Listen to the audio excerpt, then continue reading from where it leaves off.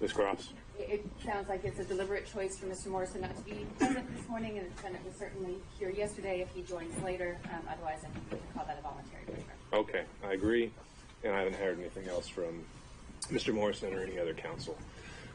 Is there anything we need to take up before resuming testimony here? Let me start with the state. I'm sorry, thank you, Your Honor. Yesterday, the state had asked that Ms. Yurdi be, her subpoena be held in case we needed to recall. I let her attorney know last night after speaking to me we don't intend to recall her, and as far as the state's concerned, I know she'd already been released from the subpoena from the other side, so there was no reason for her to be taken from the state's concerned. All right, Ms. Merchant, can we excuse Ms. Yurdi? I talked to her attorney last night, and I said, we had a different conversation, so I think she's still on standby. So your position has changed since yesterday? Well, based on the state's representation that they may have rebuttal evidence, but they didn't give us that, so I don't know what that is. So in rebuttal, if they present something in rebuttal that I need to call her to talk about, then All right, we'll address it as it comes up. What else? Anything else, Ms. Cross? Not from the state, Your Honor. Okay, Ms. Merchant? I know that we're still in the middle of Ms. Willis, but we need to address some of the things that were said yesterday in court in regards to Mr. Bradley's privilege, things like that. Do you want to do that now, or would you rather do that before Mr. Bradley? When you say address them, what do you mean? Well, there's a couple different issues, but we've got the privilege issue as one of them.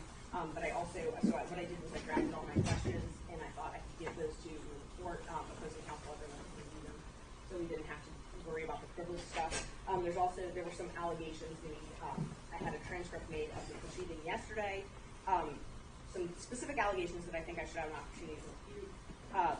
Specifically, that I had egregiously misrepresented, that things that I had said were patently false, and that all of that information came from Mr. Abadi speaking with Mr. Chopra. I spoke with Mr. Chopra. We talked to him in the car on the way here on speakerphone, Mr. Merchant and I. And he said that he didn't tell Mr. Abadi any of that information, doesn't know where Mr. Abadi got it from. Mr. Abadi says that he did, so, you know. If there's any clearing of the air that needs to happen,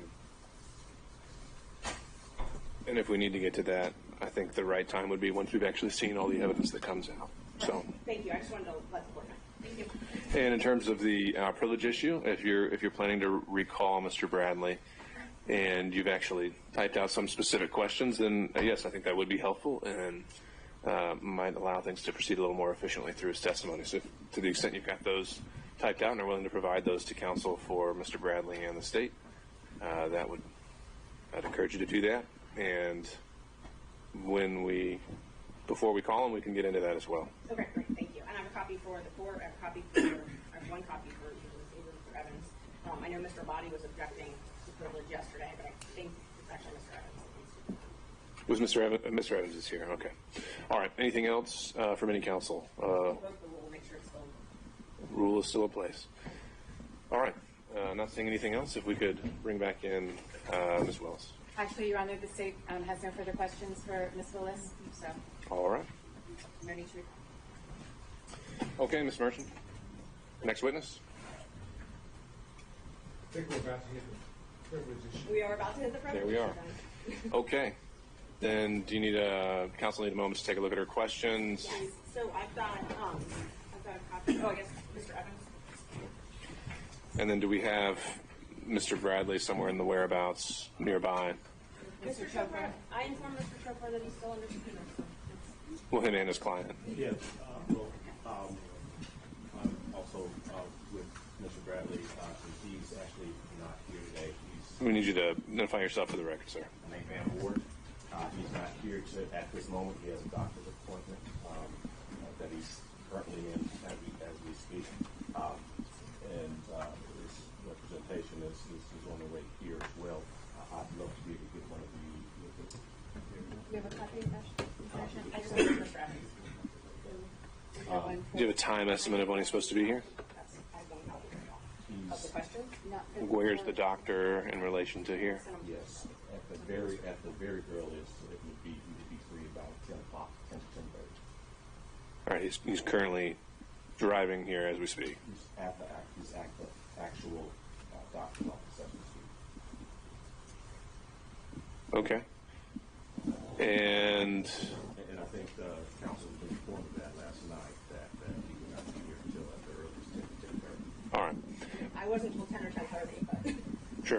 Ms. Merchant, other than Mr. Bradley, did you have any other witnesses? Not that I can call before Mr. But I do think we can take up some of the privilege Sure. questions. No, I think we can use this time to do that. So why don't you all take a moment to look at the questions, and then let me know when you're ready to proceed. My part of it doesn't have to do with questions. I understood yesterday. I know these gentlemen looking at the same time, so you want me to wait until they have a chance. Well, I think you're about to maybe make a legal qualification here, so why don't we hear what you got? Yesterday, it sounded as if the witness was going to decline to answer any questions at all in relation to communications or observations or anything, be it independent source or otherwise, that took place during the time of the alleged attorney-client privilege relationship, which is 2015, I think, until the present. I understood that as referencing not simply attorney-client privilege communications, but what we commonly refer to under 1.6 as confidences and secrets, which are not covered by the attorney-client privilege and are not barred from testimony or evidence in a courtroom.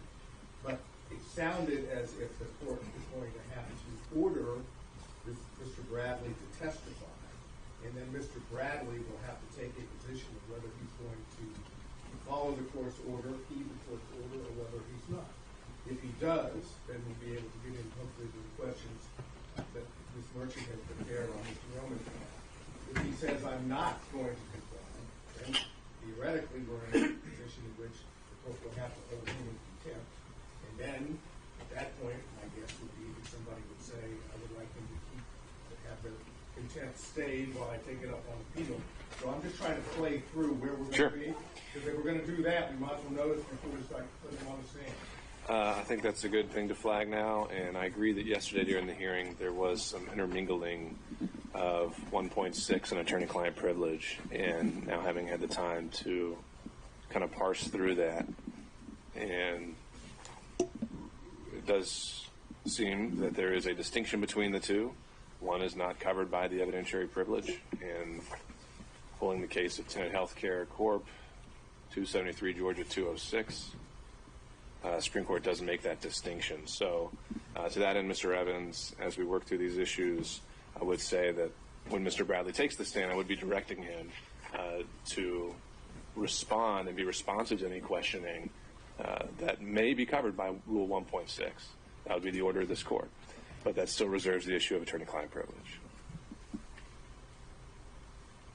So as you're reviewing those questions, we'll keep that in mind, and I'll be interested to hear your response. Anything else you think we should clarify before we take a break to look at the questions? Do you have a copy for me? Yes, I do. A copy of the questions, Judge, and I also have copies of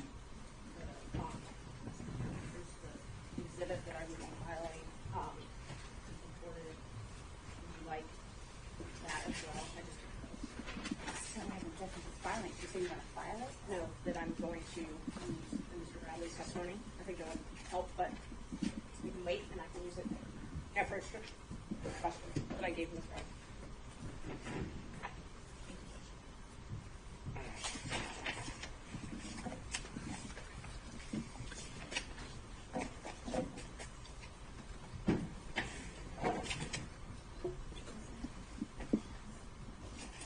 All right. And counsel for Mr. Bradley, I'm sorry, can I get your name one more time? I didn't write it down. Maybe I would. Mr. Ward? Yes. Okay. All right, Mr. Ward, if we could get some regular updates of where he is and how he is progressing towards the courtroom. And then when everyone has had a chance to read these questions in the interim, let me know and we can take this up. Mr. McDougall. I have a text message from one of Mr. Floyd's lawyers that he's logged in on the Zoom conference. Okay. Is someone joining us by... Thank you. Is someone joining us by Zoom that wants to appear for the record? Yes, Your Honor. Chris Kachuroff for Mr. Floyd. All right. Thank you, Mr. Kachuroff. And I think we had a legal assistant here announcing on Mr. Floyd's behalf, but I think it would be better to have counsel of record any announcement in terms of Mr. Floyd's presence this afternoon, or excuse me, today.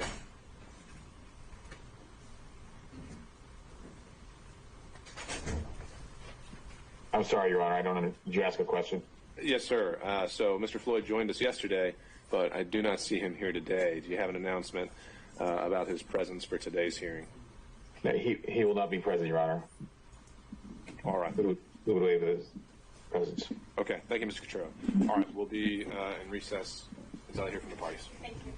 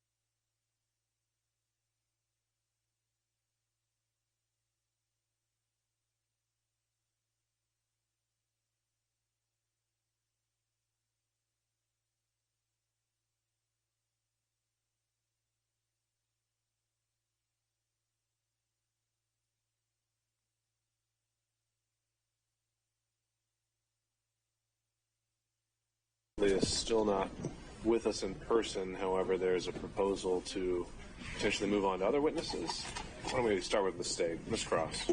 Thank you, Your Honor. Yes, in order to be efficient with the court's time, we have a witness here and prepared to take out of order, and it sounds as though there is no objection from the defense, so we can do that at the court's convenience. We don't have any point taking out of order, but it's our understanding it's Governor Barnes that is here to establish that he is the first choice of Ms. Willis, and she testified to that, so I don't think she's deal with it. I don't know why we can't call him to establish the fact it's already been established. We're not refuting that fact. Deeper on that fact. Ms. Cross, I think did she say it was her first choice? Did she not say who was her first choice? I think that's, I don't believe that the governor's name was mentioned. I think there are some facts and circumstances surrounding the search for someone to take over the lead of this investigation at that time. Now, prosecution is something that, given the allegations in the case, is certainly relevant. All right, and it doesn't sound like it would be all that long a witness. I don't think Anyhow. All right, so in that case, we can transition over. And Ms. Cross, would you like to call your witness? Thank you. The state would call Governor Roy Barnes. And Judge, just so clear, so you had told us not to ask questions about qualifications, so we did not ask any of our witnesses about qualifications. So the state's now going to bring in evidence of that. We would just ask permission to now be able to go into that. Sounds to me, well, Ms. Cross?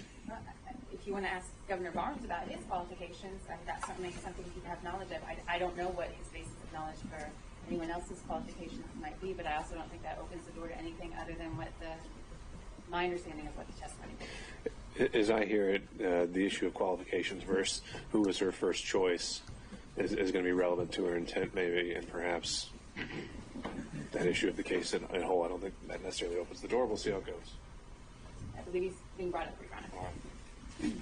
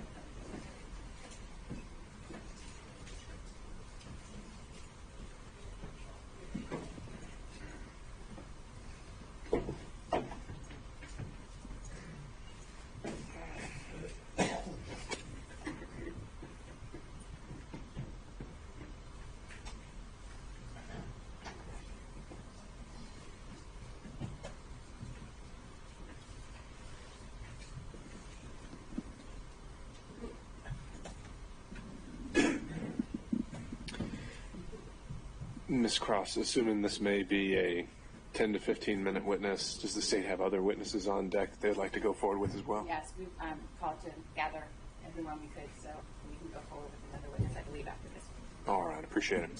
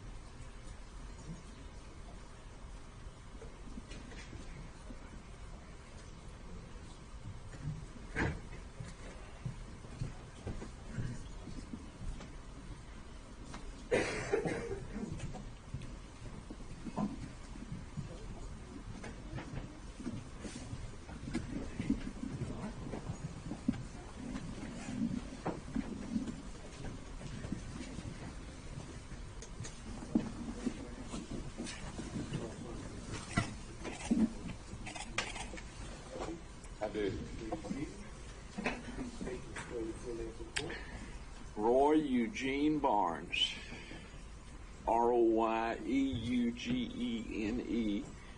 Barnes, Barnes. So, good morning, Mr. Morning. Barnes.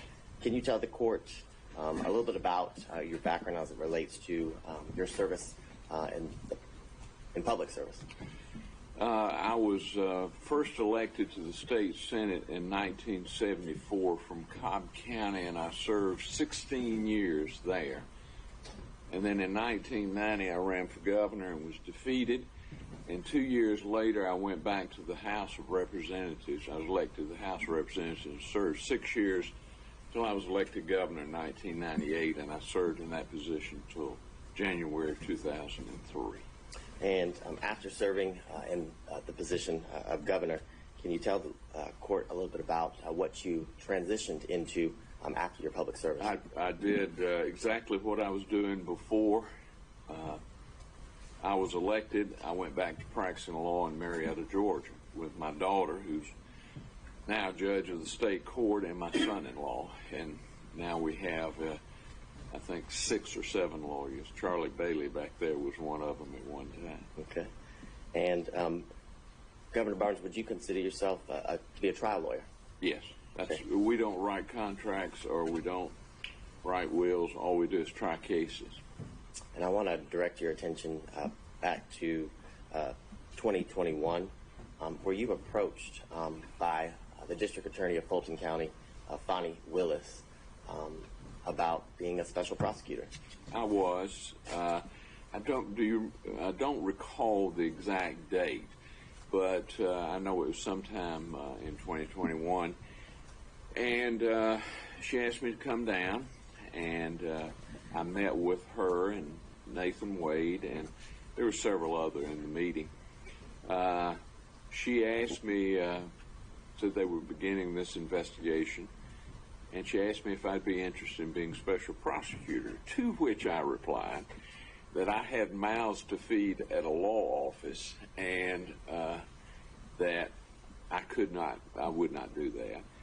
And also, I just had a bad, well, I won't say bad because it happens from time to time, but I just had the FBI to report a fella, militia trainer, to me that said they were concerned that he was making threats against me, and because I thought it was because of the flag, but I asked him, and he said no, it was because I was too close to the Jews, quote unquote. And I told D.A. Willis I'd lived with bodyguards for 4 years, and I didn't like it, and I wasn't going to live with bodyguards for the rest of my life. Ultimately, you turned down. Yes. Yeah, I told her. I said, I'm not interested. Nothing further from the state. Smirch. Morning, Governor Barnes. How are you? Just fine. How are you? Good. Good to see you. Good to see you. You said it was sometime in 2021. Do you remember? I think it early? was. I don't remember the dates. They all go. I could look it up on my calendar at the office, but I don't have that. Well, I want to ask you about some statements that Ms. Willis made March 28th, 2021. She was talking about assembling a team for this case. Are you familiar with her work assembling a team for this case? Well, I assume that's what she was talking to me about. But besides that, I don't know. I know you had said you had a meeting with some folks, and Mr. Wade was at that meeting? Correct. Okay. So he was with the district attorney interviewing you about taking this case? Well, of course, I know Nathan very well, as you do. Yes. And I exchanged pleasantries with him, but the conversation was with Ms. Willis. Okay, with Ms. Willis. Were you aware at the time that her team consisted of Brian Watkins, Megan Vargas, Sonia Allen, Shannon Trotty, Sal Chan, and John Floyd? She had reported that was her team on this case. I know John Floyd was involved, and she probably told me the others, but listen, I barely remember what case I tried last year, much less every word that was said in the conversation. I understand, fair enough.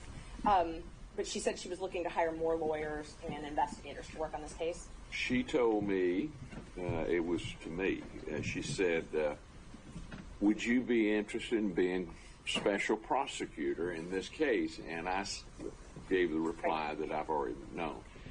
I mean, about hiring other lawyers or whatever, I don't know. All I can testify to is what she told me.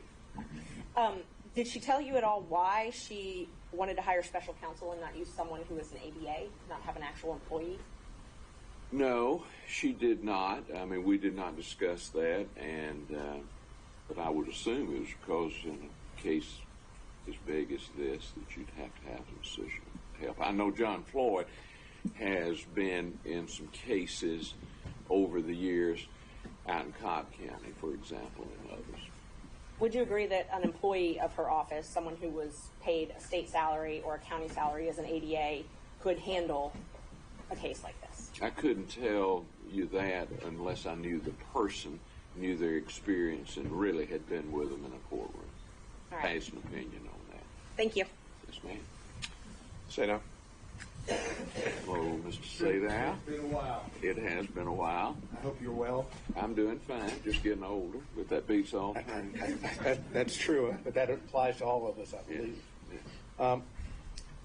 I think you indicated that if you had your calendar, you'd be able to pinpoint a date for us. I would. Is there a way for you, for example, at a break before you actually leave, to contact your folks to see if you can get a date? I guess I could. I don't know how far back we archived those, but I assume I could. Would you be willing to give that a shot for us? I mean, I'll do whatever the court instructs. So if I ask the court and the court says go ahead and you could do it, that's all right? I'll do whatever the court instructs. I hear you. And you should too. I try to live by those words. I'm not always successful, but I try. If I pinpoint a date, for example, I think the record is clear that Mr. Wade was hired for the position on November 1 of 2021. Does that help you at all? No, it does not. Then let's go to the meeting. It sounds like it was just one meeting. Yes. And could you tell us where that meeting took place, if you It was remember? in the conference room adjacent to the district attorney's office. So was it in this, or the adjoining building? It was in the Lewis Slayton building. And District Attorney Willis was there, obviously, right? Yes. Yes. And Mr. Wade was there? The best I recall, now I could be mistaken about that, it's like anything that far away, but that's my recollection. Do you have a recollection of anyone else being present? Yeah, there was some other folks, but I don't remember. Do you remember, were you introduced to Mr. Wade by anything other than you already knew him? Was he given a title or anything? So at least as you're there, if I heard you correctly, Ms. Willis did all the talking, Mr. Wade did not. I mean, we exchanged pleasantries, but as far as the basis of the conversation, the reason I was there, Ms. Willis did the talk. And would you be able to give us an estimate of how long this meeting lasted? Just rough. Probably an hour. And during the meeting, you made it clear, but it was the thanks for the offer, but no thank you. Oh, yes. I did. As I said, I started off as a prosecutor. And for about 10 or 15 years, I did nothing but criminal. And then, but I've tried to move away from it and do primarily civil now. Mr. Gillen and I have done some white-collar cases over in federal court. I've got one over there right now. But it's generally business-related, where I have a client that's got a kid or him getting indicted. And the case I have over there now is an alleged fraud case. Fair to say that based on your career and the work that you've done, you've handled high-profile cases, correct? I have. I've handled some pretty good cases. I sued Syria one time for beheading a client of mine, recovered $82 million. I guess that's the best high profile, but that was in D.C. I tried that up in D.C. And what would be considered complex cases, you've handled those as well, correct? Yes. I mean, we we regularly do mass torts, class actions, business torts, breach of contract, and most of those are complex, requiring many experts. We also do malpractice. I did malpractice defense for about 25 years, but since I've returned from the governor's office, I try not to represent an insurance company anymore, and I just tried a malpractice case before Judge Edlin in November. And those are complex cases because of the type of, medical knowledge and that you have to have, and also because of the many experts that you have. Thank you. Did Ms. Willis, and this is the last question, did Ms. Willis tell you why she had sought you, why you had been her choice? No, I hadn't, but, I get consulted fairly often on major cases. Would you believe, based on circumstances in which you were given the offer, that it had to do with the fact that you had handled complex and high-profile cases in the past? It could have been. I know her very well. I tried a case against her. She worked for the JQC, and I represented Judge Robert Crawford, Mac Crawford, and she prosecuted him, and I defended him. She beat me at the trial. I turned it around at the Supreme Court.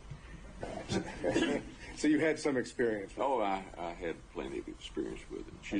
She's a very qualified young, well, everybody's young to me, but she's a very qualified young woman. After that one occasion, did you have any other contact with her in reference to the position itself or who she might be considering? I had some conversations with her or Jeff DeSantis or some of those, but not really an in-depth, about who she should hire or anything like that. Did the name Nathan Wade come up in those conversations with her? No. Right? Yeah. Nathan was there, I thought. Now, I could be mistaken, but I thought Nathan was there when for the conference. Think Nathan was. I'm not positive Nathan was there when I met with him. Right, and my question was probably poorly worded, but what I was asking is after the conference and whatever consulting you might have done. Yes. Did Ms. Willis or Mr. DeSantis bring up the name Nathan Wade as a special prosecutor? I don't think so. I don't recall one. I mean, Nathan is a good organizer. Nathan can organize stuff. I've watched him over the years. So I wasn't surprised that he was acting as a special prosecutor. And Mr. DeSantis, for the record, who was that? Jeff DeSantis? Jeff DeSantis. Do you know who he is? Oh, yes. Could you tell us who he is for the record? Jeff works in the DA's office. I knew him when he worked for Thurber Baker.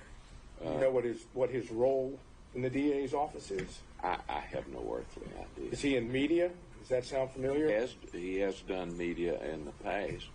Jeff has generally been, I like Jeff, and I'm very close to him, but he's generally been on the other side of my campaigns. All right, so we're talking, the best of your recollection, conference, we don't have the date, I'm asking if you could possibly get it, but the conference you have, Mr. Wade could have been there. Yes, I'm almost sure he was there. And Ms. Willis, obviously, and Mr. DeSantis was there. I think Mr. DeSantis was, too. And as far as whether there was anyone else there, you don't have a present recollection? No. Okay. Next time I'll take a picture, so I'll have an exact. Next time, hopefully, you won't have to be here. Well, hopefully not. Thank you, sir. All right. Mr. Stockton? No questions, Judge. Thank you. Mr. Durham?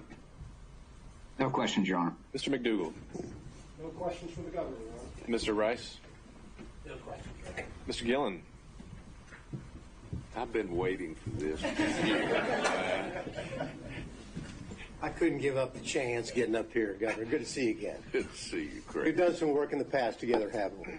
I consider you to be one of my best friends and a crackerjack lawyer. Well, I will say to you on the record that I can understand why they came to see you because you're the finest lawyer that I've ever worked with. Thank you. I need to put you in the next day. Yeah, there you go. We'll get that. But I got one or two more questions. Okay. You and I working together when it's appropriate. We've had no qualms about filing motions to disqualify the DA, have we? No. Matter of fact, you and I successfully disqualified the DA out in Cobb County in the Brown case, didn't we? We did.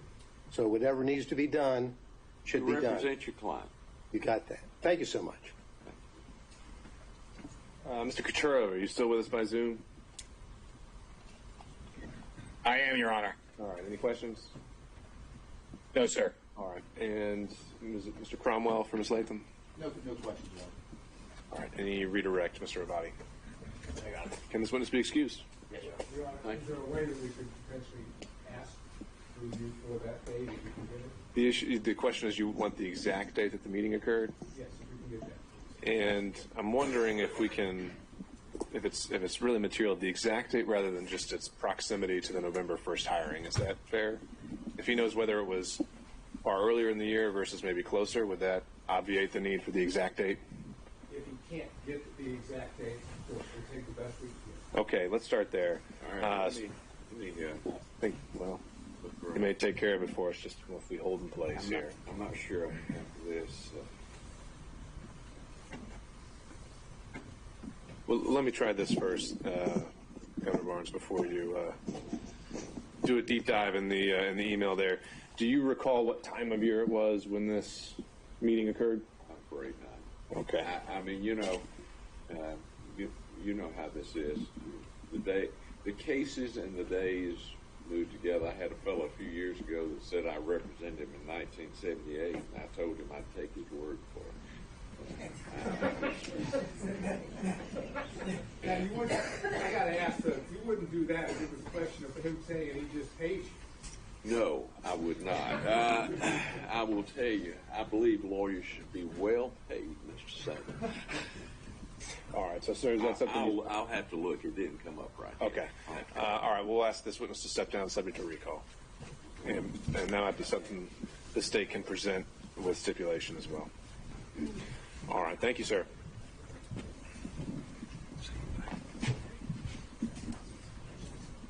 Do we have an update on Mr. Bradley? Lawyer should be here. He's probably outside. The last estimation I heard was about 11:30. Okay. If that's still the case, then Ms. Cross, did you have another witness available? Well, having brought over, it's Mr. John Floyd, not the special prosecutor, John Floyd. John Floyd, Mr. Attorney Willis' father. Okay. And is he heading this way? Yes. All right.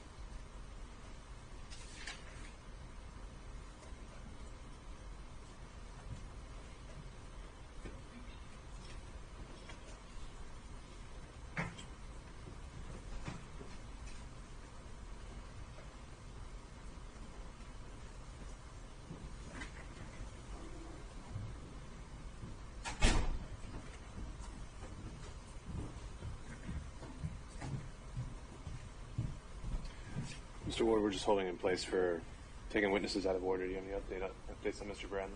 Yes, so he in this appointment may last a few more hours. However, he's going to make himself available for Zoom if that's possible. He will use his clear to provide his testimony. All right. Ms. Merchant? I was outside looking for them. Sure. We found it. I'm sorry? So he has asked whether the defendants would accept his testimony by Zoom. As long as I can show him documents if he needs his memory refreshed, then that's fine. It's not with us. It is not. With due respect. Yeah, the state would have an objection to this witness not appearing in person. Understood. All right. Mr. Ward, I think we're going to need continual updates from you and also some kind of expectation of what this afternoon is going to look like. I was never informed of a medical appointment, and I think the notice in this hearing indicated it would last at least 2 days. So right now, I think he's in violation of his subpoena. Again, Your Honor, I believe the counselor's giving notice of his doctor's appointment. And this one yesterday, he took a stand yesterday and we was hoping to be within his testimony yesterday. I stayed here all day. This appointment started at 9, and it's out of his control with regards to, again, the issues involved with it, as well as I'm just trying to get more. I mean, we initially been told maybe it was going to be 9:30 and 10. Do we have any better idea to get a realistic expectation of when we think we can have him here? If it's Your Honor's will wish to come on in, and we have to go back to Is he, without getting too much into the particulars, has he already been seen by the doctor and he's waiting for results, or is he still waiting to be seen by a doctor? I'm just, both. He's been consulting with the doctor, and they're waiting for it. And after he gets those results, he was supposed to have another meeting with them today as well. But potentially that meeting could occur later. After they're able to figure out the purpose of the actual appointment. Okay. If you can get any kind of an update on how much time they think that those results are going to take. If it's more than an hour or two, I think we would want to start bringing him here, and he can have that follow-up consultation later. All right. Thank you, sir.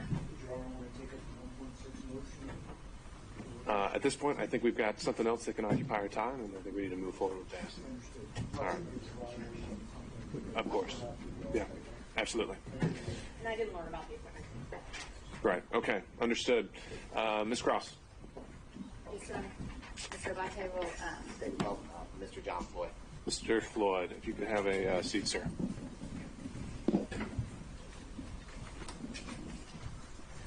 may I approach the witness quickly?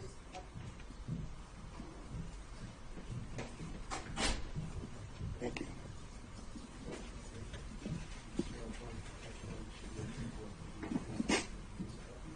I do.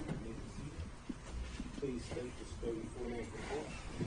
My name is John Clifford Floyd III. Say, good morning, sir. Good morning. Can you tell the court, are you currently retired? Yes, I am. And prior to being retired, can you tell the court a little bit about, did you work in the legal career? Were you a lawyer? I was an attorney. I practiced law. I've probably tried 1,000 cases. About 50% of my practice was criminal law. 25% of it was family law. And the rest was whatever walked through the front door could pay for it. Okay. And Could we wait 1 second? The governor's come back. He might I have do. My calendar shows it was October 26, 2021.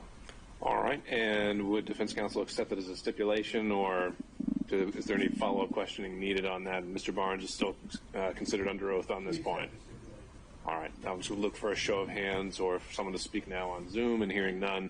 Thank you, sir. You're excused. And, sir, can you tell the court, are you from Atlanta? No, I grew up in South Central Los Angeles. I spent most of my legal career. I would say in Washington, D.C. was kind of the circle, but I've tried cases all over the country, and I tried the longest. I was the first lawyer to try an international criminal court. I was with the International Criminal Tribunal for Rwanda. I was in trial there for 4.5 years in Arusha, Tanzania, and Hague in the Netherlands. Okay. And when you weren't there, it sounds like your kind of center of gravity was Washington, D.C. Correct, but I've tried cases in West Virginia, Maryland, Florida, California. All yes. over. Yes. And do you, sir, can you tell the court, do you have any children? I have one daughter, Fani Willis. Okay. And I want to direct your attention back to 2019, okay? Yes. Back in 2019, can you tell the court, did you move here to Atlanta? I was living in Johannesburg, South Africa. And unfortunately, for some reasons, I could not get an extended visa. When I retired from the practice of law in 2018, I moved to South Africa. And I had to leave South Africa, and I did then come to Atlanta. Okay, and do you, sir, remember about the time period in 2019 when you moved in with your daughter here in Atlanta? It would have been the spring or summer of 2019. And after you moved here, did you get a driver's license to kind of confirm your residency in Atlanta? Well, my driver's license for the District of Columbia was going to expire on my birthday, which is in October. And yes, I did get a license here in the state of Georgia. Your Honor, may I approach the witness? Okay.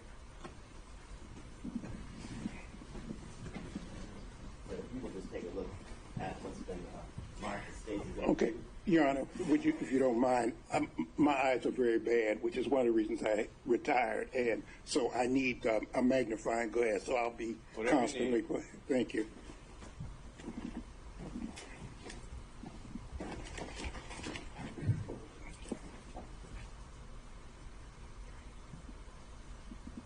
Yes, I see it was issued on 9/28/2019. Okay. So before we get there, do you recognize State's Exhibit 2?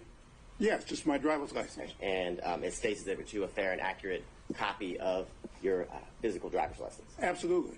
This time, Your Honor, the State would tender what's been marked as State's Exhibit 2 into evidence. Seeing no other objections, it's submitted. State's Exhibit 2 is submitted for the record. Now, and for the record, Your Honor, the State is going to supplement State's Exhibit 2 with a redacted copy of the license. The current copy is not redacted with the address and things of that nature. Do we need to mark that differently in any way? I will mark it as State's Exhibit 2A. Perfect. Now, you talked about when your driver's license was issued. Can you tell the court when was that driver's license here, your Georgia driver's license issued? It was on 9/28/2019. Okay, so September 28, 2019. Now, when you moved into District Attorney Willis's home, who lived there? Well, my daughter lived there. I lived there, and from time to time, my grandchildren would come. Okay, and did your grandchildren, were they at school coming and going? Exactly. I think they were in school in various jurisdictions. And during the time, how long did you live at or with Miss Willis and at her home here in Fulton County? She was forced to move after she was elected.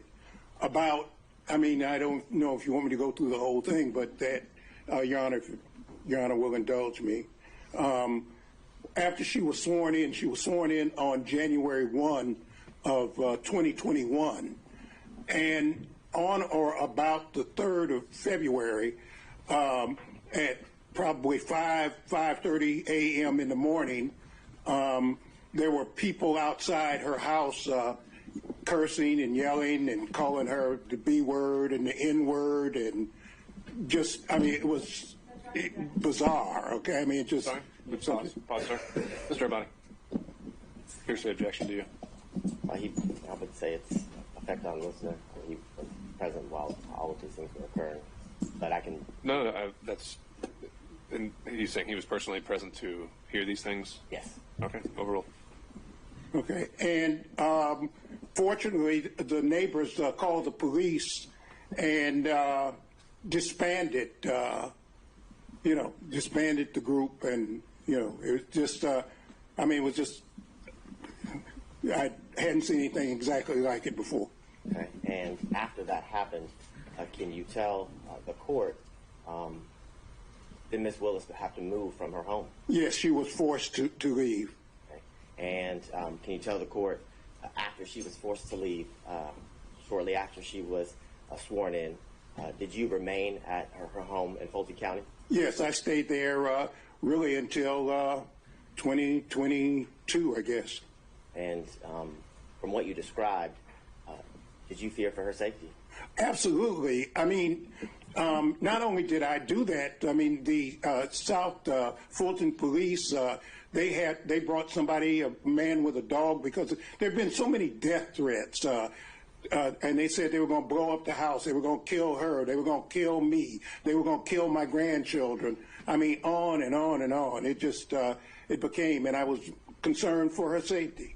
And after those concerns came to your attention, and after what you heard and saw that day, you remained at the house? Yes. And can you tell the court, with what you just described, why did you remain living at the district attorney's home here in Fulton County? Mr. Bell? I believe it's relevant based on a lot of the questions that were asked yesterday of Ms. Willis as to about the security threat and the fact that it was implied that those threats were not necessarily real in the sense that Mr. Boyd remained in the home. There were many questions about the fact that he remained and her children could still come and go to the house. I think it's relevant based to the testimony that was elicited from defense counsels yesterday. Overruled. Well, these South Fulton police, first they put a car in front of the house that was there permanently, a police car. That was thing one. Thing two, they brought a person with a dog sometimes more than once a day, twice a day, and they would circle the house to look for bombs. I knew that was a house that my daughter had worked for. It was a brand new house. She's the only one who would ever live there. It's a 4-bedroom, brand new house, and somebody needed to protect the house, and I stayed there to basically take care of the house, to take care of the yard, to take care of that. Also, somebody sprayed, again, the B word and the N word on the house, and I don't think my daughter even knew that. I cleaned it off and called the police, and South Fulton police, they have, I'm sure, all the records of all the things that happened. And all of the neighbors, I notified all the neighbors to look out and to watch out. And it was so crazy. I mean, it was just so crazy. We'd have people would show up and park car. There was a guy parked for probably 8 hours out in front of the house. It was just, and we'd call the police and, Now, at the time that you lived there with Ms. Willis, and I guess even when you remained, so during the time period of 2019 to the end of 2020, are you aware if Ms. Willis was dating someone? Yeah, she did. She had a boyfriend when I first got there. Okay. And did you meet her boyfriend? Yeah, I met him often. Okay, and did you know him by any specific nickname? Yeah, Deuce. Okay, and can you tell the court while you were living there, how often would you see him?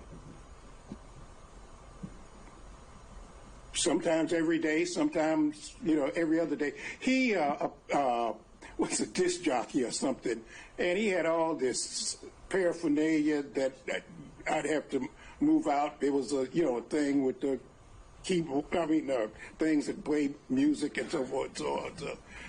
Now, when you moved in 2019 and then throughout the years in year 2020, 2021, had you ever met someone named Nathan Wade?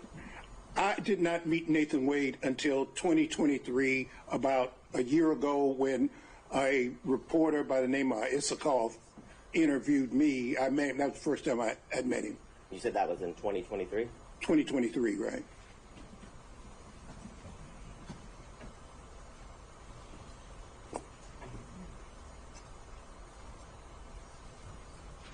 And I know you said you hadn't met him until 2023, but when you were living at Ms. Willis's house in Fulton County, did you ever meet Mr. Wade in the year 2019? Absolutely not. How about in the year 2020? Absolutely not. Did you ever see Mr. Wade at Ms. Willis's Fulton County house in the year 2021? Never. And is it your testimony that the only time or the first time that you met Mr. Wade was in 2023?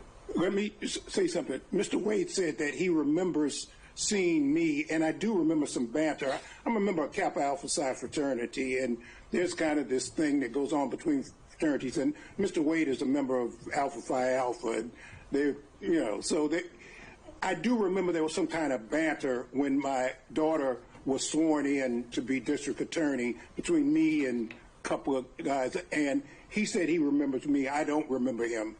And prior to that experience that you're talking about, as well as, I guess, your official meeting in 2023, had you ever even heard his name? No, never.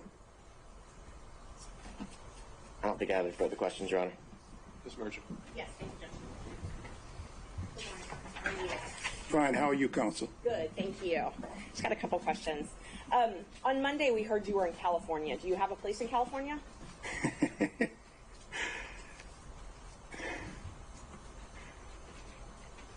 People always ask me about where do I live. I guess I live right here, sitting in this seat right now. But yes, the answer is I have a place in Los Angeles. Okay, you do. All right. So do you share time or split time between Los Angeles and Georgia?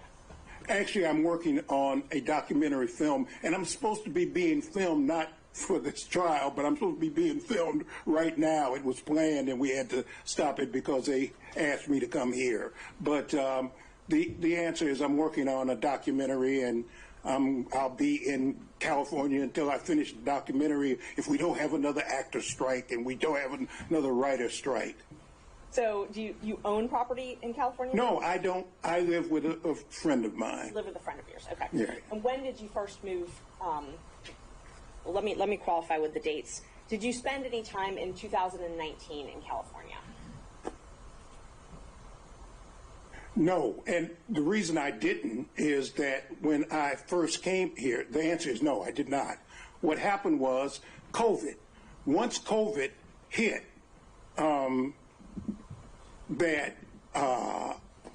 was just paralyzed. I couldn't go any place. I couldn't go anything. I mean, I'm a theater buff. I used to go to theater at least once a week. But when COVID hit, I just couldn't. I couldn't go to the dentist, which I need to do. Or, it was just a thing. So I was just stuck. I was just stuck there. I may be wrong, but I believe COVID hit in 2020. So I was asking about 2019. In 2019, did you spend any time in California? Before COVID was even here in the United States, remember I lived in South Africa and I've traveled the world.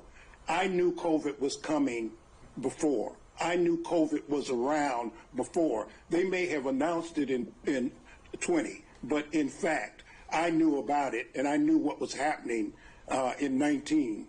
Okay, so let's walk through 2019 then. You said you moved here in September.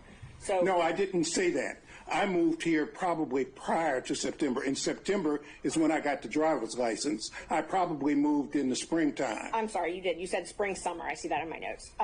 So spring, summer 2019 is when you moved here. So up until spring, summer 2019, where did you live?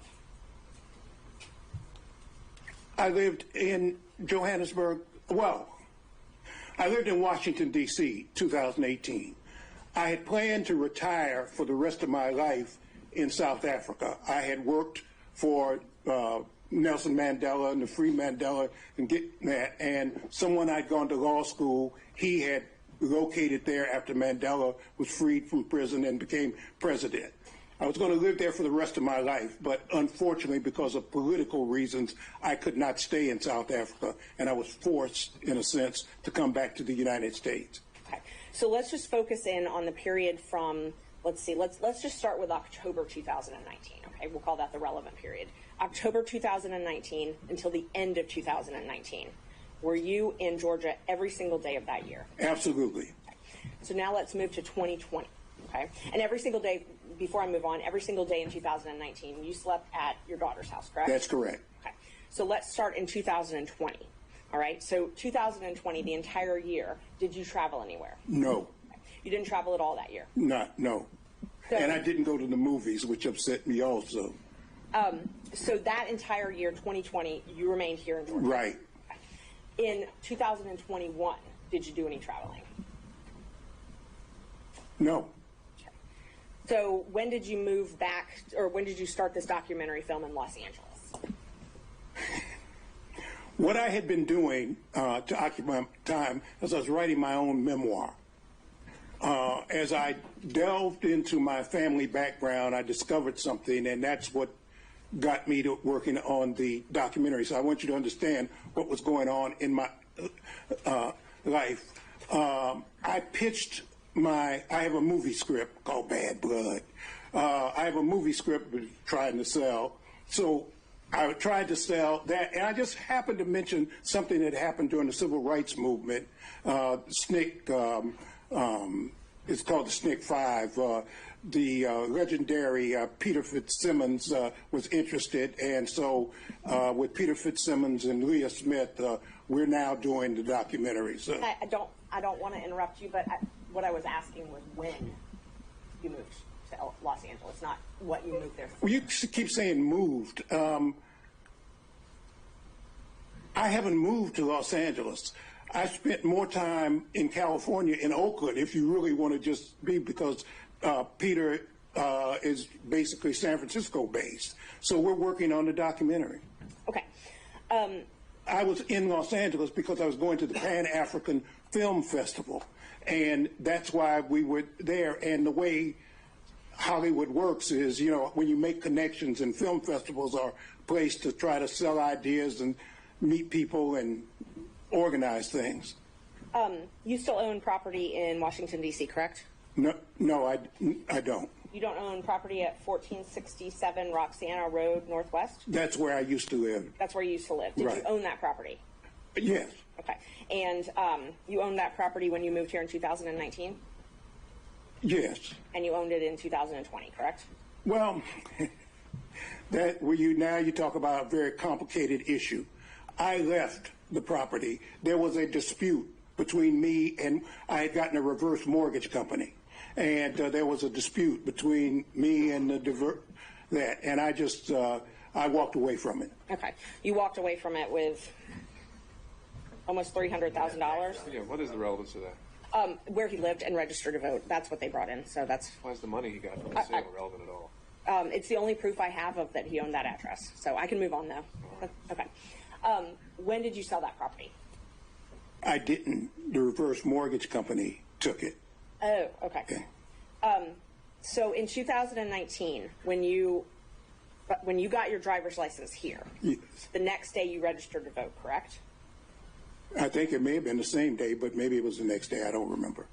But you didn't own property here in Georgia that day? No, I was living with my daughter. Okay.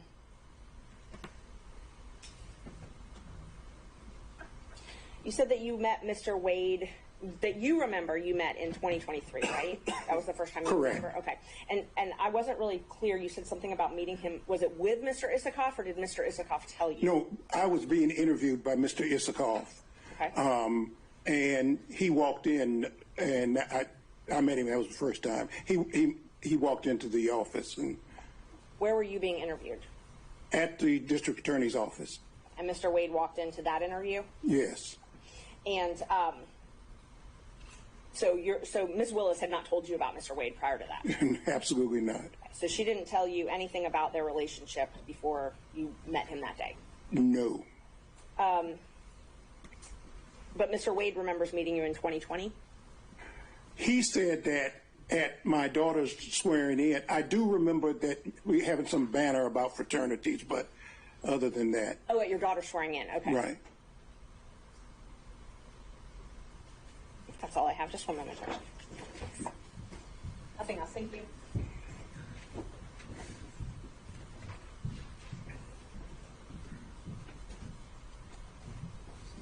Morning, sir. Good morning. How are you, counsel? I'm fine. I'll try to ask you some specific questions if we could, okay? And I'll give specific answers if I can. Perfect. Okay. The driver's license address, I'm not going to publish. That is State's Exhibit number 2. But is the address on that driver's license the home that you're referring to as your daughter's in South Fulton? Absolutely. Okay. It was unclear to me, maybe no one else, but it's unclear to me, when did you stop living at what I would call your daughter's home in South Fulton?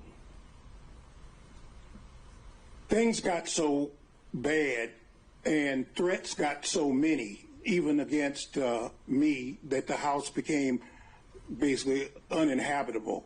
I got tired of sleeping in one room one day and one that.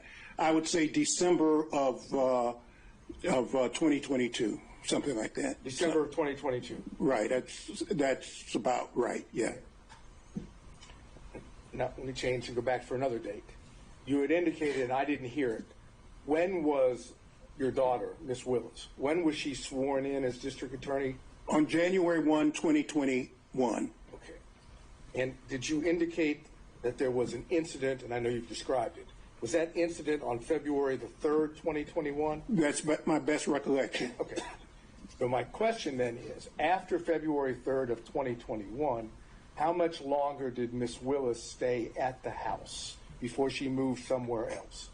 Very short period of time, and I cannot be precise, but I would bet all the money I ever made, it wasn't more than a month and a half, if that long. Okay, so we're talking about, best of your recollection, end of February into the beginning of March, give or take, of 2021, when Miss Willis would have moved to a different location. Exactly. Okay.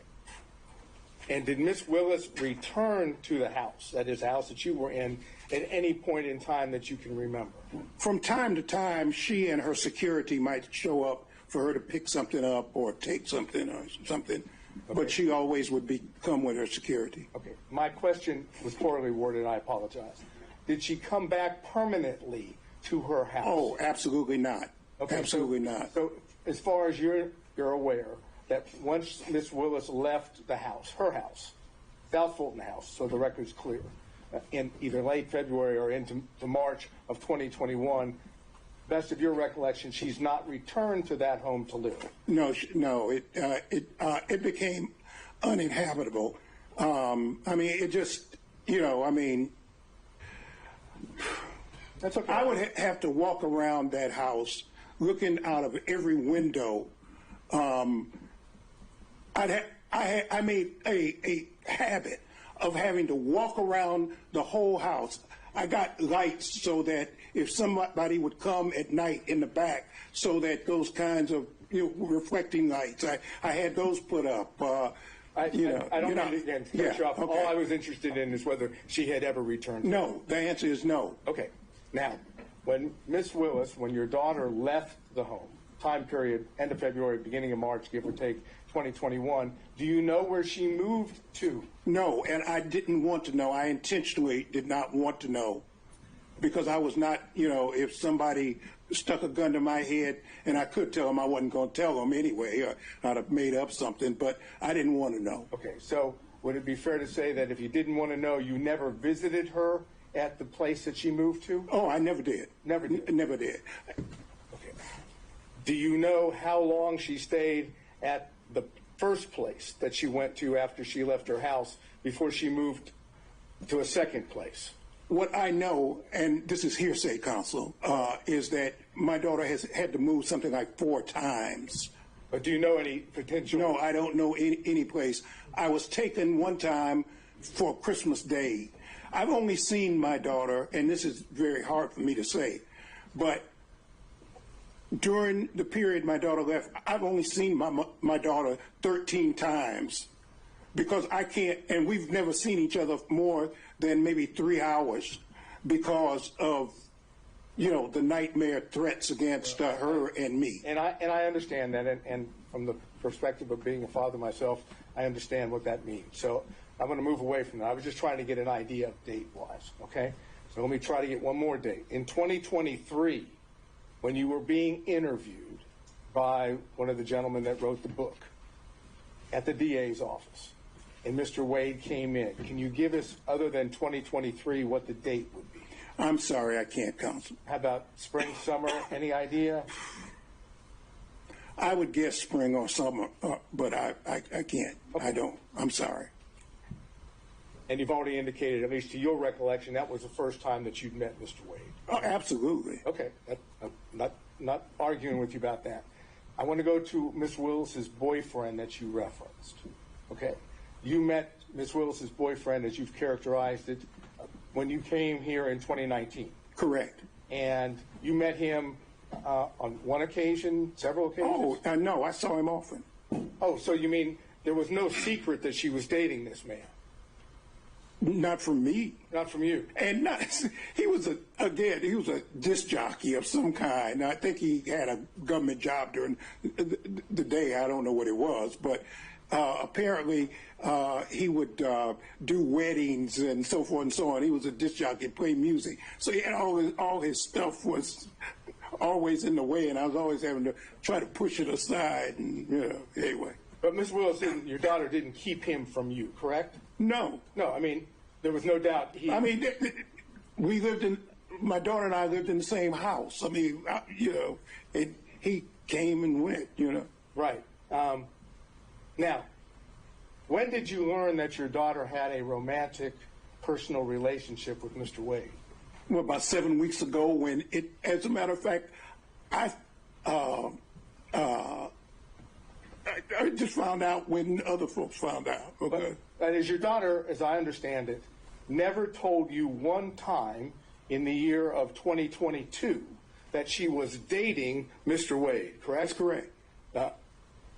And until recently, you didn't know from anyone, including your daughter, that she dated Mr. Wade, correct? That's correct. That is, whatever the relationship is between father and daughter, she kept that a secret from you, correct?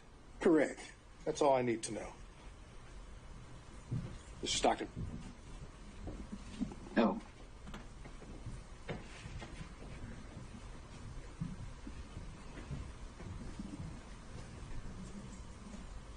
Good morning, Mr. Good morning. Correct. Good morning, Counsel. When your daughter moved or left the house that she owned, did she say anything to you about having a large savings of cash? Oh, no, no. See, maybe, excuse me, and Your Honor, I'm not trying to be racist, okay? But it's a black thing, okay? You know, I was trained, and most black folks, they hide cash or they keep cash, and I trained, you always keep some cash, because I've been places, and just because of the color of my skin, for example, I took a fellowship at Harvard when my daughter was just, if I might, Your Honor, if I might, when I was just, she was just, you know, maybe 3 years old, and I remember going to a restaurant in Cambridge, Massachusetts, and I had a American Express credit card and maybe a Visa or whatever, and I had a lot of what they call traveler's checks. I don't even know if they still have traveler's checks, but traveler's checks. And there was a sign said, you know, with the credit card. For whatever reasons, the man would not take my American Express credit card. So I pulled out my Visa card, and he wouldn't take my Visa card. So then I pulled out my traveler's checks. He said, we don't take checks. Now, these were traveler's checks. This was money. I had a $10 bill. I'll never forget this as long as I live. And he said, the bill for my wife at the time, Fani's mother, Fani, and myself was like $9.95, and I had a $10 bill. That was all that. I always remember that.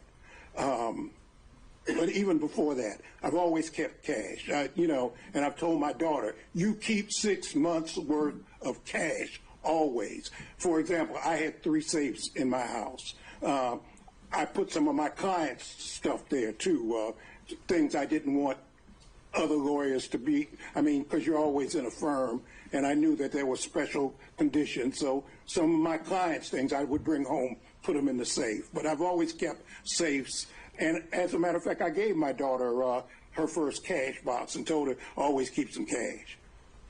So is that a yes? Yeah. Oh, absolutely. That's all I got, Judge.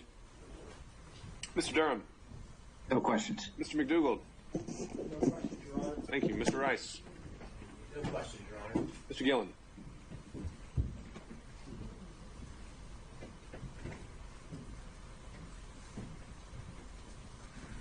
It's still morning. Good morning, sir. Good morning, counsel. How are you? Just fine. Just a few questions following up. When you were talking about when you learned about Mr. Wade and your daughter, correct? Correct.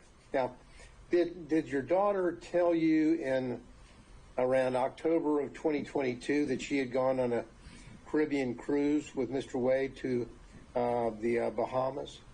The answer is I knew that my daughter had gone, but I did not know who she went with or what the circumstances were. So I knew that she had gone out of town, but I didn't know with whom. I see. And did she tell you in November of 2022 that she had gone to Aruba and stayed at the Hyatt Regency Resort there in Aruba for 3 days with Mr. Wade? Did she tell you that? The answer was, again, I knew she went out of town. I didn't even know where she went. I knew she was going out of town. She told me she was going out of town. I think she might have said she was going out of the country or something. She'd be gone. But other than that, that was all. Okay. And did she tell you in March of 2023 that she was going to Belize for several days with Mr. Wade?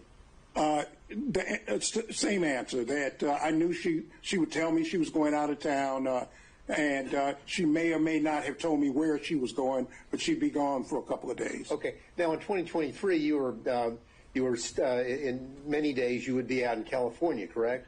Some days I'd be in California, correct. Okay. Well, did she tell you in May of 2023 that she was traveling to Napa Valley with Mr. Wade, so maybe y'all could see each other when she visited California with Mr. Wade? The answer is no. And so the first time that you ever met Mr. Wade or learned about Mr. Wade, to your recollection, was in 2023? That's correct. That's all I have, Your Honor. Thank you. Mr. Kucherov. On Zoom. Yes, Ron, just a couple quick questions. Good morning, sir. I know I can't see you. I can't see you either, but we can take a moment. Good morning, counsel. We can take a moment. Let's just pause, see if we can change the screens to show Mr. Kucherov. Sorry. Your Honor, I'm on a phone, so it's kind of difficult. Can you turn your screen on, though? I'm trying to.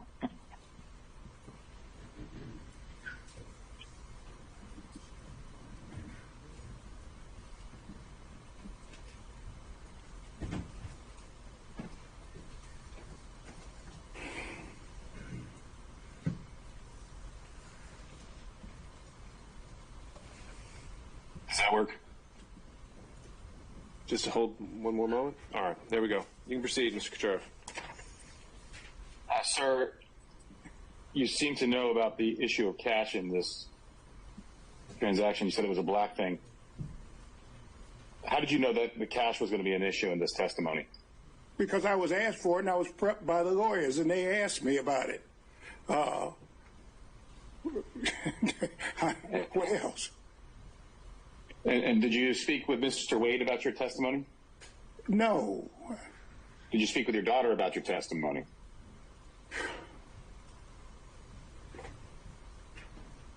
She may have been present when the lawyers were. I really don't remember. If Mr. Wade and your daughter were dating, you wouldn't have known that unless your daughter told you. What do you? Maybe I'm not understanding your question, counsel. So maybe you want to restate. What is it that you're asking me? Yeah, if it wasn't clear, I can re-ask the question. I'll rephrase it. Yeah, right. Yeah, Mr. Wade. if Mr. Wade and your daughter were dating, you wouldn't have known that unless your daughter told you. I did not know that they were dating.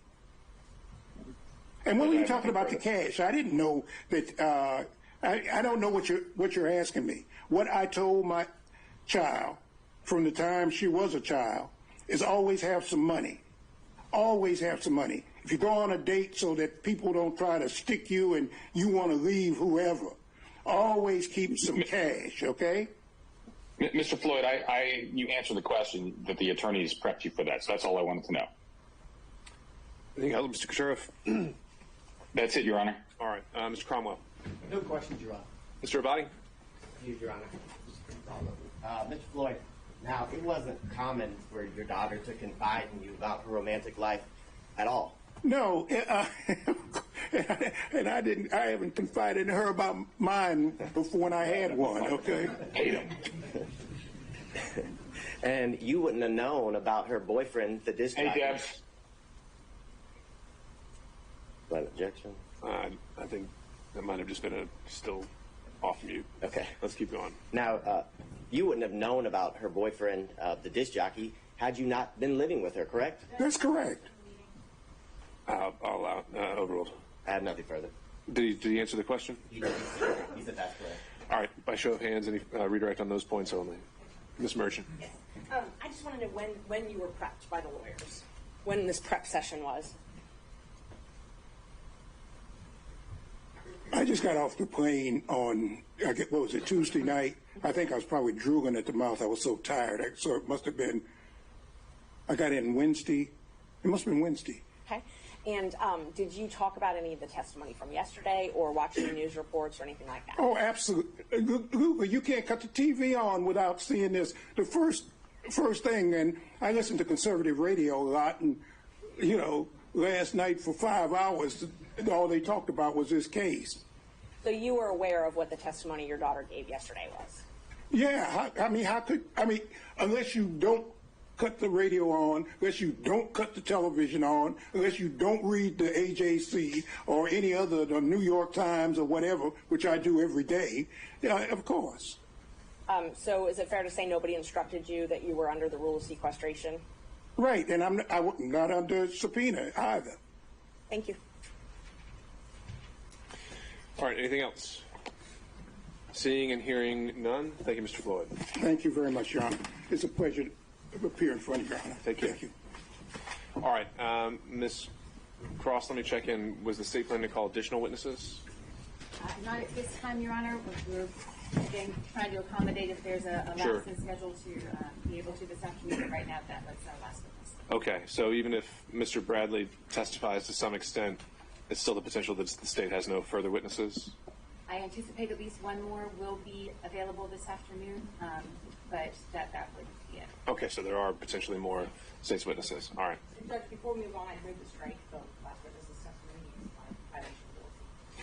All right, so I think the rule is invoked and the instruction was for the parties to tell all witnesses subpoenaed or expected to appear about the rule. I don't think the remedy is necessarily striking. I think it can go also to this credibility as well. So to that extent, unless Ms. Cross, you want something else to be heard on that, point is made. All right. Do we have an update from Mr. Bradley? Yes, Your Honor. Yeah, he should be here at 12:25. Okay. Then what I think we should do is have these preliminary conversations about privilege, see if we can make any headway, and then take our afternoon break. So to that end, counselors, I don't know if you just want to argue in place there or go to the table, whatever makes you comfortable. But Mr. Chopra, I think maybe it was relayed to you since you weren't in the court earlier this morning. We had some initial conversations about the distinction between the privilege and Rule 1.6, and it sounded like you wanted to be heard on that. Your Honor, it was brought to my attention, and I apologize because I don't have things. What do you need? Well, a copy of the case in front of me would be helpful, but it's not necessary. It would just take me a second to keep looking at my phone and respond to the court. Whatever you need to do. Your Honor, I believe the case for in anticipation of preaching the rule of 1.6 is on Mr. Corning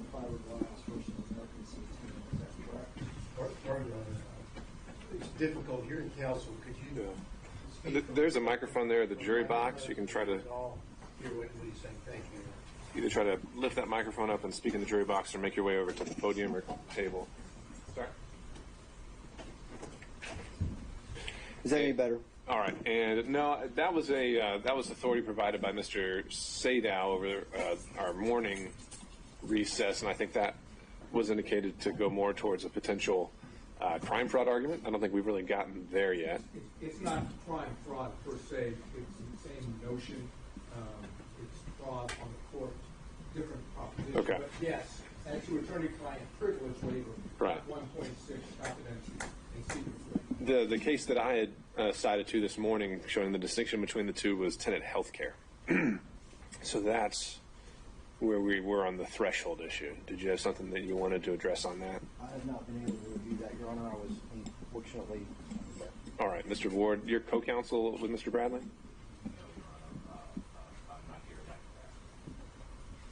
Remind me why you are here. I'm here to just assist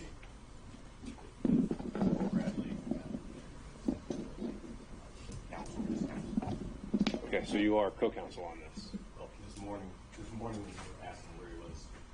I had to make sure everybody knew that he was here. That's what I was doing. Okay. Oh, this is, the judge is saying it's 10. Right, and the citation for that is 273 Georgia 206. Judge, I'll give you time to review that. In the meantime, what other things did you want me to know? And perhaps at this point we just take our break now, unless you also want to talk about the questionings that were provided by Ms. Merchant, seeing if there's anything we can achieve. So that I can be clear, it is apparent that at this point we're going to go into whether or not 1.6 provides privilege for Mr. Wade, even though he has specifically stated that he does not waive that privilege. Therefore, it would be incumbent upon the court to issue an order to demand that Mr. Bradley, over and above the privilege afforded in 1.6, is required to testify. Is that correct? That's right. That's what we covered this morning. And so I would ask the court, is the court then going to travel under the fraud exception? We haven't quite gotten there. We haven't decided whether attorney-client privilege applies. I think there are some other things that we would have to do to, I think we got held up yesterday on 1.6. As I understood it, I was waiting to hear from you whether we are now beyond that. And then if we're in the land of attorney-client privilege and only attorney-client privilege, so Rule 505, then I think Mr. Sadow has some arguments on crime fraud, and I think there's also just the general arguments of, does it exist? Were certain statements in furtherance? Does Mr. Bradley have any knowledge independent of those? Certainly. Right? And in order to keep the court abreast, yes, we are still traveling under, there should be a privilege afforded to Mr. Wade under 1.6, and we are aware of how they will try to convince the court that that should be overcome. So hopefully I can reach this case in less than 5 minutes. All right, that's fine. Anything, I guess, as he reads that, let's do this. Assuming we do get beyond 1.6, if you can work with me here, anything we want to add to that? I'm afraid I would have to hear what the arguments were that got us past 1.6. Okay. Judge, I'm not here to insinuate to the court that we would do something else. I don't Okay. know. But there was a line of questioning that Ms. Merchant decided to write out and share with the parties. Were there any initial thoughts, comments, reactions to that? Again, just trying to make sure we make the best use of Mr. Bradley's time once he arrives. Your Honor, I just want to say that just to reiterate that my client is not waived the attorney-client privilege. The questions that we reviewed this morning, Mr. Bradley is not able to testify about anything relating to Wade's marriage or dating history after December 2018. That's going to be the operative date. Nor does any of the questions does Mr. Bradley cite to any external knowledge or sources. Anything he will say would be derived entirely from privileged communications with our clients, so we just want to renew our objection. Okay. So certainly the assertion of privilege is confirmed and for the record. And I think, again, this is where we got held up yesterday, is that I know you're asserting that certain answers to these questions would be covered by privilege. I think there's still some boxes we would need to check before we can confirm that. And we'd have to check those boxes with Mr. Bradley before we can get there. Okay. If there's nothing else, then let's break until 1 o'clock. All right. Thank you all.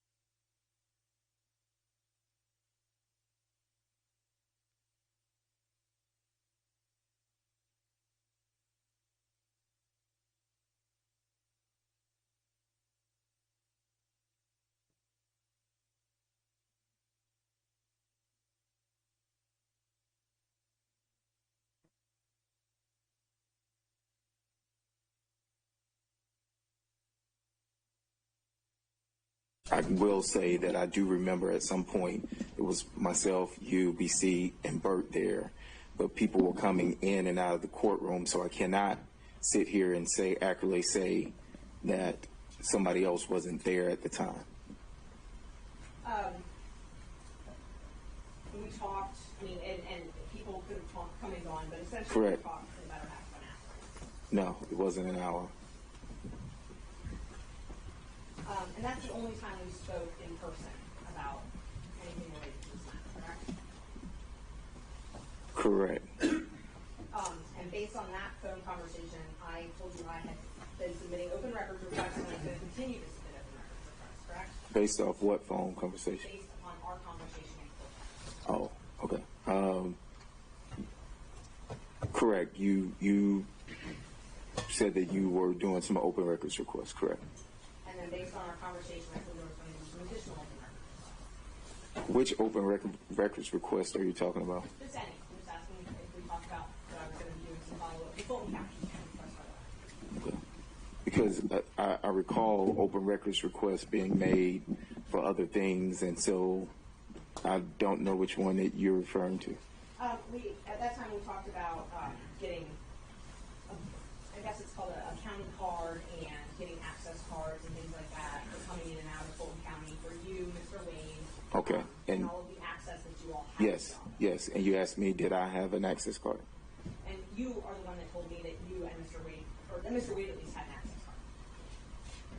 I told you that the three of us had an access card because we had a contract with the DA's office or the county. I told you what those contracts were and that we had an access card that will allow us to pick up the documents, go into a specific office, and leave out. Okay. And so we talked about that badge access card and asking for that, but I was going to ask for that, right? Correct. And then a couple days later, I sent you a text. And when I say a couple days, so that was on September 12th when we had that conversation. Do you mind if I pull out my phone? Not at all. Okay. On September 14th at 6:38 p.m.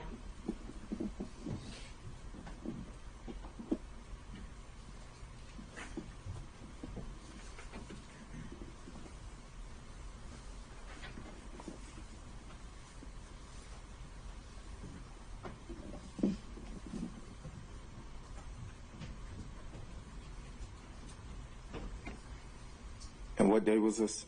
It was September 14th. September 14th, correct. And I sent you a screenshot of a Fulton County open records request I did. Yes, and I said, wow. And then we continued to text. Wait. And then you sent another text about a badge, and I did not respond. You sent another text about an entrance card. I did not respond. You sent another text about some other badges and with a circle around it, and I did not respond. Your Honor. Okay. Sorry, thank you. All right. Mr. Bradley, if you could just respond to the question asked and only the question asked. That was Thank you, sir. actually, I have an additional thing I want to raise.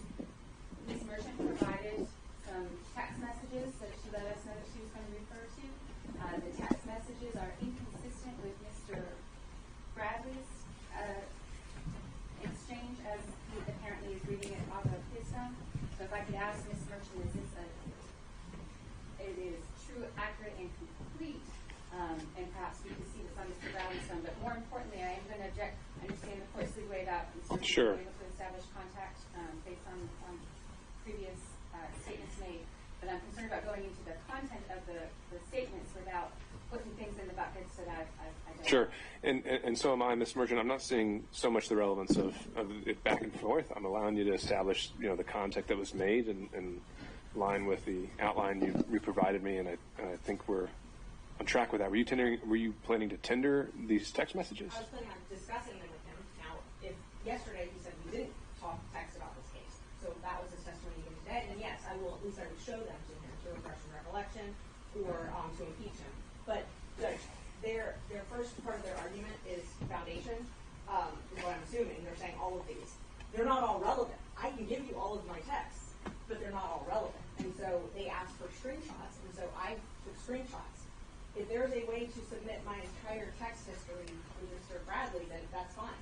if they want us to read every single text, that's fine. I just don't want to be in a position where people are saying that I'm not. Well, I also want to avoid the situation where you as counsel of record are having to lay the foundation and do that sort of thing yourself. So I don't know how much further we can go with this before we get into that. So, well, I'm not sure what their objection is. So I asked him about one question, and he read out sure. several. Why don't we just go with your next question, and we'll see where we go from there. All right. But so Bradley, when you wait for her to ask a question. And I understand that, Judge, and I'm not Well, trying apparently to you don't, sir. Wait for her to ask a question, and you'll have a chance. So I think the last thing I asked you was about September 14th. So those texts that you're talking about, those refer to the issue that we're here today about that. Some text did, yes. Yes, okay. And then you called me again on September 15th, 2023, and you spoke on the phone. I do not recall that. Well, I texted you and said I needed to call you back, and then I later called you back. I'm not sure. I do not recall. You don't recall that? Okay. And you recall the following Monday. Your Honor, I appreciate the question as it is on the form. And if the question is what she's going to read, I object to it even being asked out loud without knowing, number one, the relevance of it. If the witness is going to answer the source of information, and I feel like it is so inflammatory as to say out loud without knowing where Mr. Bradley falls on that, and I do have an objection to the question. Okay. All right. With all due respect, if I might just a moment, why is it that we're not allowed to ask the question, and then when the question is asked, there's an objection made either by the state or the lawyers for this particular witness? It appears that what the state would like to do is force us to tell you in advance every question we're going to ask before there's an objection raised. And I don't understand why they get to do that when we are obviously in the same position to say to them, tell us every question you're going to ask first. I realize it's a privilege, but that could be the questions asked, state objects, chauffeur objects, in the court rules, but not being able to put it on the record because it's inflammatory or it's somehow prejudicial, I don't think that, I'm just suggesting. Sure. So, Mr. State, I'd agree with you in the general sense of things, but in this situation, Ms. Merchant offered to provide essentially her list of questions in advance, giving us a preview of what she's going to say, and that puts us in kind of a different posture in that respect, where we can actually have some sense of what's going to come out. But Ms. Merchant, I think knowing what your next question may be, since usually we don't have that opportunity, does it presuppose some knowledge on his part that we have yet to establish is inside or outside of privilege? Well, the first thing, Judge, is I gave these questions so that you wouldn't be in a situation Sure. where you were objecting and having 4 different lawyers talk about privilege, confidentiality, every single question. So I was hoping that we would ferret that out ahead of time.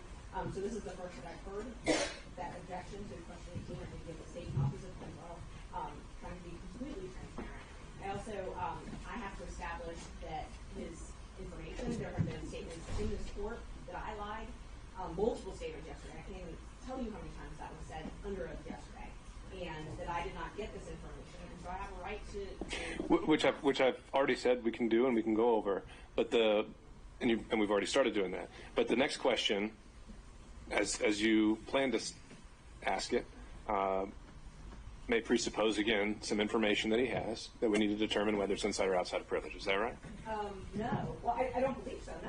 I mean, if we're going to talk about the privilege, I wanted to talk about it beforehand, which is why I gave all of these. I didn't know the state had objections on these questions to privilege. If we're going to talk about the privilege, I'm happy to ask him the substance of the question, but that is what I'm getting objections for. So I'm trying to carefully craft something to avoid that.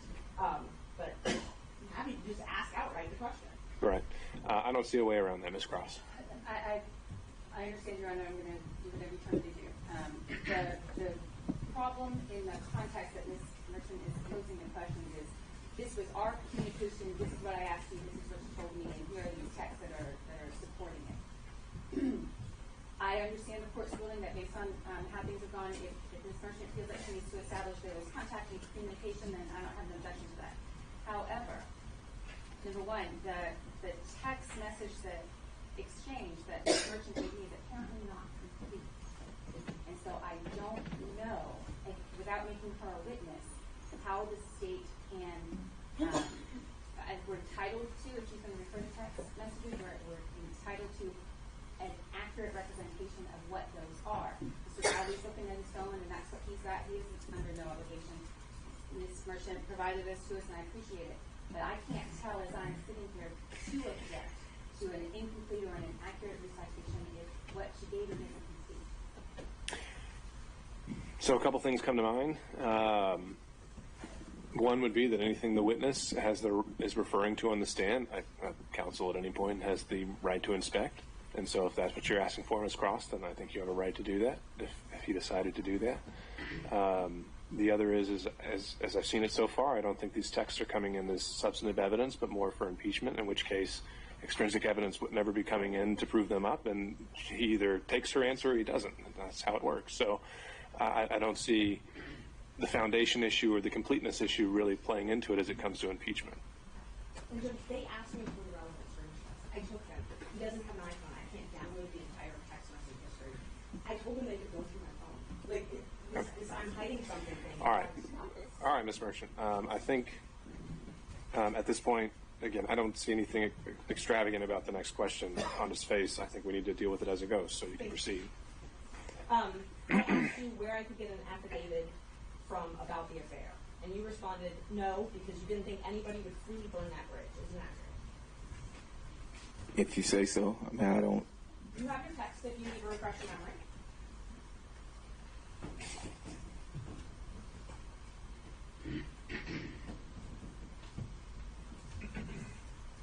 September 18th at 3:11 p.m.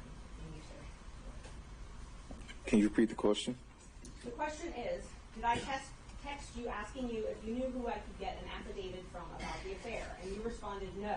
No one would freely burn that bridge. Yes, I do see that.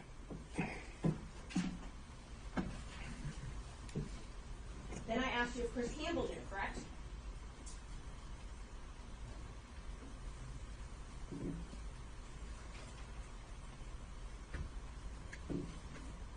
No, you asked me if under oath he would testify. Your Honor, again, I'm going to object to the source of the witness's information about that, whether that's first-hand information or not. And Mr. Campbell, of course, has a privilege too. Well, since Mr. Campbell hadn't even been brought in to this proceeding at all, I'm also wondering about just the relevance of asking questions about Mr. Campbell. It's been objected that I'm not asking about all the texts, and I'm selectively asking, so I'm trying to go through all of them. I would much rather just ask the very relevant ones. Well, I have an objection to her asking. I can't tell if the statements or the testimony provided is consistent or inconsistent without a complete set of this text exchange. And it's not clear in the text exchange what the source of Mr. Bradley's information that he's providing is. And so that is, I'm struggling, Sure. and I know everybody else And again, I think you're focusing more on the merits than the impeachment value, right? If the sole purpose this is coming in is under those grounds, then you being able to match them up word for word, I don't see that as being a necessary prerequisite. But as it relates to Mr. Campbell, he's not a witness yet. He hasn't come in. I don't think he's come up really at all other than passing and maybe the firm. So why don't we skip ahead to the next questions, and you could always come back to that if somehow he is made an issue in this case. That's great, Judge. I needed some clarity because the state is objecting that it's not full and accurate. I'm keeping things out, and then they're objecting that I'm putting too much in. So I'm just trying to avoid every question having an objection, Judge. So on January 5th, 2024, we had a text exchange where we talked about that I had discovered that Nathan took Fani on a cruise and a trip and paid for it with the business card. You told me you were on a plane home from Dubai, but you would call me as soon as you got home. Do you remember that?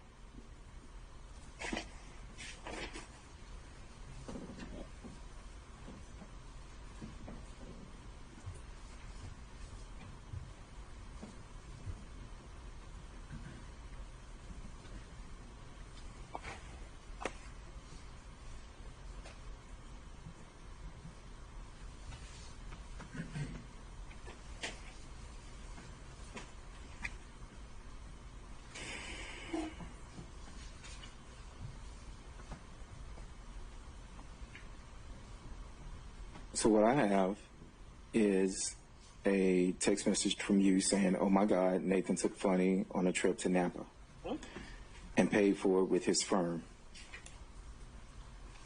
Okay, continue reading. And you said, "Is he that dumb?" Mm-hmm. And I said, "Wow, I'm on a plane from Dubai, land at 3. We'll call you as soon as I land." So that is accurate. That's what you told me. That I will call you as soon as I land in Wow? Yes. Yes, that is accurate. And then you told me that you weren't surprised because they took many trips to Florida, Texas, and California.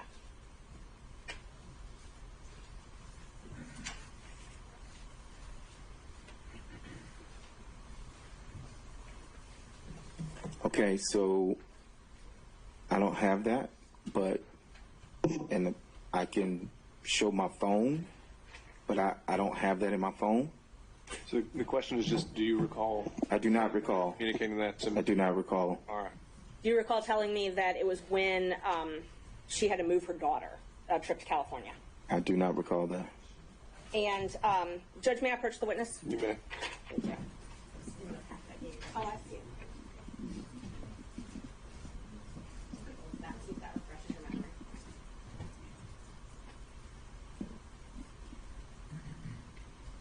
Yes, I see this. Okay.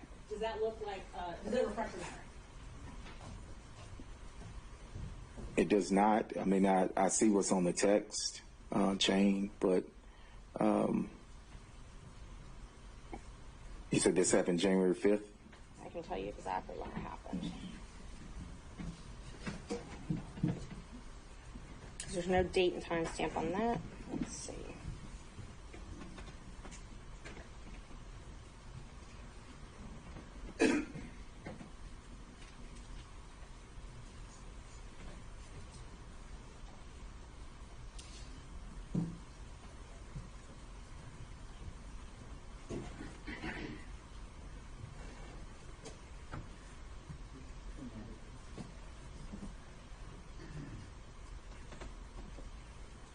It was, let's see, it was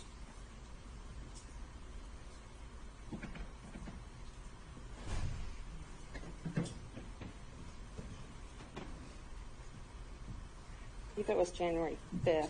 Just give me one Judge, second. I just want to, on behalf of Mr. Wade, just to review the question again.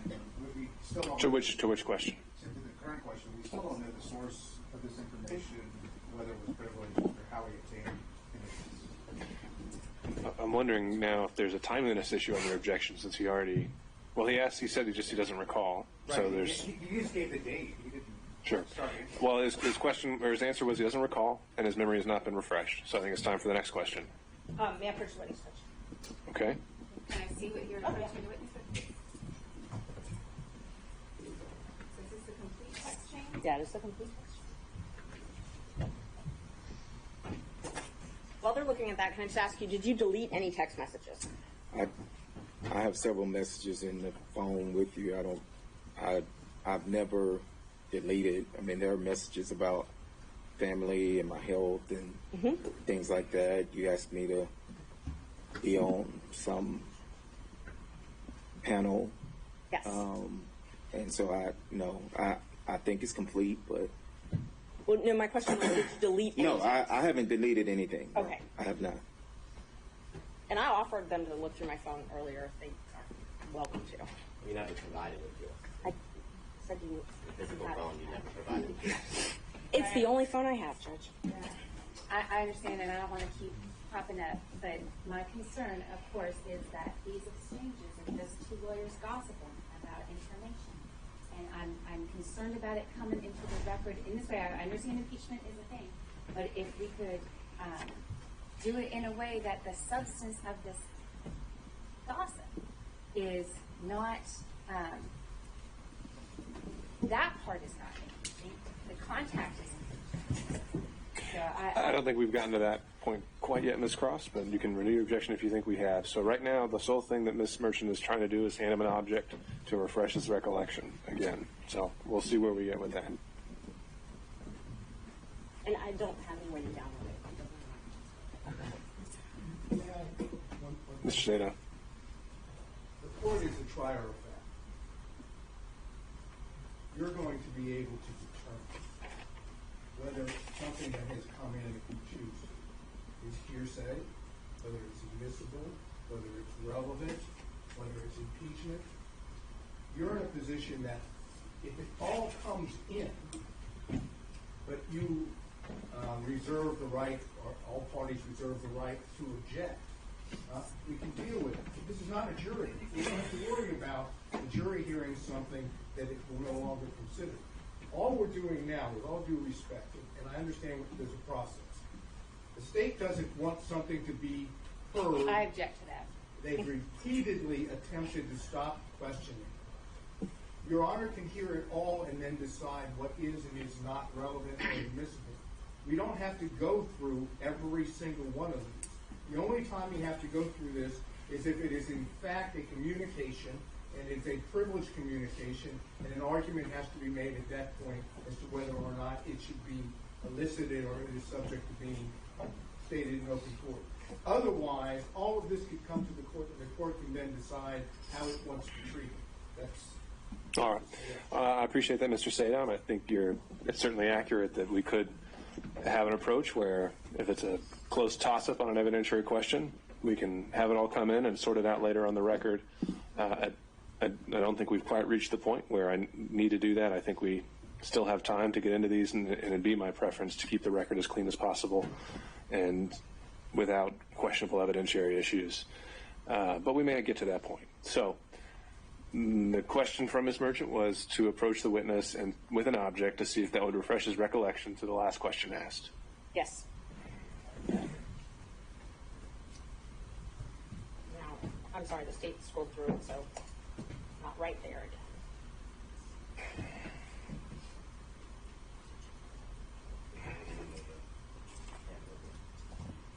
No, I mean like it was on the screen.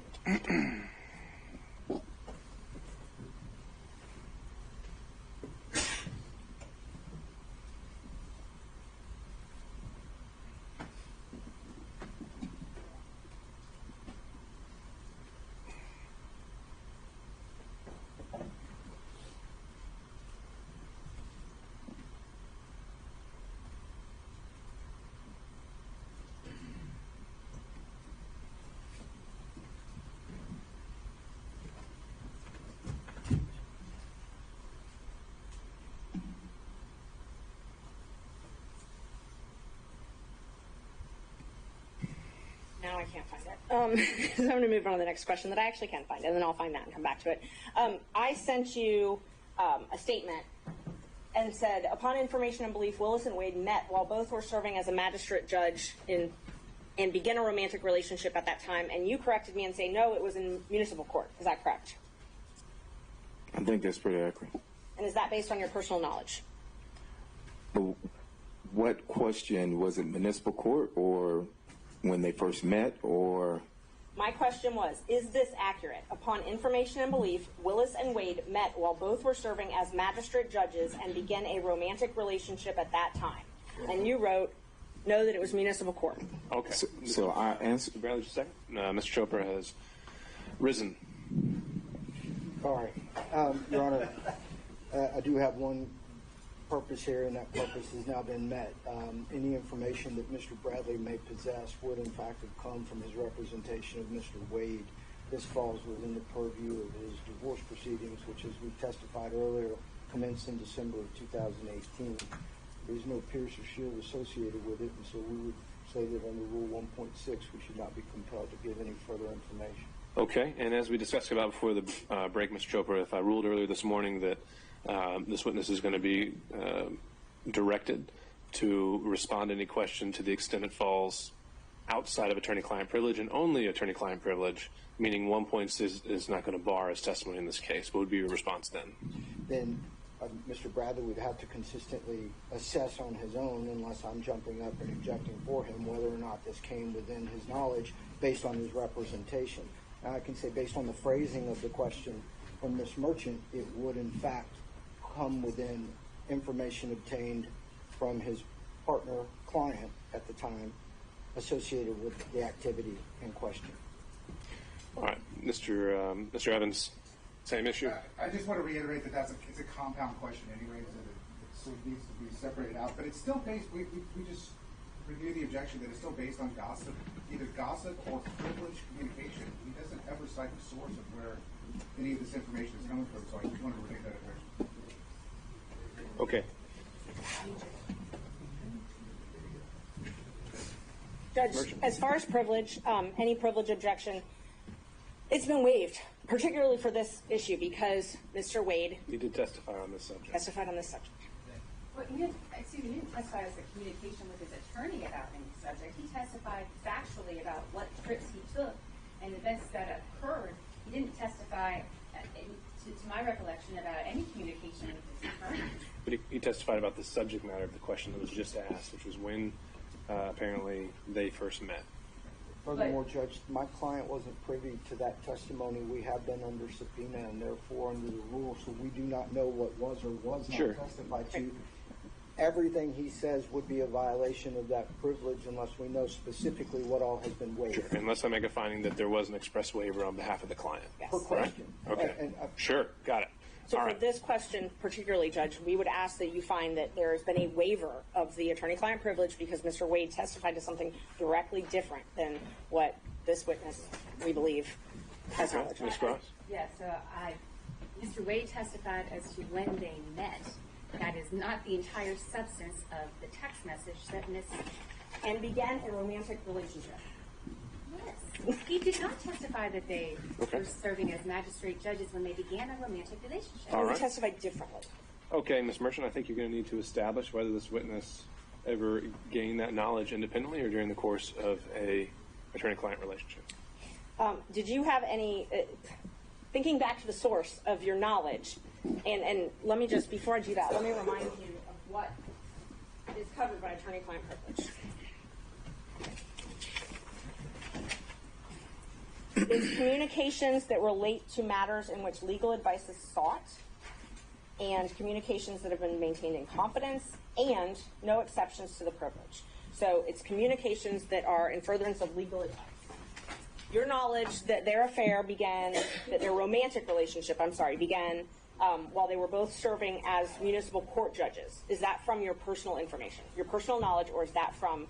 I'm going to overrule that objection, Mr. Chopra. He can answer that question. State that question again.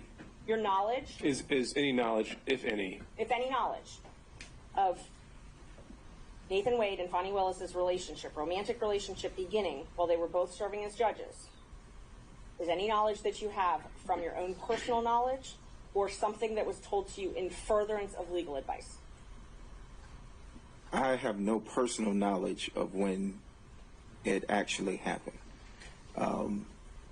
I was not there. I do not have any personal knowledge, so I would choose not to answer that question under 1.6.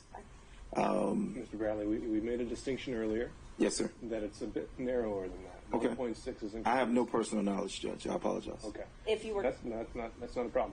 The issue is attorney-client privilege, and so whether what you learned, if anything, was during communications with a client. It was. Okay, Ms. Merchant. and was it that any knowledge that you had as to the truth of that statement, was it told to you in furtherance of legal advice?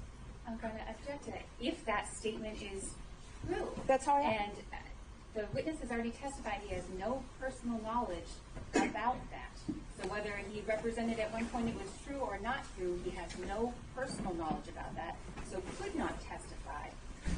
Prior inconsistent statement, Judge. Do it all the time. That is what the state does regularly. They bring in, if it's a prior inconsistent statement of another witness, Judge. Mr. Wade Which other testified. witness? I'm Okay. sorry. Okay, Mr. Wade testified. That their relationship did not start. But you can't impeach him with a prior inconsistent statement that's privileged. And so we haven't gotten over the privilege hurdle. The privilege hurdle we've gotten over with fraud on this instance. Well, that's the first time you use that word. So if you want to make the argument of why that applies, you can do that now. Yes, Judge. The crime fraud exception. It applies because of the crime fraud exception. Which crime and or fraud was committed here? So there's a couple different things, and I want to just address them both because he's raised 1.6 and also raised attorney-client privilege. For the crime fraud exception says the privilege doesn't apply if the existence of it essentially if he has to keep something secret to allow a fraud upon the court to continue. So we've got that. We've also got no, it has to. The legal communications have to have done in furtherance of a crime or fraud. How has that been established? And what crime or fraud are we talking about? We're talking about perjury, lying to the court. In the affidavit filed last month. Yes. And so what have you done to link the communications that he made maybe, I don't know, years ago to the affidavit filed last month? The communications he made years ago, it's proof of the affidavit being incorrect, being false. He's given a prior inconsistent statement. But the legal communication has to be in furtherance of a crime or fraud. Right. Right, but he also can't protect. So, and I think it's more under. If he had no idea, an affidavit wasn't even going to need to be filed until a month ago. Right. And these communications and everything happened well before that. How is anything that they communicated in furtherance of that affidavit that they didn't even know would have to be filed one day? It's been waived. That part's been waived because he filed the affidavit. So you can't file something that's false and then your lawyer know that it's false and then say, oh, well, privilege, my lawyer can't correct that. When he waives the privilege. And he waived the privilege. He testified about this yesterday. Okay, Ms. Cross. I don't think that's even close to an accurate representation of what the law in this area is. And beyond the real kind of throwing out fraud and this and crimes, which what you have, Your Honor, is a conflict in the evidence at this point. I know which way the weight of the evidence appears to me that that's going to be for the court to judge. But a conflict in the evidence, that is not a crime. That is not a fraud. That is not perjury. That's a conflict in the evidence for the court to decide. So I agree with you there that you would have to first establish a crime or fraud occurred by preponderance. Got it. And anything else? Just that she can't, under the guise of impeachment of this witness, number one, establish that. Number two, the witness has already said he doesn't have any personal knowledge of that. And there is the kind of specificity that is required to lay the predicate for a crime fraud exception to the attorney-client privilege is nowhere close to being met here.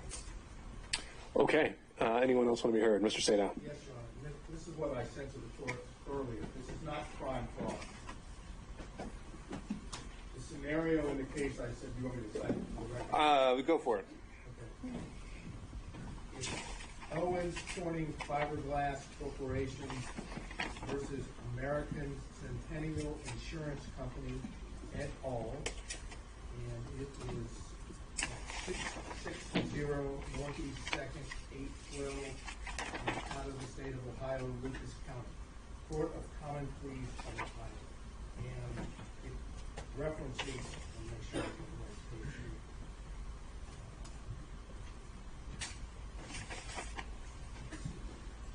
I think it's page 256. The point in the case, or the holding in the case, if the party or witness chooses to testify falsely, and our position is that Mr. Wade testified falsely when he claimed the relationship did not begin until 2022, that if there are attorney-client communications in which the same individual witness has told his attorney something contrary to that, inconsistent with that, here that the relationship, the personal romantic relationship between Mr. Wade and Ms. Willis began prior to November 1st of 2021, which would be the day that he was hired, that if that communication took place, that is the attorney communication, that the fraud upon the court is Mr. Wade lying under oath about the starting date, and the attorney-client privilege under those circumstances, where that material fact is pierced, and the attorney may be forced to testify to the contrary or inconsistent statement so that the fraud on the court no longer holds. In our situation, that is precisely what we are trying to do. If this witness's testimony, again, and the court may have to hear some of this ex parte in camera to determine, but if this witness is able to testify that Mr. Wade told him under whatever the circumstances may be, that the relationship with Fani Willis began before November 1st of 2021, then we know from what the witnesses testified to, Mr. Wade, that he lied under oath to the court, and that's a fraud upon the court, and the attorney-client communication with that specific matter is pierced and needs to go into the record. Now, how best to do that? The only way to do that, if it's not in writing, and apparently it's not, is for the court to hear in camera, ex parte, what the communications were that are sought to be kept privileged. If the court deems that it is not inconsistent or contrary to what's testified, then you wouldn't pierce the privilege. If, on the other hand, this witness honestly, that is, now we're talking about Mr. Bradley, actually testifies to what he has told in text messages to Ms. Merchant on behalf of Mr. Roney, that he absolutely knows that the relationship started before November 1st of 2021, then he's testifying that his client took the stand and lied under oath and therefore did a fraud upon the court. So my request is, in this regard, the court's going to have to hear from counsel, and from counsel to Mr. Bradley, and from Mr. Bradley to determine whether or not he actually said what he said to Ms. Merchant, and whether or not it was based on communications, whenever it took place with Mr. Wood. All right, Mr. Sada, I understand. Thank you for clarifying your argument there. So I understand this fraud upon the cart theory, and what I'd been going back and forth with Ms. Merchant on earlier was that, as I understood, crime fraud applied in Georgia was that the communications had to have been in furtherance of a crime. And to me, that presupposes the existence of a crime at the time, or the forming of one at the time of the communications. The theory you're putting forward is one where we go back in time and can reopen that box because it's now become relevant for something completely, potentially unconnected to the communications whatsoever. Is that fair? That falsity has occurred now by the very person who is attempting to use the communications as a shield to protect his lives. Okay. And when I say crime fraud, it's a fraud waiver. That's what Millich calls it. Is essentially. Millich says that it doesn't offend the privilege to ask an attorney to testify to matters already freely discussed by the attorney and a client at another hearing or proceeding. Allowing a client to selectively waive and reassert the privilege as tactics suggests that the client is using the privilege as a sword and not merely a shield. So I think it was quite explicit that Mr. Wade never waived anything regarding to communications between him and Mr. Bradley. He was willing to discuss the subject matter, but he was never willing to get into communications that occurred between him and Mr. Bradley. So as to Mr. Sadow's point of this fraud upon the court theory, my question is going to be, has it ever been applied in Georgia? The answer to that is it's not a case that has been applied in Georgia. I cannot find a case in which it has been applied. The cases that I have, the case that I gave you plus the cases cited in there are the only thing I've been able to locate. Although I think that the bar rules, if we're going to go back to those, and I'm not in front of you, that a lawyer should not allow his client to commit a fraud upon the court. Okay. And I think that, along with this, gives the court the discretion to do that. And the only way to make the record, even if the court suggests that this is the law that the court should apply, but even if the court disagrees, there's no way for there to be a record about it unless Your Honor does it ex parte in camera to determine the nature of the privilege, which of course Your Honor knows from earlier days is how judges can do it with the Fifth Amendment privilege. They can do it with any privilege as long as it's ex parte in camera. So what I'm asking the court to do, because when I get up, I'm going to ask you the record. I'm not going to go through this that's going on now. To find out whether or not Mr. Wade has ever told Mr. Bradley in his capacity as his attorney or otherwise that the relationship started earlier than what Mr. Wade testified to. All right, understood. So the big takeaway I'm hearing from that, Mr. Sadow, is that once again we're hearing the words "a matter of first impression" here, and noted. Mr. Gillen. Yeah, very quickly, Your Honor. Number one, apparently now he's claiming a privilege, which he certainly did not assert when he was communicating a text. Sure, but do we have any indication Mr. Wade waived it and allowed him to communicate by that text? We know what he did. We know what he did. So how is that an implied waiver? And I would assume that as the attorney that he would know whether or not he should protect a communication. That's a pretty big assumption, right? Not all communications are protected, number one. number two, let's not forget how we started on this journey with the state getting up and making very serious allegations against Ms. Merchant, asking for sanctions, saying all of her representations were inaccurate. And now they are doing whatever they can to block access to that information, which shows exactly what she said was exactly the truth. What they're trying to do is they're trying to say to the court, the 100% accuracy of Mr. Wade's declaration and of his testimony. And by the way, please, Judge, don't let Mr. Bradley tell you what he knows. Because what he knows is that this relationship, based upon what we see from the text and what we've seen in the context, we show that the relationship started before November 2021. So I think we have a waiver issue, and parenthetically on the issue of crime fraud, Your Honor, the issue about crime fraud is whether or not in any context the communication would be not in furtherance of a crime at that time, but it could be for any particular crime committed by the client in the future as well. It doesn't have to be something that's being committed at the time. I will also note that when you look at the attorney-client privilege, the law basically says, look, this is a privilege which blocks evidence from coming in. And so in order to have that, they have the crime fraud exception, which is a very low standard once a prima facie showing has been made, which I believe has been done by Ms. Merchant. All right, let me clarify one thing, Mr. Bradley. When you testify to personal knowledge, does that include anything you may have seen, heard, outside of communications with a client?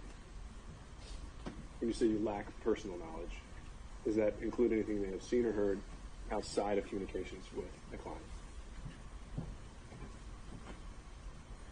And you can tell me if that question is horribly phrased. Try again. Try to rephrase it for me, Judge. I'm sorry. Okay. When you say you lack any personal knowledge, yes, sir. Does that also mean that and include anything you may have seen or heard outside of communications? Outside of communications with my client. Mm-hmm. That's correct. Okay. And the communications that were made, if any, that relate to the subject that you were asked to, were there any other third parties present that may have resulted in a waiver of privilege? Including texts. Am I answering your question or her question? Okay. Are there any other third parties ever present with you and a client that would have resulted in a waiver of these privileges?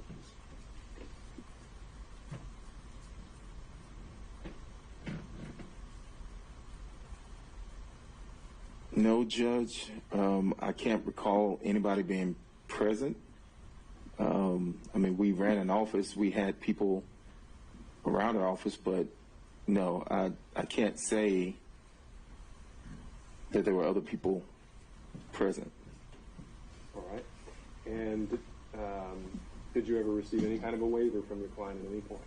I have not received a waiver. And anything that you learned regarding the subject matter at all, if anything, was it in the course of legal advice, of receiving or giving legal advice?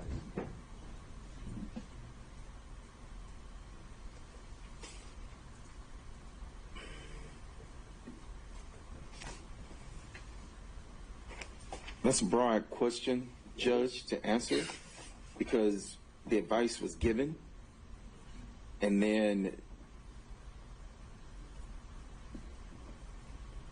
you have interaction. I mean, it wasn't, hey, this is for, to say specifically, this was for that, or, you know, I can't sit here and say that. So I don't know how to answer that question, Judge. Okay. All right.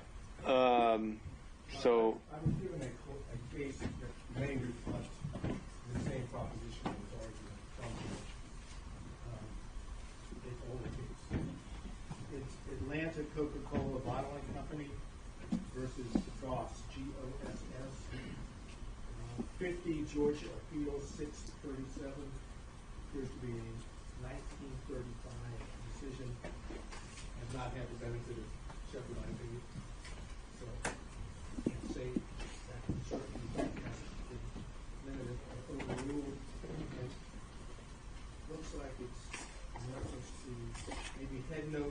2, at least the one I'm looking at on the computer.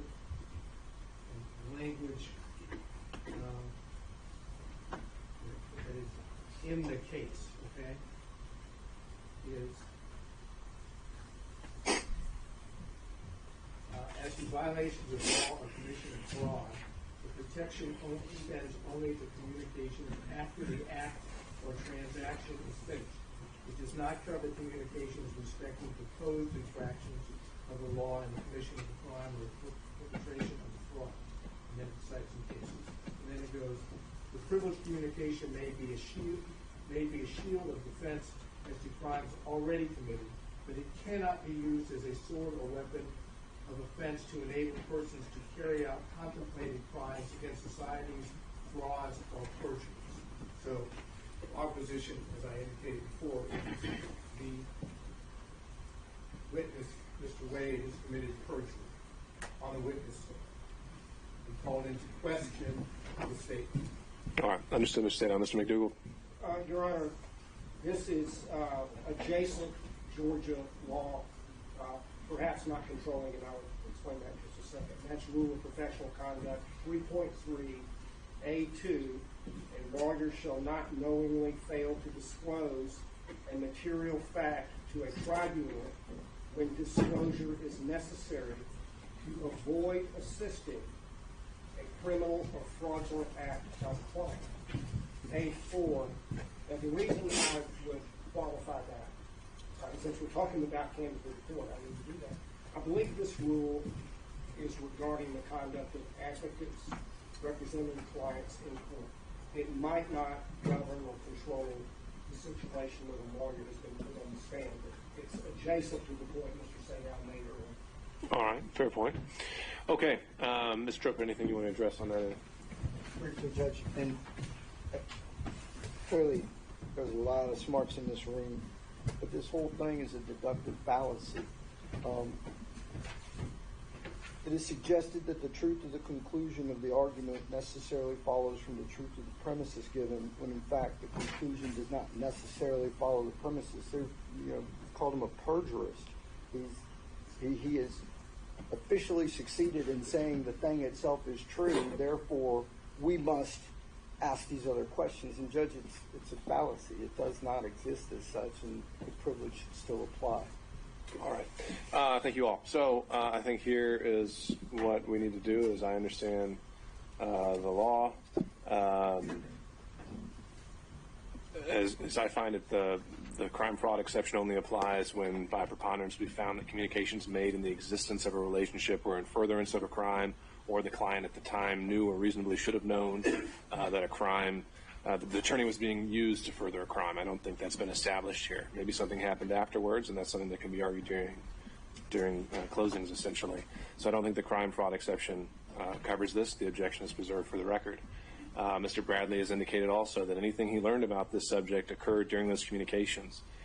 There's some uncertainty on that point, and so in order to preserve the record, at the conclusion of the hearing, I think I can go in camera with Mr. Chopra and Mr. Bradley, and we can put in a sealed filing exactly what the extent of those communications were, if any were relevant. Or excuse me, not relevant, but just what they were, and those would remain sealed until some time if we're ever directed otherwise. However, at this point, the question, getting back to the question asked by Ms. Merchant, as asked, would be sustained on the issue of privilege, the premise. He may have told you something, but it does not appear that there's any evidence that the client ever waived and allowed that information to be conveyed to you. Next question.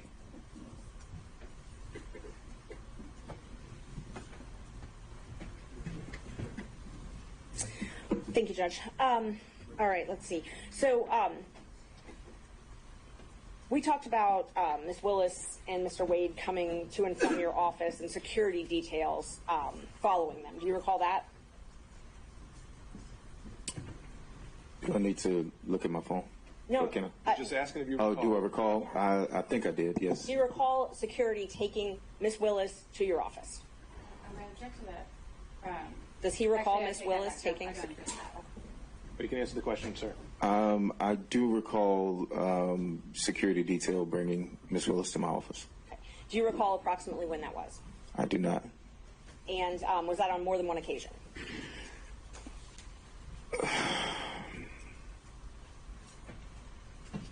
I remember 2 occasions. Okay. Yes. Can you tell me about those? I can't remember when they were. Were they before she became DA? So I don't know if she had security detail before she became DA. So, I mean, if she was sworn in, or I don't remember the dates, but I do remember.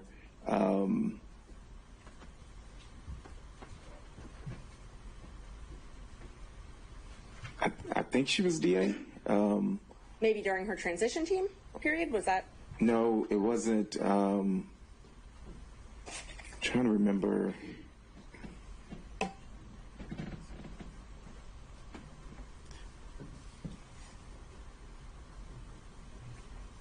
She would have had to have been the DA, I think. And I don't want to go on, I think.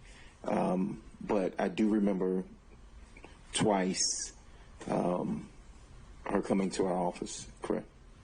And she had a security team both of those times? There was yes, she had a security team with her. Okay. And do you believe that it's a different security team than she has now? I don't know her security team now. Well, however, I'm sorry. I don't know her security team now.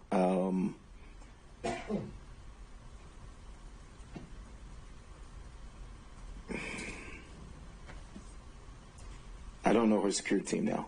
Do you remember telling me that it changed at some point, her security team?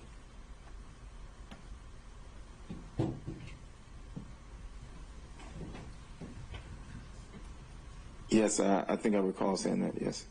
And that the most likely people that could testify or had seen things about them having a romantic relationship early on would be the original security team? I don't recall saying that, no, but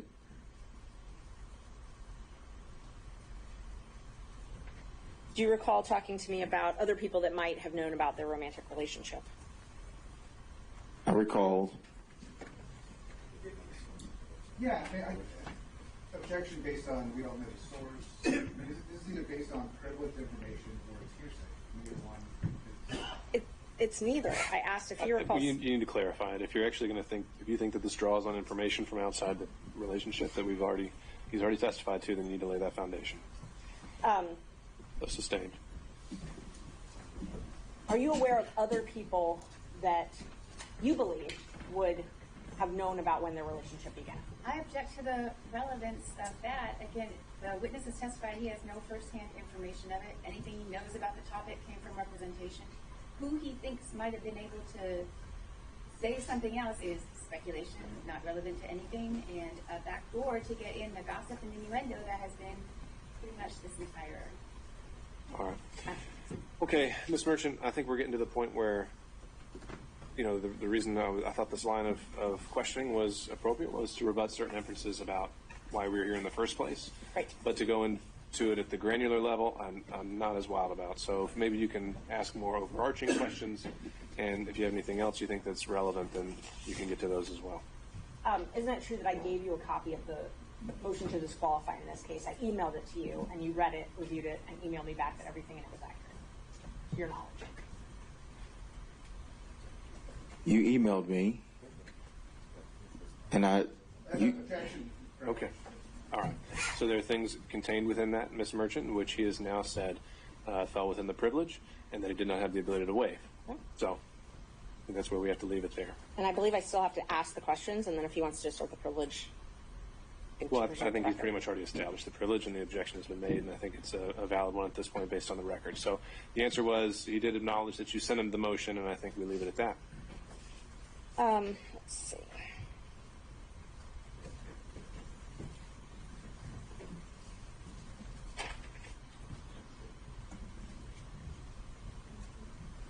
And you had knowledge about an apartment. I'm not asking what Mr. Wade told you in furtherance of legal advice, but you had knowledge about an apartment in East Point or a condo in East Point that was owned by someone, and Ms. Willis was staying there.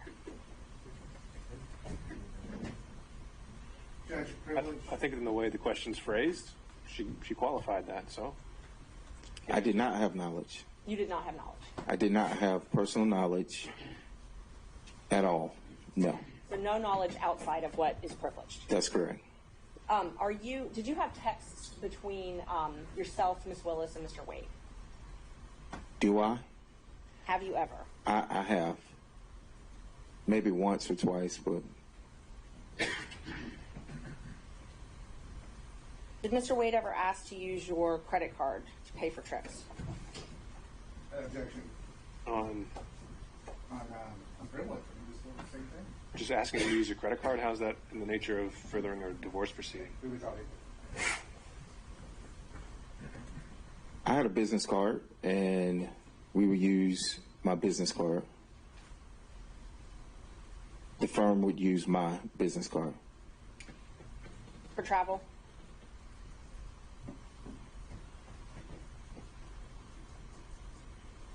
Are you asking if I use my business card for travel? Would Mr. Wade use your business card for travel?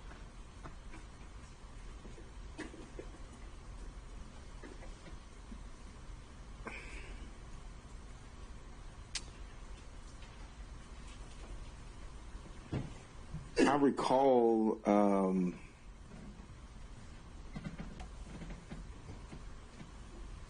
I recall a trip, but I don't know if that trip has anything to do with this case.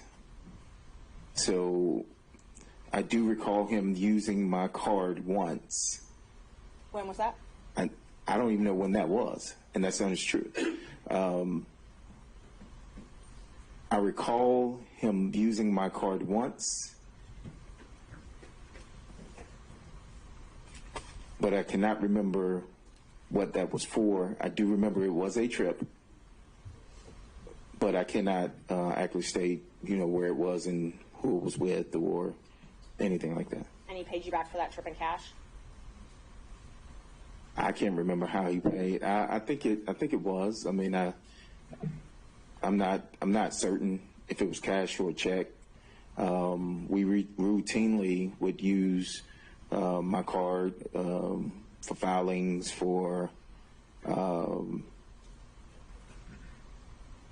paper, for whatever stuff with the office. And so, I'm sorry. And so he would, whether he paid me back in cash or whether he wrote a check, it was paid back to the business card. But this was the only time he had used it for travel.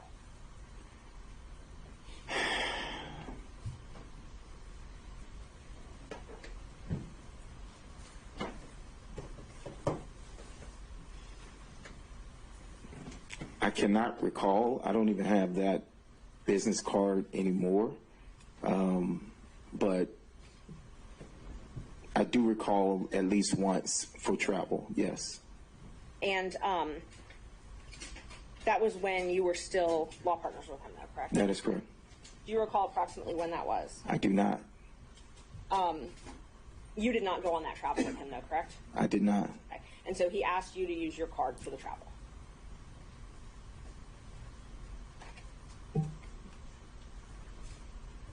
Yes, I'm assuming. We would use the card for firm stuff, and so it was a business card. Your business card, though. It was my business card, yes. Right. The law office of Terrence A. Bradley, correct. Okay. So it showed up on your accounts. That is correct. Okay. Wouldn't show up on his accounts, though, correct? That would be accurate, yes. Do you know if this was before he became special DA in this case, special prosecutor? I cannot recall.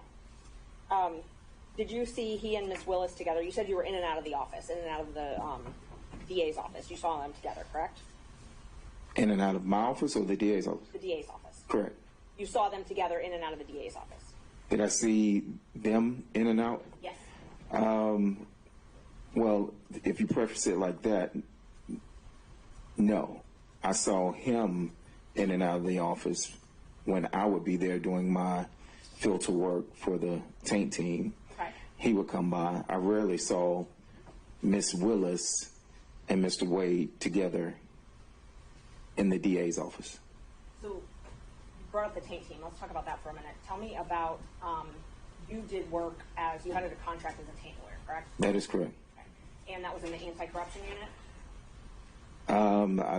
Yes, I think so. Yes, correct. And how did you get that contract? What do you mean, how did I get it? How did you get the contract? It was. Did you apply online? Oh, no. It was proposed. By who? We were. It was proposed by. I guess it came from the district attorney. I mean, I didn't speak directly with her. Okay. It was with Mr. Wade, and he asked if we would be interested in having a contract with the Fulton County. Okay. He and I asked said you I and would. Mr. Campbell? I think so. I mean, I can't recall if he asked us both together or not. Rarely. We all handled several, different things for the firm, Okay. criminal, personal injury, things like that, family law. And so rarely were we together there at the same time, like for an abundance of time. So he may have called me and then he may have called Chris. I can't recall how we got the contract, but Was Mr. Wade, to your knowledge, part of the transition team for Ms. Willis? to my knowledge, he was part of the transition team. Did he spend a lot of time at that office during this transition period? He did. So from when Ms. Willis took office to when you left the firm, did Mr. Wade spend most of his time at the DA's office? When you said most of his time, are you saying just working business hours, Yes, or? working business hours. I would say he spent,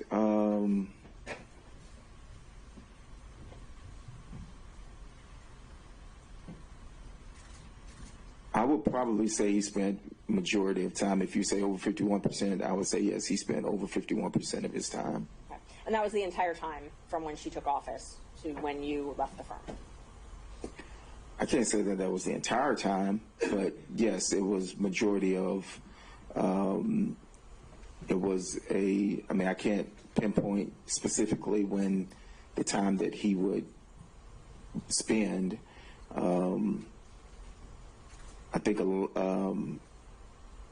if my memory serves correctly, getting to the majority of the time, it would have been whenever he started with this, maybe. That was as a special prosecutor? When you say majority of the time. Right. Okay, so let's talk about the time before he became special prosecutor. Did he spend a lot of time at the DA's office then? He spent time. I mean, it depends on what you say is a lot. He spent time at the DA's office, correct.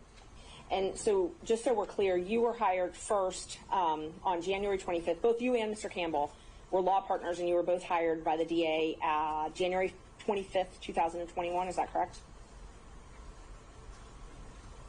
Repeat the question, I'm sorry. You and Mr. Campbell, yes, both were hired on a contract basis by DA Willis January 25th, 2021, correct? Which contract are you talking about? The first one, the taint contract. Not the first appearance contract, the taint contract. Well, you said the first one, and the taint contract wasn't the first contract, and so... Okay, so what was the first contract? To my knowledge, the first contract was the first appearance. Okay, so let me just mark these and see what number we are. 23, 24, 25.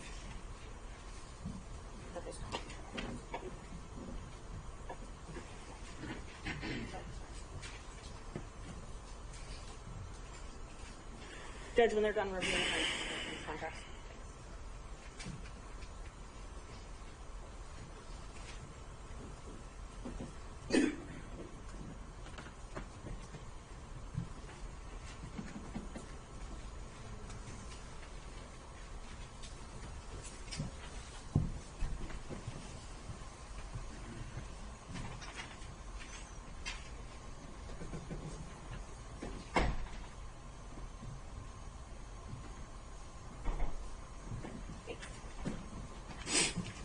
Bradley, showing you the marks. Defense Exhibit 23, 24, and 25. If you could just take a look at those.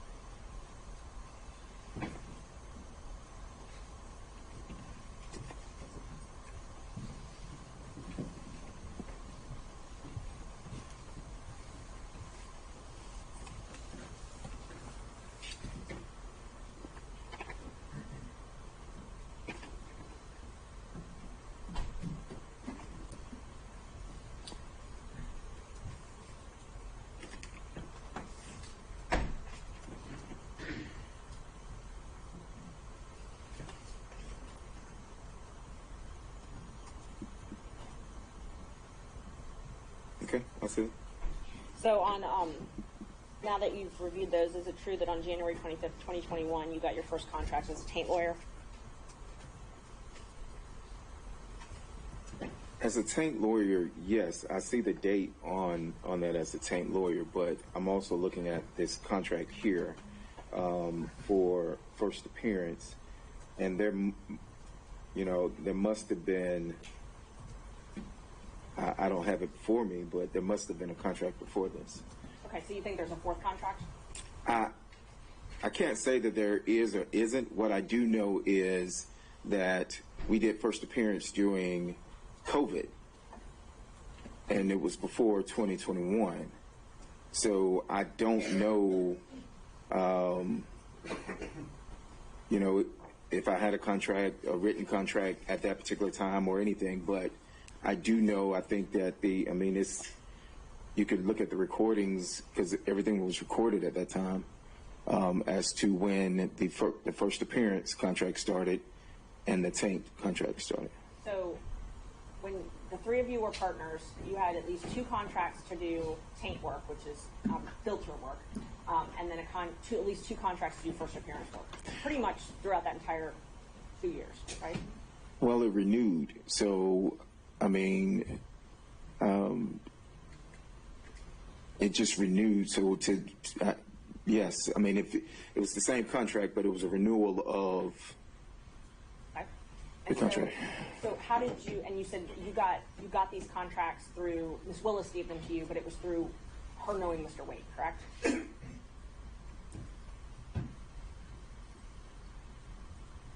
Yes. I didn't have a meeting with Ms. Willis or anything.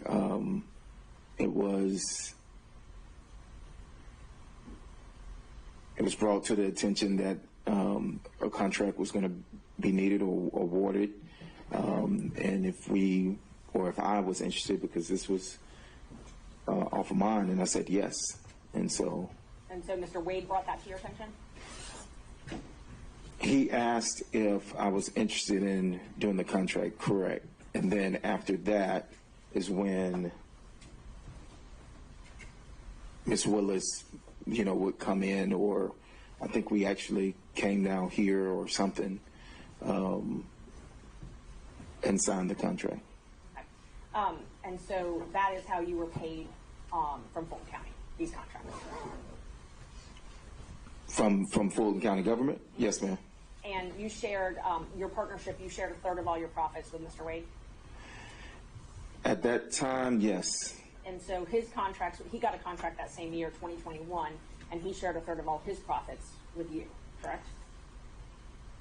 Yes, that should be fairly accurate. Okay. So during 2021, 2022, you all had two filter taint contracts. You had two first appearance contracts, and you had Mr. Wade's special counsel contracts, correct? My firm had what I have here, correct? But Mr. Campbell and Mr. Wade were part of your firm, correct? So we didn't, I don't think at this time we had established WBC. Okay. At this time, I think it was, I had mine, Chris had his, Nathan had his, and we operated in the same building. But if you ask me, did we fee share, or, without everything that came in, yes, that is correct. So you weren't actually partnering, you just fee shared? At this time, well, yes, at this time, we were not. We were, at this time, I had Law Officer Terrence Bradley, Chris Campbell, PC, and whatever Nathan's was, if I'm not mistaken. I'm just... And all these, the taint contracts and the Nathan's special counsel contracts, all of those were under the anti-corruption unit, correct? First appearance was not under that. The taint contract, if I recall, was under the. I don't think they called it. What are you calling it? You can take a look at your contract if you need. Okay. And I'm not asking about the first appearance. I'm asking about the taint contracts Mm-hmm. and then Mr. Wade's contract, which has already been admitted in evidence. If you need to look at that.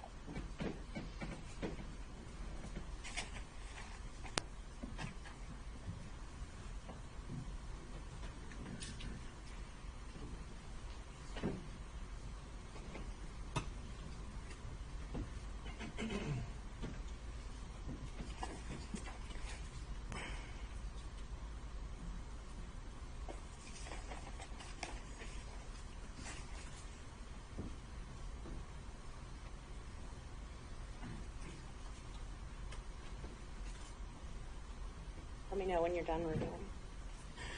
Well, I see on the first page where it says taint attorney, and I'm trying to go through and I see where it continues says taint attorney, but it always says Fulton County District Attorney's Office. Your question was specific as to the anti-corruption unit, and I'm looking for the verbiage of anti-corruption unit, so I apologize. No, take your time.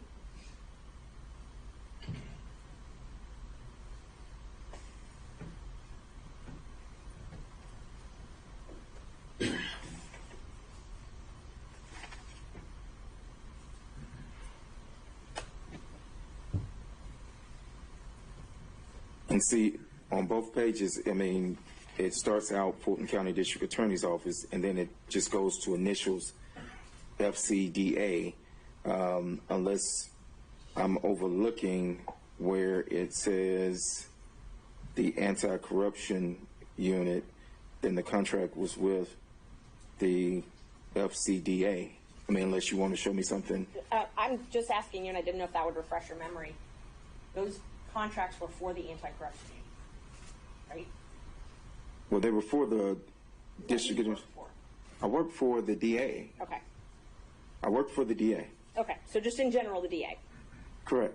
I worked for Fulton County District Attorney's Office in as a contract person, as it says here. And when you did the taint work, you had to report to Sonia Allen? I did not. You did not. Who did you report to then? I can't remember his name. His first name was Brian. Okay. And let's see. So I know you said you met with Ms. Willis when you signed those contracts, right? Yes, I know I met at least one time to sign these contracts, or to sign when I signed the contracts, yes. Did you meet with her any other times?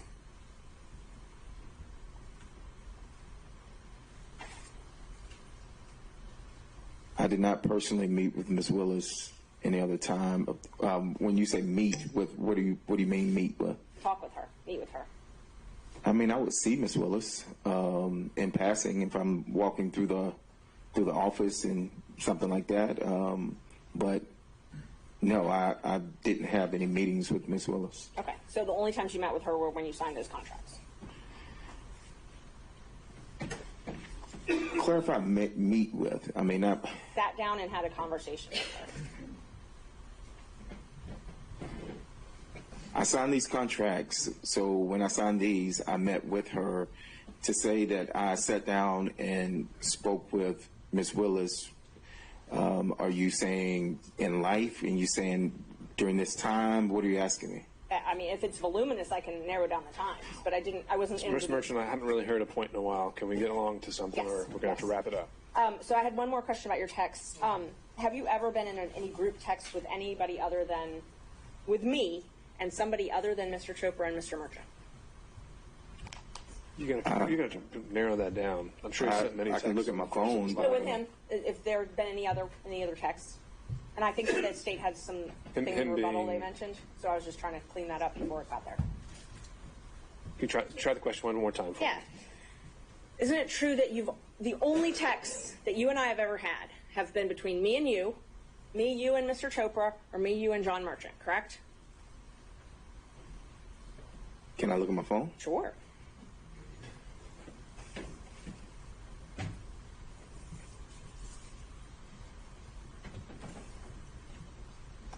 And what's the relevance of that, Ms. Merchant? They've said multiple times that there's this third party that we've talked to, and I'm trying to establish there's no third party. And I don't know why it was relevant, but the state's argued it, so. Well, if Ms. Merchant doesn't know why it's relevant, then maybe it might become relevant later, but right now. Ms. Merchant, I think you've been able to show what maybe launched this and answer the state's initial claims, and so let's get back to the core of what we were here for this hearing. Do you have anything else relevant to ask this witness? Yes, just a few more questions. After it became known that you were placed under subpoena, did you get a call from Gabe Banks? I did. And was he trying to determine if you were going to be giving information in this case? I don't know what he was trying to determine. He stated that it was an odd. I had not spoken to Gabe in a while. We are colleagues. We are friends. We are in the same fraternity, Gabe and I. And when he called, it was out of the blue. But he did call, yes, ma'am. Okay. And you relayed that to me as well, correct? I did. And then you also got a call from your best friend who was relaying a message to you from Mr. Wade, correct? No, I got a call saying that he got a call, not that a message that was supposed to be relayed to me. The call was. I'm going to check if there's a hearsay, the response to public hearsay. Thus far, it hasn't. But Sure. So hearsay objection as to the contents of the call, Ms. Merchant. I believe the contents of the call were to remember your privilege. I took that as a threat. I think Mr. Bradley took it as a threat, and I think he would testify to that. And hasn't testified to it, and he also said there wasn't any message relayed by Mr. Wade or any party. Well, no, he didn't say it was by any party. So, assuming he did hear something from a party, what's the hearsay exception for that, Ms. Merchant? I believe that it was a threat, so it's a statement against interest. I'm sorry, it's a if he took it as a threat to influence his testimony, then it's not hearsay, then it would be admissible. All right, so I did not take it as a threat. If you're saying it's to the effect on the listener, perhaps? Yes. Then we'll go from there. Were you told to remember your privilege? No, the witness just testified he didn't take it as a threat. Understood. I'll overrule the objection and the testimony given the weight it deserves. Can you repeat the question? Were you told to remember your privilege? I was not. The witness, there may be a potential witness now in the courtroom because the person that Ms. Merchant is referring to is sitting in the courtroom. Well, if that witness hasn't been told to testify, then I don't see any sequestration issues. I don't know who it is. I don't know his name. Okay, and so were you told anything to that effect, Mr. Bradley? Repeat the question one more time, but so I was not told, remember my privilege. Something about privilege, remembering that. I do recall privilege being mentioned, but it wasn't remember your privilege or, a threat of any sort. But you immediately called me after. No, I called someone else after. You called me quickly thereafter then. I talked to you that day, yes, ma'am. Okay. Thank you. Mr. Sit down. Your Honor, because this is a defense witness, is it the state's first cross? I think that's how we had been doing it yesterday. No, actually, we're doing it just this way. Yeah, I've been. Okay. This is the first time he's gone, and then we go through all the defense, and then you'll have your chance.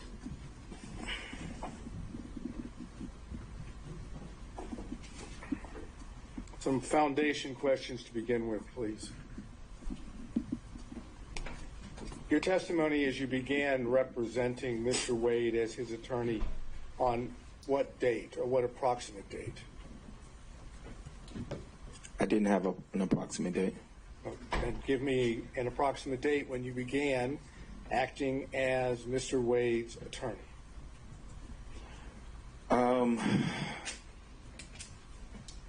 I would say it was, if I'm speculating. I really don't want you to speculate. I mean, you're the one that was the attorney, and Mr. Wade was the client. Correct. So give us the ballpark figure of when it was that you began acting as his attorney. Maybe 2017, 2018, I think, maybe. And the purpose for which you were retained? His divorce. So, according to you, from that time period, your communications with Mr. Wade with regard to the divorce or any matters related to the divorce, is your position are confidential, are privileged, correct? Yes. Yes. Okay, good. Now, did you ever meet with Ms. Willis and Mr. Wade prior to, and everything I'm asking you is prior to November of 2021, okay? Okay. Keep that in mind. Why are you yelling? I don't think he's yelling, Mr. Bradley. He's just speaking up. All right, Mr. Sedal, let's go. Okay, thank you. Prior to Mr. Wade getting his contract with Fulton County, which was November 1st of 2021, okay? Please keep that in mind. November 1st of 2021. Right. Did you ever socialize with Mr. Wade and Ms. Willis prior to November 1st of 2021?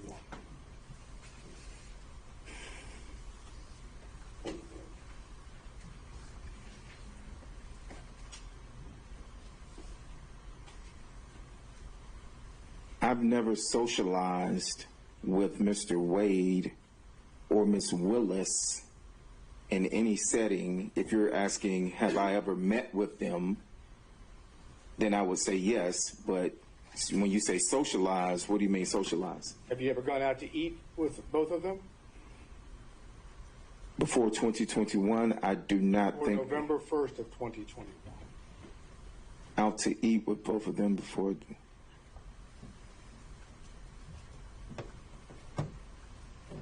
When was she sworn in? I'm sorry. When was she sworn in? There was a dinner before. When she was sworn in that I attended. Shaquille O'Neal was there, so it was like her inauguration dinner. So I'm thinking that's before 2021. So I would say yes. Let's assume for purposes of my question that Yes, that's sir. in early January of 2021. That is early January 2021. So yes, it will be before November. So if it was January, yes, that dinner would have been in, I'm assuming, January. Okay. And any other time that you socialized, went out to eat, went to anyone's home, you know what socialized is? Exactly. So no, I did not socialize with Mr. Willis. With Miss Willis and Mr. Wade. So prior to November 1st of 2021, did Miss Willis come to your offices? Your offices, the offices that you shared with Mr. Wade. I think she came once or twice to our office, correct? And the purpose for which she came? I don't know. We had separate offices. I do recall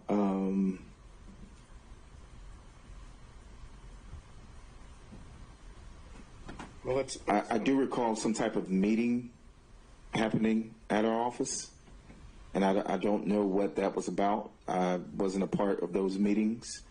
There was a meeting. There were other people there.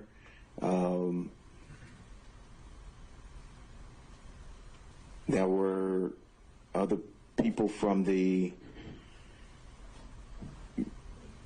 I want to say DA's office there, maybe. Okay, let's go back to the basics. Ms. Willis came to your offices, together offices, on a couple different occasions. I recall Ms. Willis coming to my office at least twice. And on at least one of those occasions, or you tell us, did Ms. Willis meet privately with Mr. Wade in his office that you observed or heard? I can't recall. You can't recall? No. Did she ever meet with you in your office? Ms. Willis now. Privately in my office? No. I've never met privately in any office with her outside of signing this contract. Did Mr. Wade, prior to November 1st of 2021, ever talk to you about socializing with Ms. Willis? I can't recall. You can't recall? You're asking me if he ever mentioned to me that he socialized with Ms. Willis, correct? And I'm saying I cannot recall if he socialized with Ms. Willis, if he ever mentioned to me that he socialized. Did he ever mention to you that he ate or went out to dinner with Ms. Willis? Again, time period before November 1st of 2021.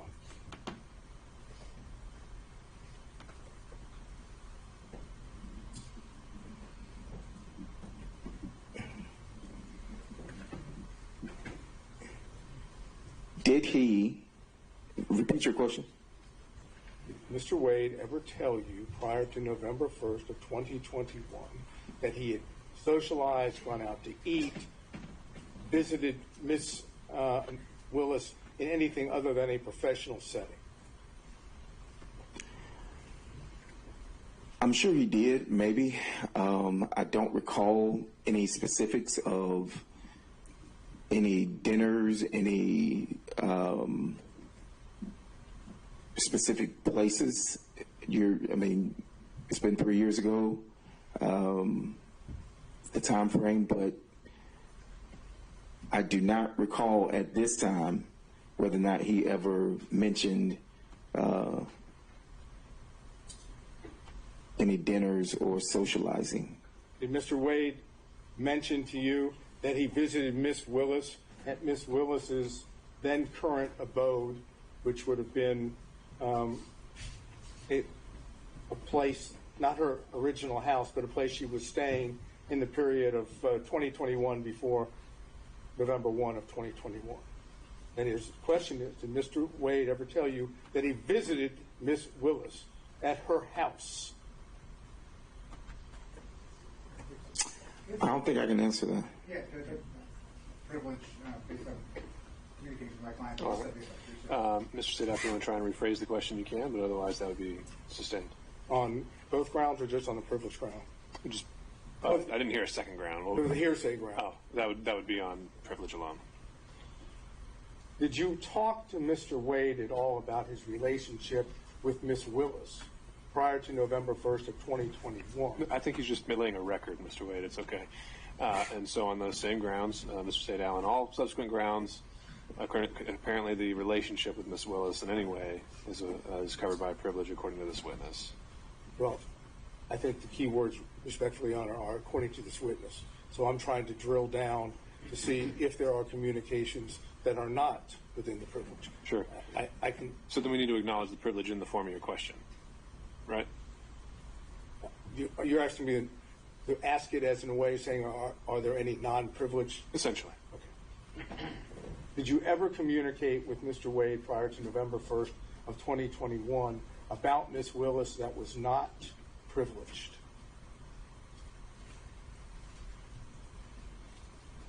We discussed this contract.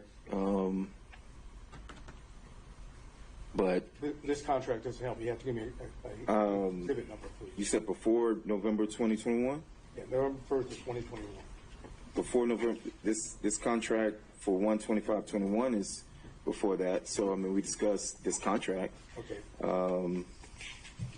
And if I remember correctly, again, just give me that exhibit number so we can reference it. Exhibit 23. Okay, hold on 1 second. 1 second. On Exhibit 23, did I understand you to say that it was Mr. Wade that effect brought you and Ms. Willis together for the contract?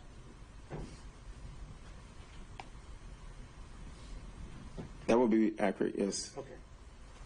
And what did you understand was a relationship at that point between Ms. Willis and Mr. Wade, or Mr. Wade to be able to bring you to Ms. Willis for the contract?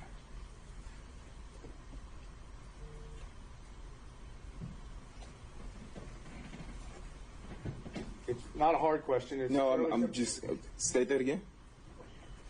Mr. Wade is the one that basically says to you, go see Ms. Willis about this contract, right? Mm-hmm. That's a yes, correct? Yeah, yes. So Mr. Wade had to have some knowledge, you would assume. Yes. Right? That you going to Ms. Willis might bring you the contract. I never went to Ms. Willis. So I stated I never went to Ms. Willis. I was told about that there was a potential contract, and that I was asked by Mr. Wade if I would be interested in doing that contract. Okay, my question to you is, what was the basis that you understood Mr. Wade being able to essentially offer you that contract on Ms. Willis's behalf? I'm going to object to that. That's a mischaracterization. Mr. Wade offered it to him. I think he said he expressed interest. And also, I don't see the relevance of this at all. So just in terms of relevance or phrasing, I'll overrule on those grounds. So the question is standing unobjected to. Mr. Bradley? Can you repeat the question? You've explained to us how the contract Yes.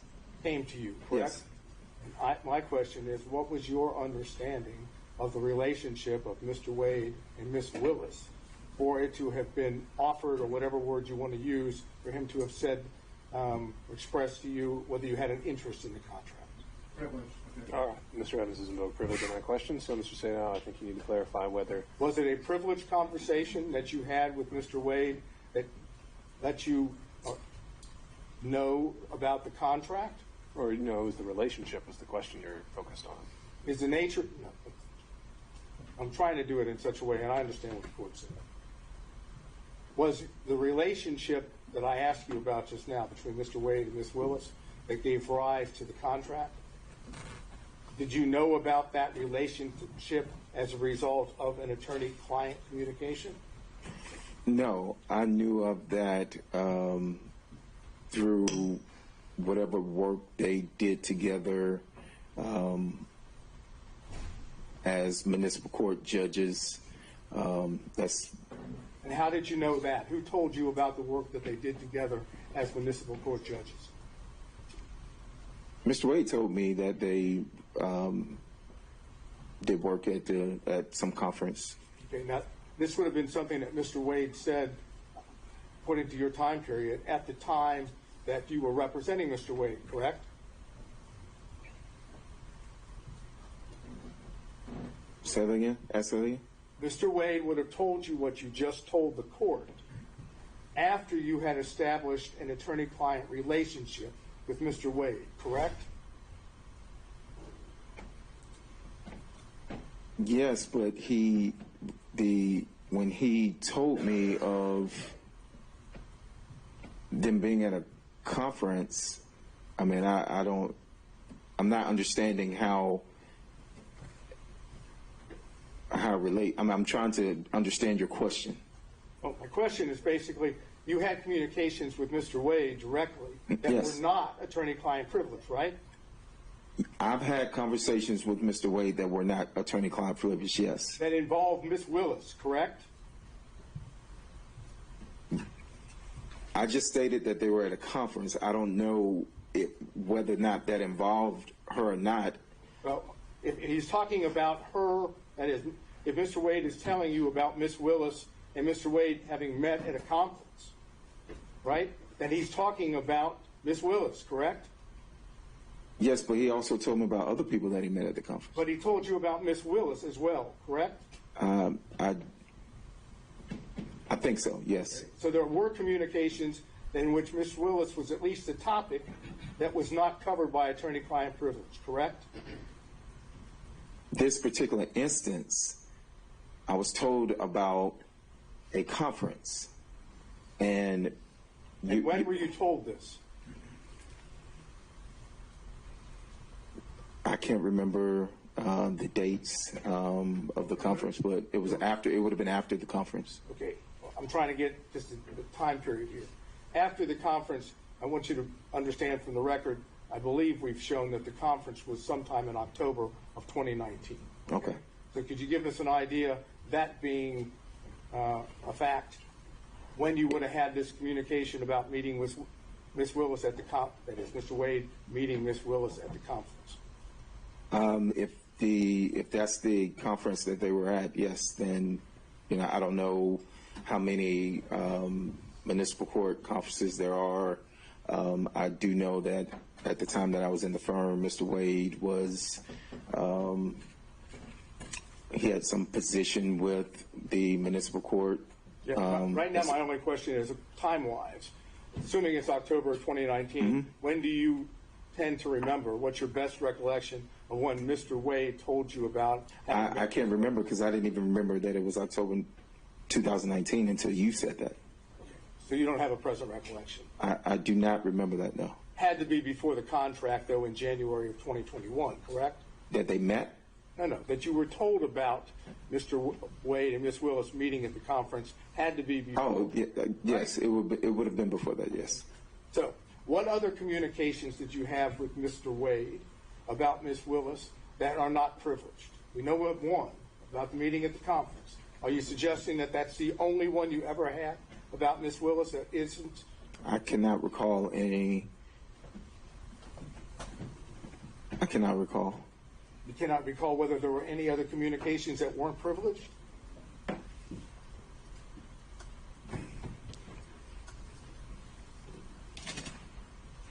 No.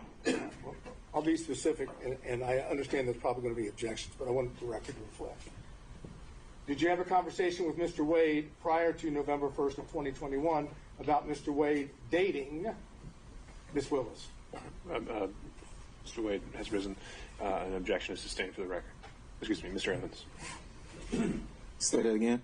You don't have to answer the question, Mr. Bradley. Next question, Mr. Sadon. Well, I understand it's been objected to and the court has sustained the objection.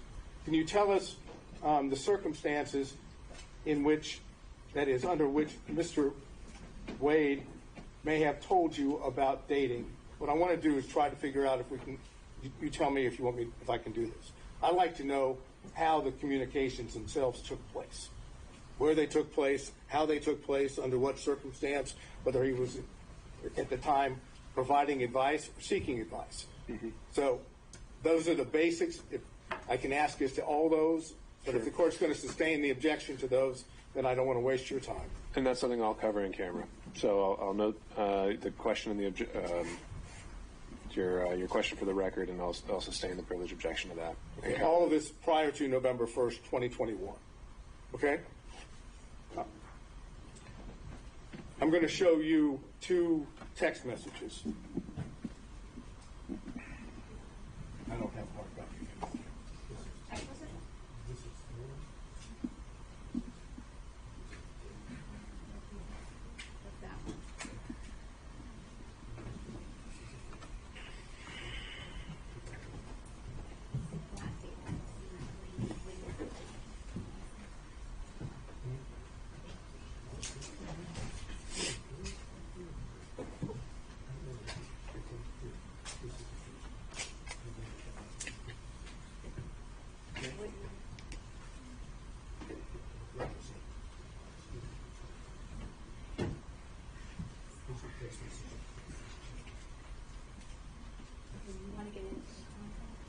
I'm going to set up a question.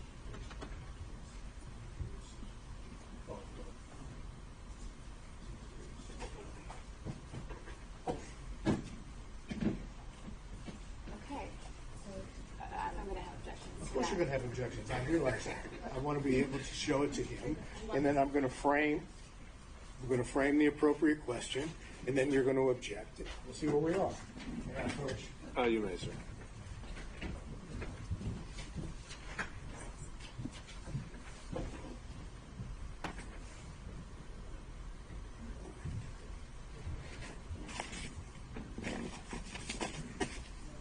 Look at this text message.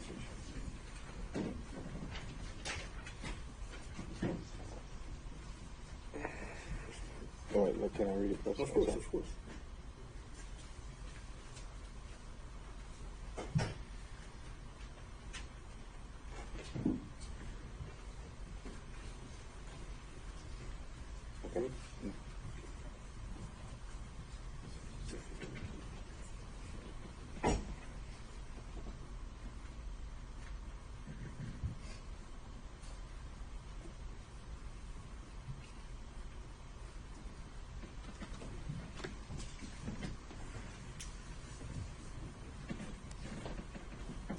Okay.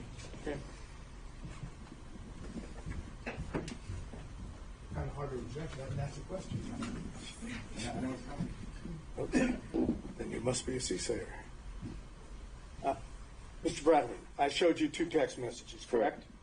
Both of those text messages occurred on January the 5th of 2024 at approximately 11:56 a.m. Am I correct? I think so, yes. Okay. And the text messages would have been between you and Miss Merchant, correct? I didn't see it. Yes, it should be. Okay. And I've shown the same 2 to prosecution, so we're talking about the same 2. In the text message to Miss Merchant, you indicated knowledge of some activity on the part of Mr. Wade, correct?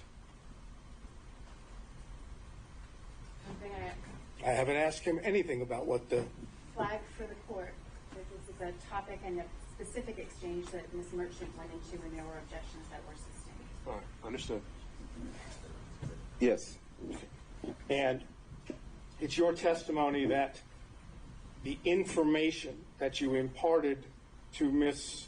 Merchant in these 2 text messages is based entirely on confidential communications between you and Mr. Wade, correct? Objection. He's referencing specific knowledge. The specific knowledge comes from Mr. Wade, which is regarding established privilege. Well, no, the question, he didn't get into anything. He just said, are these 2 text messages about privileged communications? We haven't actually, I don't see an issue there. Yes. And is it your testimony that the knowledge that you have, which you imparted in these 2 text messages, came from Mr. Wade and Mr. Wade alone? Yes. Is that correct? Yes. Can you tell us when it was that Mr. Wade imparted this information to you? Objection. All right, and I think that's what you're going to do. Sure. So I'll sustain that on privilege. And I'm going to introduce for the record when we finish these 2 text messages, so that Your Honor has those back there, so that you can. Sure. What would they be marked as? What do you have? I have a whole set. Okay.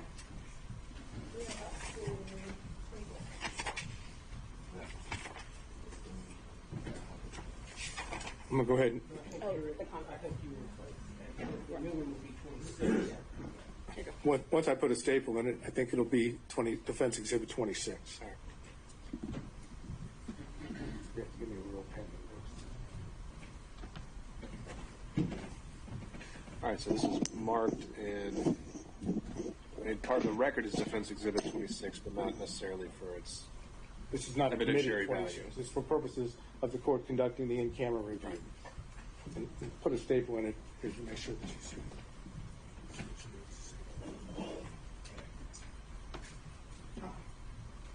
No charge? Nope, straight. All right, Ms. Seda, what else? All right, so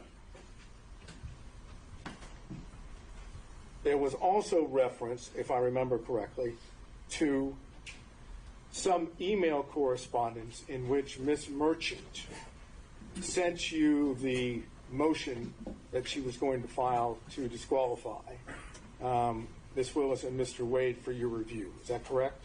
That's correct. Okay. And that was sent to you in an email? That was correct. And did you respond to it in an email? I don't think I responded to her in an email. Ashley, do we know? You responded by text. I'm sorry, I mischaracterized it. You responded by text? If I can look at my text, I can, but I'm assuming I did, but. Okay, I'm going to get it for you because Okay. I don't want there to be any assumption. As soon as we have it. Let me show you. This is.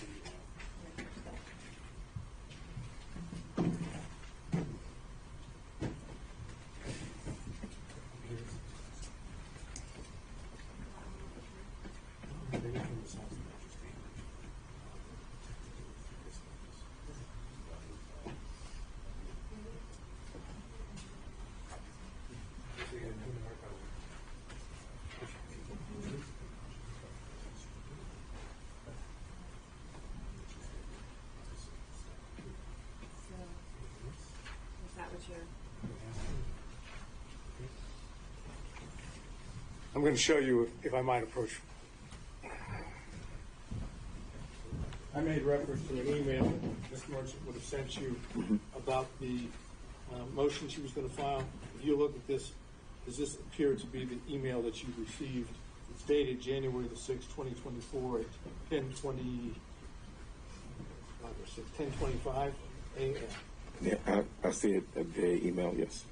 That's the email that you received. Along with, obviously, the attachment, which is referenced. Yes. Okay. And then, did you respond to that email within the text message that I just placed before you? Yes, I said looks good. So the answer is yes. Oh, yes, I did. Okay. And we'll mark this as another exhibit for Your Honor to look at.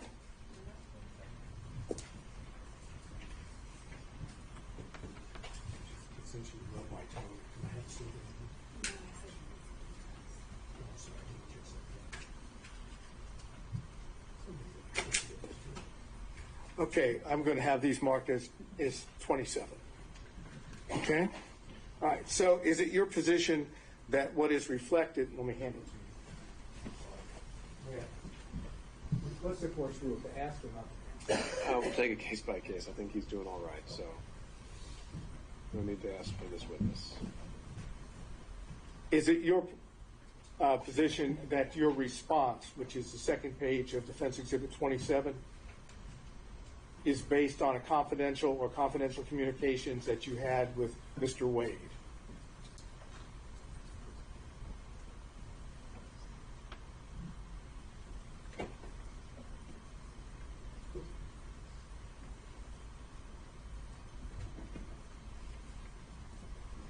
Do you want me to read the response? No, I'm only asking you whether or not the response, you actually already said what it said.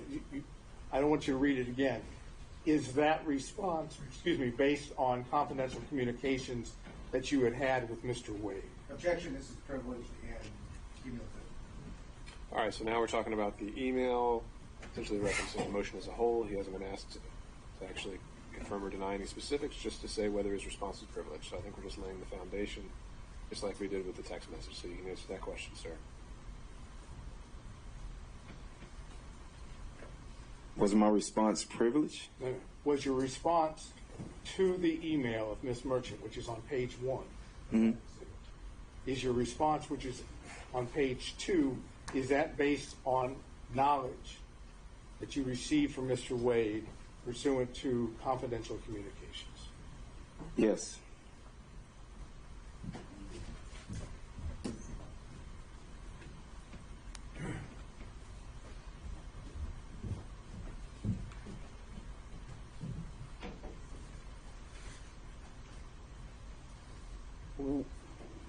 Have you discussed with the district attorney's office this case, your purported testimony? Of my testimony? Yes. No. At all? No. No prep, no conversations, no nothing? No. Have you given your attorneys, for this matter, Did you give him permission to speak with the district attorney's office? Well, he can assert his own privilege, but that's kind of crazy. Is there a objection to be heard? Absolutely, this is Okay, sustained. Stay on. Next question. Do you know whether or not your attorneys shared privileged information with the district attorney's office? No, I don't know what my attorneys shared or didn't share. I don't know if they even met.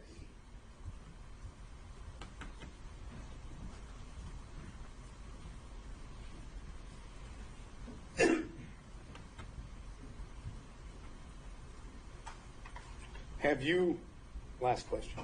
Have you spoken to Mr. Wade prior to today? No, actually, withdraw that. You're no longer in the same partnership or fee-sharing arrangement with Mr. Wade, correct? That's correct. When did you leave that fee-sharing partnership, pseudo-partnership arrangement?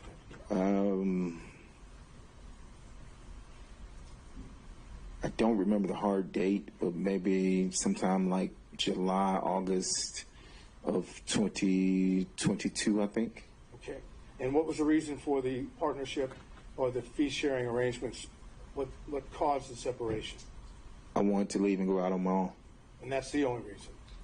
I wanted to leave and go out on my own, yes. I understand, but that was the only reason. There wasn't any suggestions or allegations of any form of misconduct on either part, either on your part or Mr. Wade's part, correct? Misconduct of what? Trying not to get into specifics. Was there any allegations made of suspected misconduct on your part or on Mr. Wade's part? That's a fairly simple question.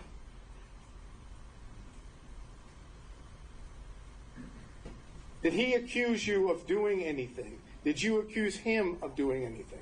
Without getting into what it is, were there any accusations made by you or him against each other? We had a disagreement, yes. And had that disagreement have anything to do with Ms. Willis? Oh, no. Okay. Did it have anything to do with your conduct? No. Did it have anything to do with his conduct? Hold on, wait. So we had a disagreement. Whether the disagreement was, we disagreed. And so we dissolved, I left the firm. And was the disagreement having anything to do with alleged or supposed misconduct by either one of you? If you define misconduct, I'm telling you we had a disagreement and we... Just tell me what the disagreement was then. The disagreement is mine to know. I mean, I don't see the relevance of the disagreement that I had. It had nothing to do with this Trump case or any other case. I'm simply getting a question asked, what was the disagreement? It's not privileged, correct? No, that is privileged. Oh, it is privileged. Why is that privileged? Because it's privileged. I can tell the court in camera, but it was privileged. Ask a few questions further to see if this is actually something that does fall within that privilege. We can take it from there. Did it have anything to do with you representing Mr. Wade in any capacity? Excuse me. It would fall in that line, yes. But your testimony is that it has nothing to do with your representation of Mr. Wade in connection with Ms. Willis. As it a connection to Ms. Willis, that's correct. It's connected to the matter for which you were hired by Mr. Wade? I wasn't hired by Mr. Wade. I thought you were the attorney representing him in the divorce. Oh, I apologize. I thought you were saying something else. Oh, yes. So will it apply as to whether I was hired during the divorce? Yes, that's correct. I'm not sure what this correct means under that. You kind of got lost on it. We asked the question. It did not relate to your representation. It did relate to my representation. In the marriage case. It does. And this was whose decision was it? At that point, did you stop representing Mr. Wade? It wasn't at that point, no. Was it before that? No, it was after that. Okay. And how much longer did you represent Mr. Wade in the divorce action? I would have to see the divorce proceeding to see Mr. Wade. I represented Mr. Wade for a time after that. He represented me in a construction case for a time after that. And I will have to look at the filings. I ended up hiring new counsel for my construction case.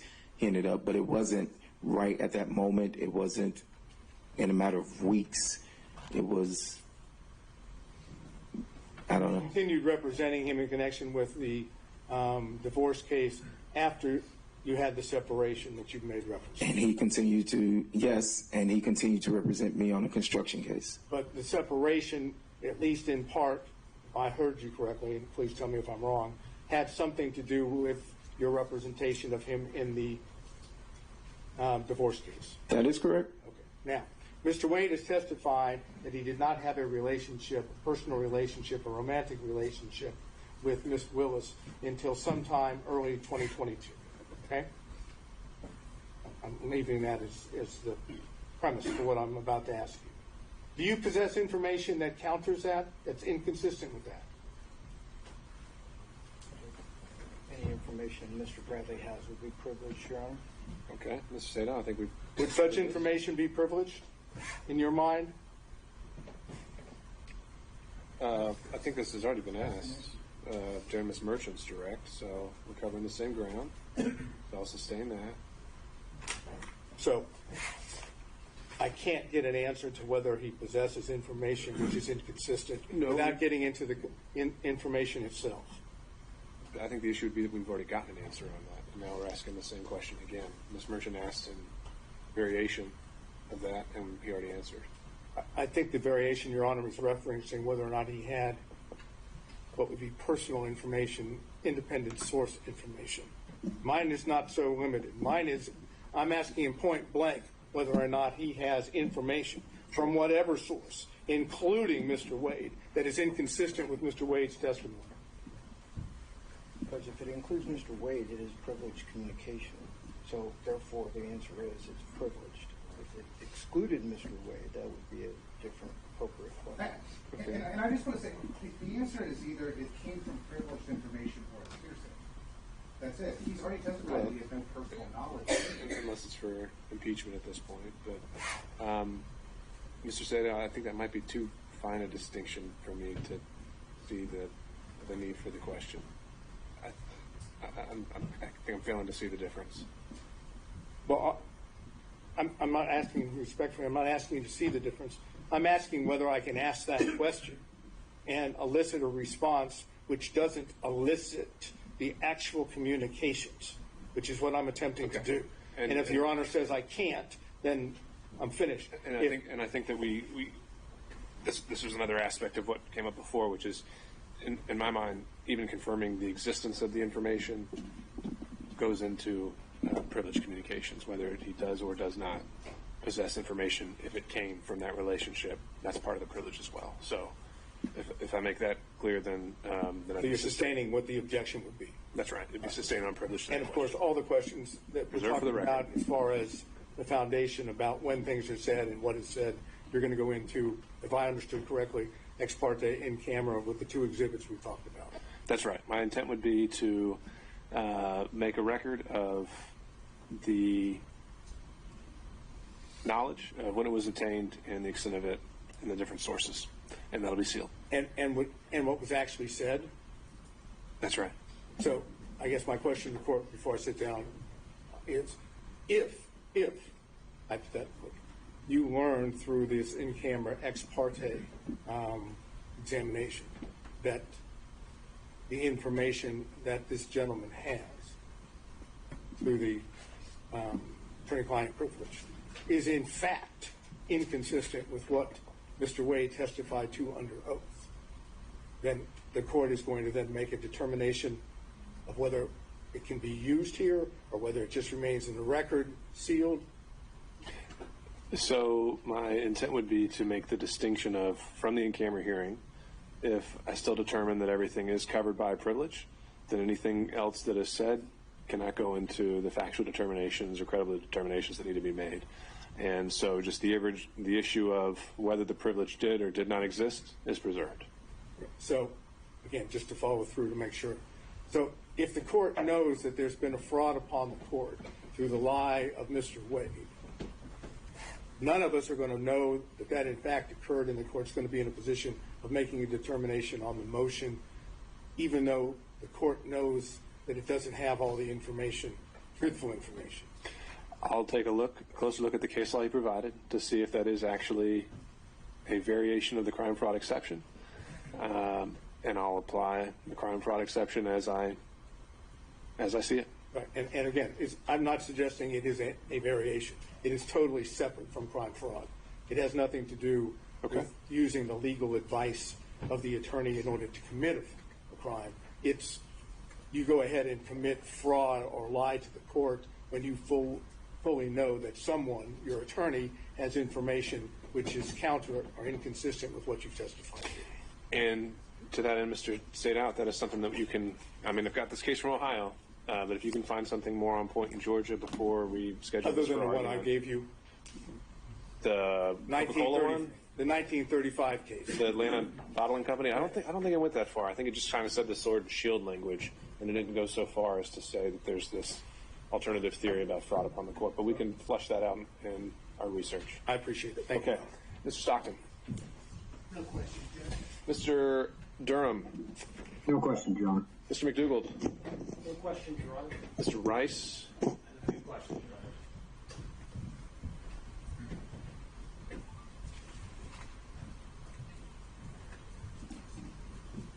Honor. Mr. Bradley, you were counsel for Mr. Wade in the divorce case when the interrogatories were initially served on opposing counsel on or about December 27th of 2021, correct? That's correct. And you were also counsel for him when the amended interrogatories were served on May 30th of 2023, correct? That's incorrect. So you ceased representing him sometime before May 30th of 2023. That's correct. At any point during the divorce proceedings, was a pleading filed with the court or a paper served on opposing counsel that purported to have your signature that you were not the one that signed or authorized your signature on? Say that again? Did anyone sign your signature without your authorization on any pleading or any other paperwork served on opposing counsel in the divorce proceeding? I don't think so. If you have the documents, I can authenticate my signature. And you have testified that you also practice criminal law and divorce law and perhaps other types of law as well? That's correct. And are you aware that OCG 16-6-19 defines adultery as a misdemeanor crime in the state of Georgia?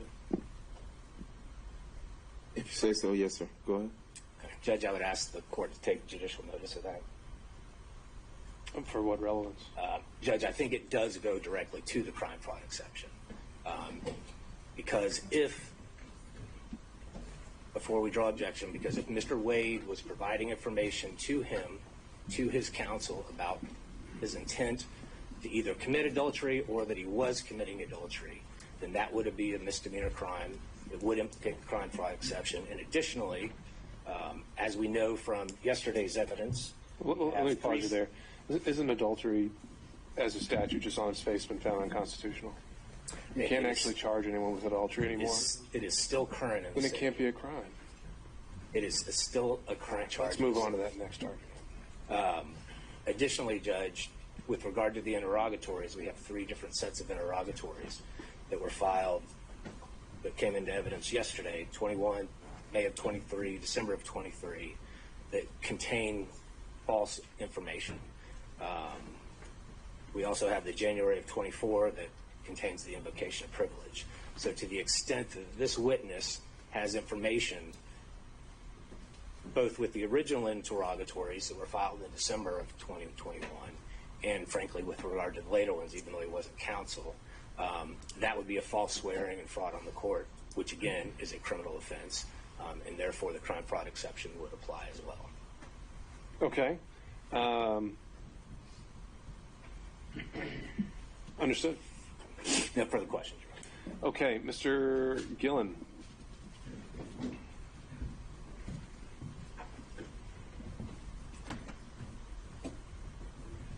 Good afternoon, Ms. Bradley. Good afternoon. Been a long day. When did you sign your engagement letter with Mr. Wade to represent him in divorce proceedings?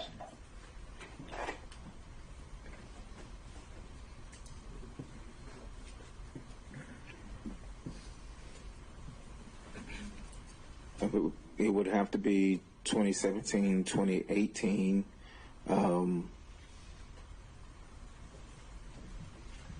Same time frame, 2017, 2018. So did you sign or have signed an engagement letter to represent him, or are you just speculating? I can't recall. I mean, we were in a, we shared space. I can't recall if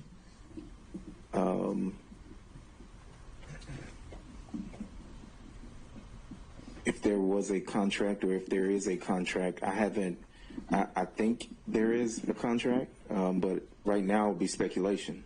Right now, sitting here, you do not know whether or not you had a signed engagement letter with Mr. Wade discussing the parameters of your legal representation of him. Isn't that correct? That's not correct. I mean, I can't say. I don't have my files or anything with me. Well, sitting here, you do not have specific recollection or knowledge that you even had an engagement letter to represent him. Isn't that right? I think I had an engagement letter, but I do not know specifically if I had an engagement letter. Well, when did you open a file? Did you open when you represent someone? You open a file in your office, and when did you open the file on Mr. Wade? I am going to object to the relevance of this line of questioning. There has been no dispute by the attorney or the client that there was an attorney-client relationship. And so I object to the relevance of the circumstances under which that engagement began, because as Mr. Gillen knows, that's not a factor in whether there was a true attorney-client relationship. Well, Your Honor, it's not just up to Mr. Wade and Mr. Bradley. It's up to the court. I agree with you there, Mr. Gillen, and so I'll give you a little bit of leeway, but I don't think we can spend too much time on this. No, so okay, we'll see. Your Honor. Now, did you or did you not open a file in your law practice with Mr. Wade's name on it, yes or no? Yes, I had a file with Mr. Wade's name on it. When did you open that file? I'm assuming 2017, 2018. I can't tell you the exact date. I've said that 3 or 4 times. Well, let's approach it from another angle. When is the first invoice that you sent to Mr. Wade for your legal representation? I didn't send him an invoice in that capacity. So what we have here is you're not knowing whether you even have an engagement letter. You don't know whether you actually even billed him, correct? I represented Mr. Wade. I signed the documents that we filed. I filed the documents. There's depositions that I had with the divorce attorney that was representing his wife. I'm sorry, sir, that's not my question. Okay. My question is, did you bill him in your capacity as the lawyer that you're telling him? I don't recall. As a matter of fact, did you have any invoices where you billed him on an hourly basis? I don't recall. And the answer really is no, isn't it, sir? I don't recall. And the reason why it's no, isn't it, is because what happened is that you and Mr. Wade were in a law practice together, and it was a very small work environment, correct? It was a work environment, yes. A work environment where you and him would meet and talk literally every day, correct? Not every day, no. Well, almost every day. Not almost every day. I stated earlier that I ran one side of a practice. Mr. Wade did, and we rarely were there at the same time. I stated that earlier today. So, just give us totally how much money you got for representing Mr. Wade in this since 2017 or whenever you told us, up until you dropped off the case in 2023. I don't recall. Would the answer be zero? I do not recall. Well, you would know whether he got paid or not, wouldn't you, sir? I do not recall. So you don't recall whether you as an attorney got a single dollar to represent Mr. Wade, correct? That's correct. Because you really did it as a friend, didn't you? No, I did it as an attorney. Well, an attorney that wasn't being paid. You were doing it pro bono for a friend, weren't you? I'm going to ask me. All right. So I'm going to sustain that, Mr. Gillen. I think the law is clear that money doesn't even have to change hands for that relationship. I'm making a finding based on the evidence that's already been presented, namely the fact that he signed pleadings, attended depositions on Mr. Wade's behalf, that attorney-client relationship did exist at some point. I was just laying the foundation to the circumstances in terms of the non-billing from the 2017 period and whether there was really an attorney-client privilege there. That's what I was trying to do. Okay.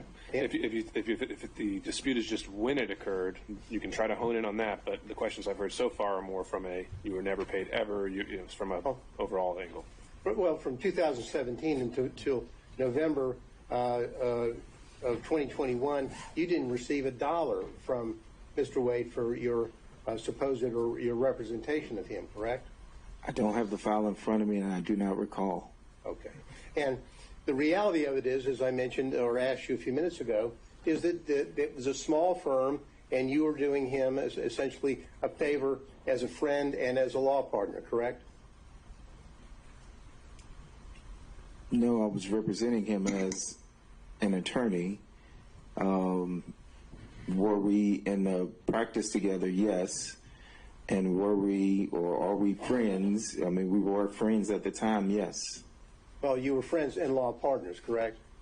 Yes. And in a small firm, and I know because I'm in a small firm, people will sit around the office and talk about their social life and what they're doing, correct? Correct? If that happens in your small firm, yes, yes. Well, that doesn't happen, or did it happen in your small firm? The witness has been asked very specific questions about conversations about socialization, and we've gone on through it, so I think this is asking answer. All right, I'll let him answer this one question. Overruled. Repeat the question. Well, did you in your small firm have occasion to where people would sit around and socialize and talk about what was going on in their lives as opposed to merely talking about the law? Yes. And you had those conversations with Mr. Wade as a friend on a social basis, didn't you? I assume not yet, but it might. I assume, yes, we talked about sports. We talked about, sports a whole lot. You talked about life and about what was going on in your life and what was going on in his life, right? Right? Sometimes, very rarely, yes, sometimes. And that is what you do in a small work environment when you know people very well and you do favors for them, correct? You're going to object. Yeah. All right. Sustain. Next question, Mr. Gillen. Now, in that capacity, didn't you have discussions with Mr. Wade about what was going on in his social life that had nothing to do with him asking you legal advice? Objection, to be more specific. I think he's just asked whether he socializes outside of legal advice. So I think you can answer that question. I did answer the question. I said we talked about sports a lot. And I'm asking, sports is one thing. The social life, did you talk about each other's social life, like Mr. Wade, and who he was dating? All right. So that'll be sustained on privilege. Your Honor, just for the record, I would state that my objection would be that the privilege only protects communications in furtherance of seeking out illegal advice, not talking about something that might be personal or confidential, and that's the distinction that I would draw. I think that's an accurate legal point. However, I think the witness has already been questioned and testified on this point. Thank you. Next question. Now, you got into the fact that you were the initial attorney on the divorce case, correct? That is correct. Now, did you and Mr. Wade, without getting into discussion, did you and Mr. Wade together prepare his responses to the interrogatories which were filed initially in the divorce case? I'm assuming we. Objection. He's asking about interrogatory responses, preparation of the case in the divorce case. I mean, that's all covered under attorney-client clause. Mr. Gill? Well, I don't think it's attorney-client. Did they meet together? And when the interrogatory answers were filed, did he file them, and did he do that in concert with his client? There's nothing privileged there. Did they meet and work together, and that work taking the form of them talking back and forth to each other on the right responses? I'll change it a little bit. Did you review yourself the interrogatory responses given in the divorce case? I did. And whatever knowledge that you had when you were involved in the interrogatory responses, you had the knowledge of all that material or information that you had without getting into the content. You had all of that knowledge and information. I'm sorry, let me get my question out before he objects. And when you filed those interrogatories, you had all the knowledge and information that you had obtained from Mr. Wade from 2017 up until the date the interrogatories were filed, didn't you, sir? Okay, so that's the follow-up question to that is going to be incorporating knowledge learned during communication. So No, I'm not going to have a follow-up question. I just want to know whether is that the case? When he filed the interrogatory forms, he had all of the information that he had discussed with Mr. Wade from 2017 up until the time. That's it. That's my final question. Okay. In which case, without doing that extra assuming link that he based his answers on those communications, it has no relevance. Well, it does in the sense that it shows what knowledge he may have had when he, the attorney, is filing interrogatory responses. That's what it shows. Okay. I'm still not seeing the relevance of his knowledge as the attorney filing the responses, unless you're linking this back to Mr. Wade. It gets back, Your Honor, to whether or not, if you're an attorney and you're filing an interrogatory response, which you have reason to believe, or specific information to know that certain responses are not accurate, then you shouldn't be filing them. And now, so that's where I was going with that. So if he's got a body of knowledge over here that's built up from his communications with Mr. Wade that everyone so dearly doesn't want everyone to know about, in spite of the allegations made against Ms. Merchant, now. Okay. So what if the question was, did you, when you signed your name to the interrogatories,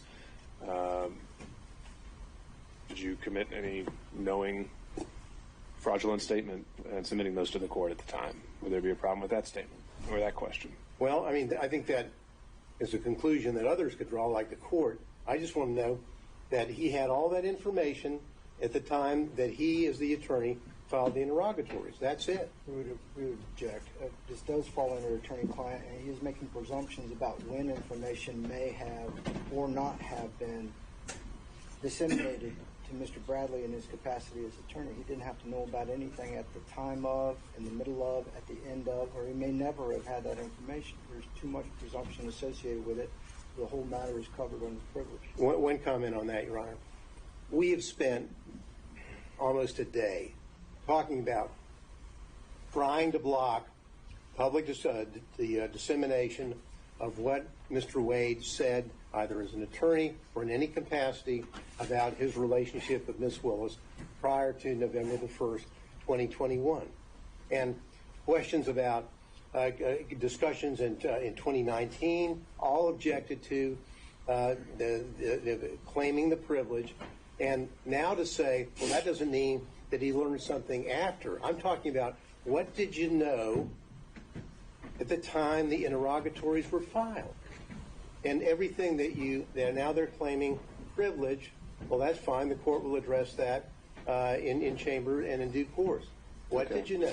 I'm sorry, Mr. Gillen, I really don't see the distinction. So your question's noted for the record, and your objection as well. All right, and I'll follow up with this.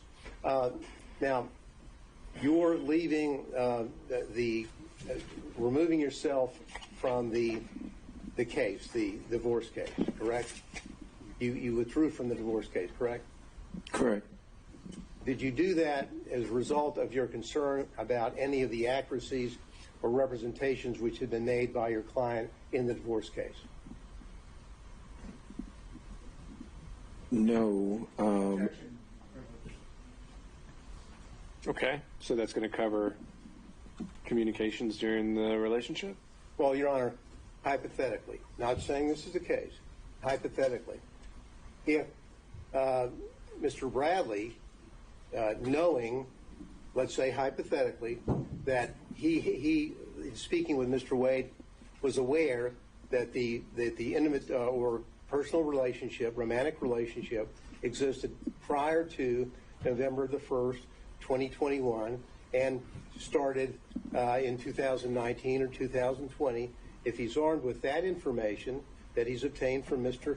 Wade, but Mr. Wade would want to insist on responding to interrogatories which were contrary to the information that Mr. Bradley would have, then I'm asking him whether he took steps as an attorney to say, I cannot be a part of that or countenance that, therefore I'm withdrawing from the case. Sure. I still see that as covering their communications. So I'll sustain that objection. All right. Well, thank you, Your Honor. That's all I have. Thank you, Mr. Gill. Thank you. Mr. Kucherov, are you still with us?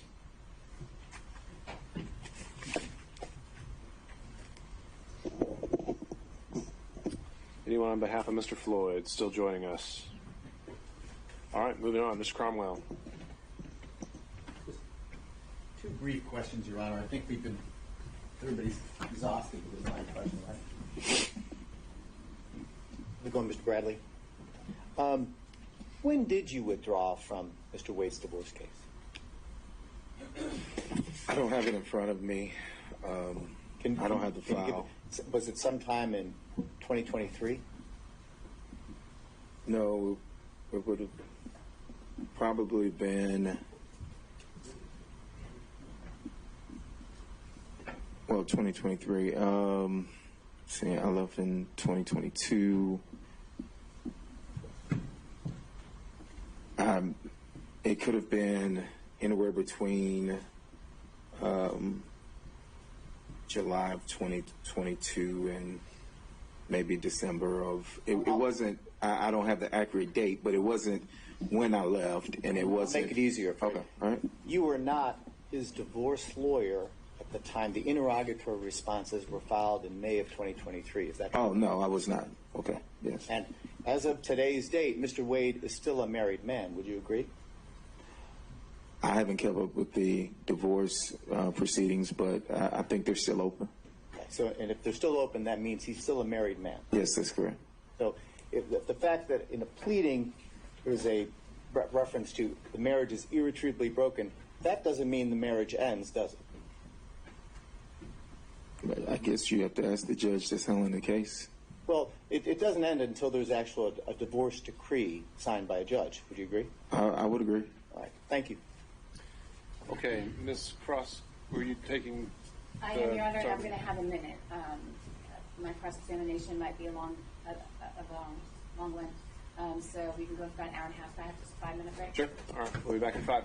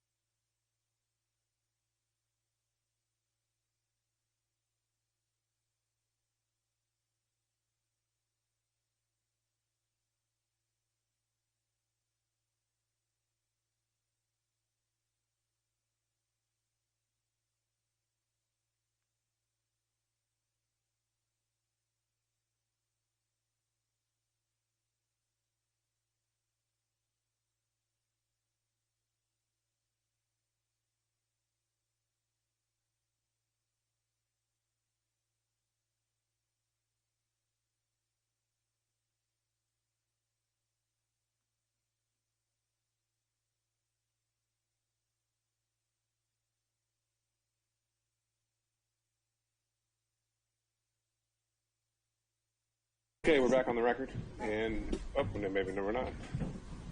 We can get Mr. Bradley back.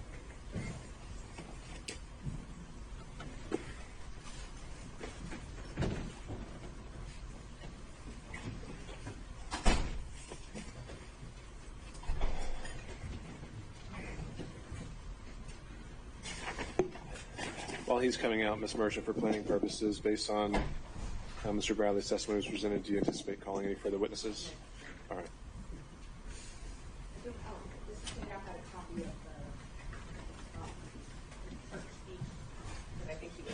Right.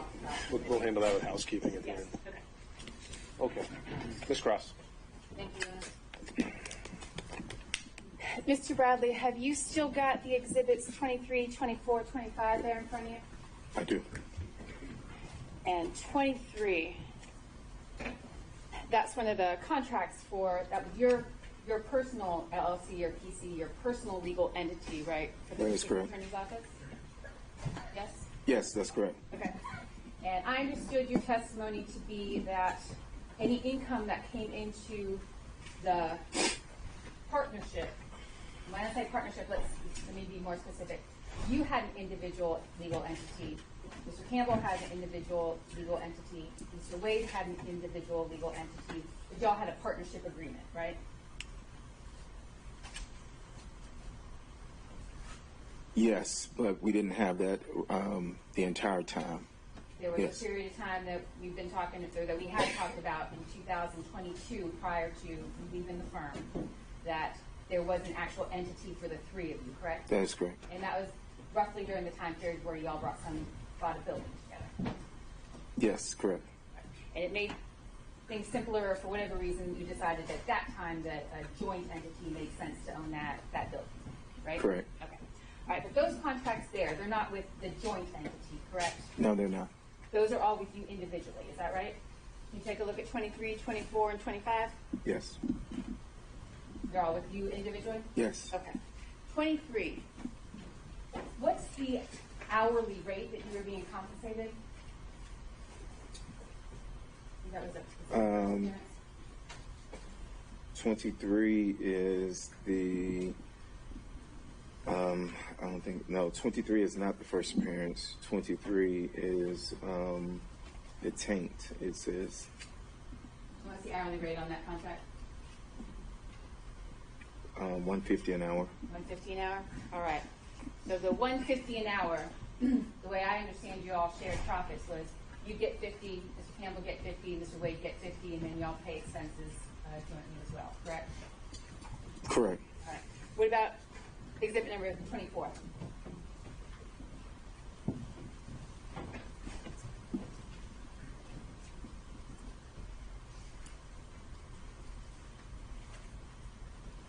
It seems to be the same. Same amount? I don't know if it's the same amount. I'm interested in the amount. Can you tell Oh, me the amount? no, the amount was $65 an hour. $65 an hour? Mhm. All right. That's not a particularly high rate for an attorney in the Atlanta metro area, correct?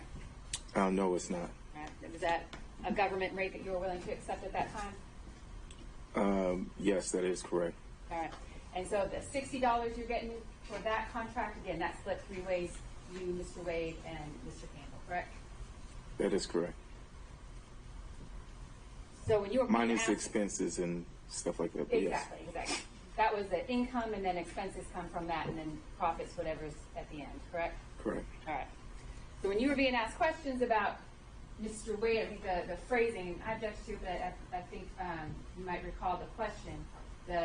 Mr. Wade brought you this contract, or Mr. Wade got you this contract. Do you remember those questions? Yes, I do. All right. So we're talking then about a split among the three of you of about $20 a piece, right, for that particular contract? For this one, yes. All right. What about 24? Have you got 24? I'm sorry, 25. Have you got that in front of you? I do. What's the hourly rate on that one? It's $150. 150 on that one too? All right. And the same sharing went through the business the way you handled that contract as well, right? That's correct. All right. Who is Austin Dabney? He was a probation officer that passed the bar, and we hired him and another individual. The other person didn't stay long. And did Mr. Dabney and the other legal associate that you all had working for you at that time, did they do some work on these first appearance contracts? Yes. And that was a pretty good position for a younger lawyer to be sent to get some courtroom experience, correct? That is correct.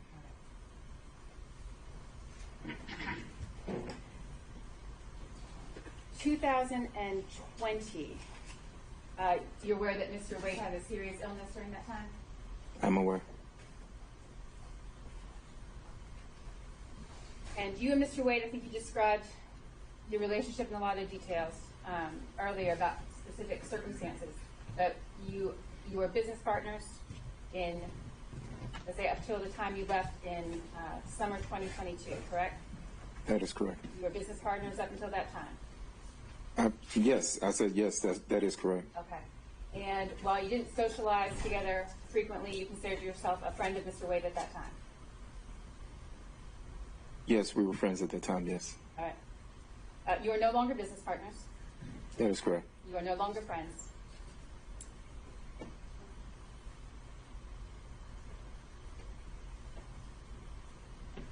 I mean, if he's saying that we're not friends, then I yeah. want to know what you think, Mr. Bradley. Do you consider yourself a friend of Mr. Wade?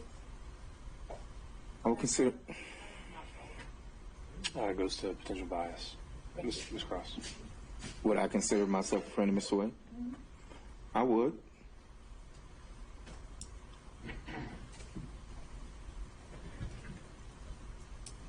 You were asked questions, Mr. Bradley, about the circumstances under which you left the firm. Do you recall those questions? I do. All right. And you left the firm. The firm remained the same as far as other employees, Mr. Wade, Mr. Campbell, as the named partners of the firm. You were the one who left, correct? That is correct.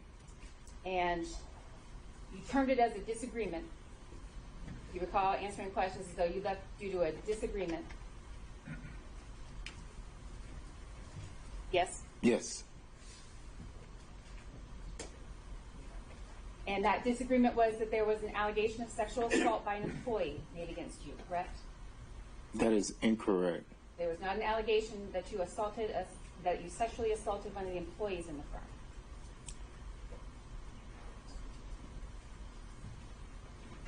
That is incorrect, but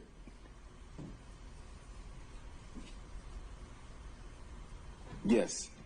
Yes. Yes, there was an allegation that you sexually assaulted a member of the firm, correct? Yes, there was an allegation, yes. And as a result of that allegation, you left. I did. You were no longer business partners with Mr. Wade. That is correct. The firm remained intact, and in fact, the employee involved remained with the firm, correct? I'm not certain of that. They did leave the building, of course, and I don't know. Some of the employees did leave. Mr. Bradley, you in fact paid that employee $20,000, correct? That is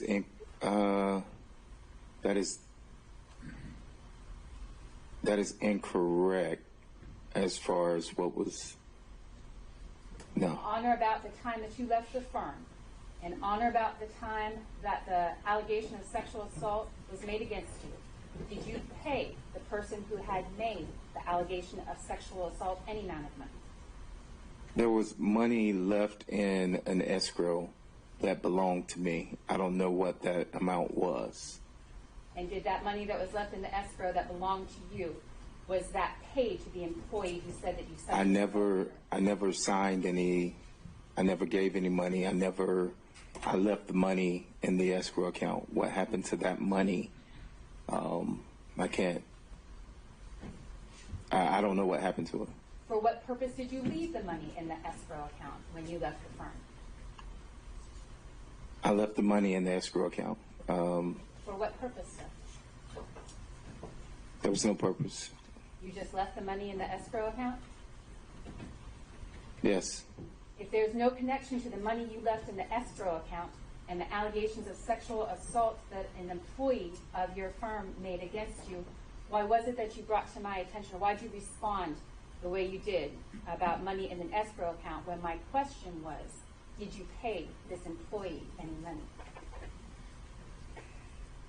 I didn't hand any money It was money from an escrow account, to my knowledge.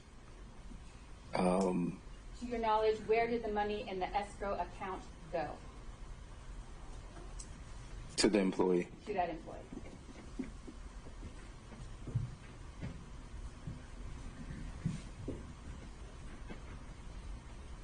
Was there one allegation or one incident of sexual assault with this employee, Mr. Bradley, or was there more than one? Just one incident. There were not two.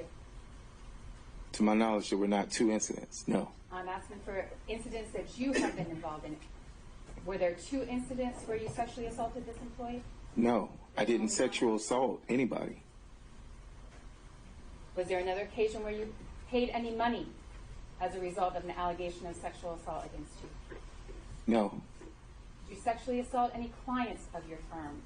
No. Never. Never. Who's Anna Rodriguez? I don't even know that name. You don't recall a client named Anna Rodriguez? Anna Rodriguez? No, I do not. Never met her? I do not recall the name Anna Rodriguez. Pardon me, Your Honor, I would object to this. I'm not sure what we're trying to do here. So I would object to this one. All right, Ms. Cross.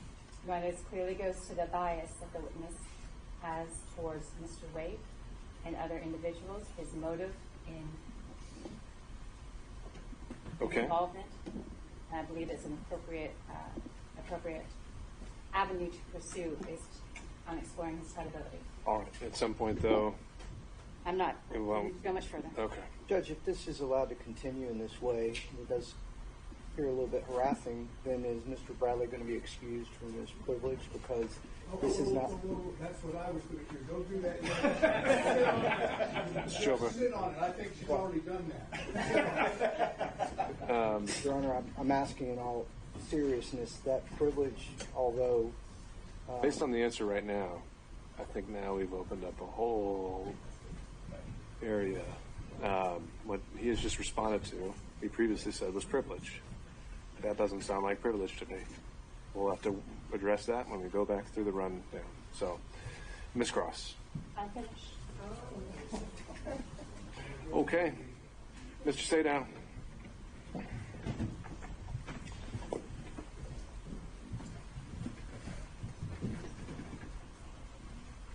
You were accused by Mr. Wade of misconduct in the course of your representation of Mr. Wade, correct? I was not accused by Mr. Wade, no.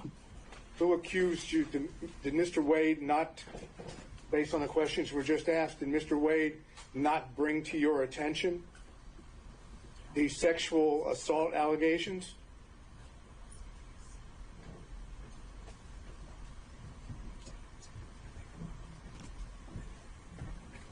Ask that again, please. Mr. Wade brought to your attention the sexual assault allegations that you've been asked about by the prosecutor, correct?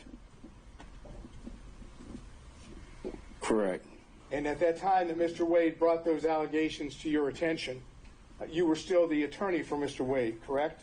Correct. And therefore, your conduct as an attorney, and the attorney at that time for Mr. Wade, was called into question by Mr. Wade's passing along to you allegations of misconduct, correct?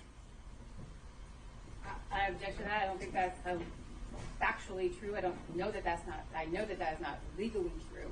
The attorney-client relationship is of a matter. It is not vitiated by other instances or anything outside that matter. I'm not sure that that's accurate. He was accused by Mr. Wade, his client. Do you mind if I speak? I allowed you to speak.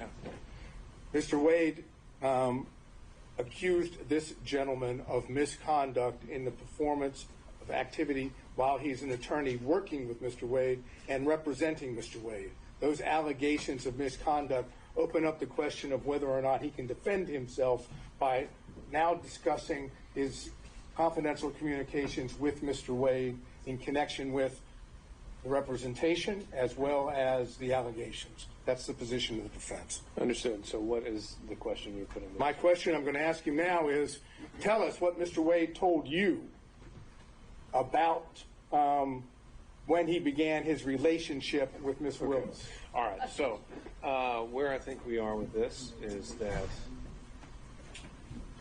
Mr. Bradley previously testified that the reason he left the firm was totally and completely covered by privilege. When asked by the state, he went into a factual scenario that, to my mind, I don't see how it relates to privilege at all. And so now I'm left wondering if Mr. Bradley has been properly interpreting privilege this entire time. And I think the only way I can cure that is by having that in-camera conversation with him. May I suspend my redirect for you to have that conversation? I think that makes sense. Is there anything else, though, that you were going to cover other than this issue? No. Okay. Ms. Cross, any reactions? Only to, Your Honor, the premise of Mr. Sadow's question was that Mr. Wade accused Mr. Bradley of the sexual assault. That was not my question, and I don't believe that's factual. Though there was an employee who accused Mr. Bradley of sexual assault. Okay. But regardless, though, the point is that the circumstances of his departure from the firm, from what I've now heard, had nothing whatsoever to do with his representation of a divorce. Is that fair? My question, I believe the testimony has been that the circumstances of Mr. Bradley leaving the firm were related, I can't say how much, but certainly in a large part, based on the allegation of sexual assault that was made against him by an employee. Sure. And his previous testimony was that that was totally covered by privilege. Yes, he lied. Okay. All right. Other than this issue, which I think we've covered at length, was there any other questions based on Ms. Cross's examination from other defense counsel? Okay. All right. With that understanding, can this witness be excused, Ms. Merchant? All right. So, Mr. Bradley, I would ask, I don't know if we may be able to do it today. If we I'm could. sorry, Judge, I forgot to excuse him. Mr.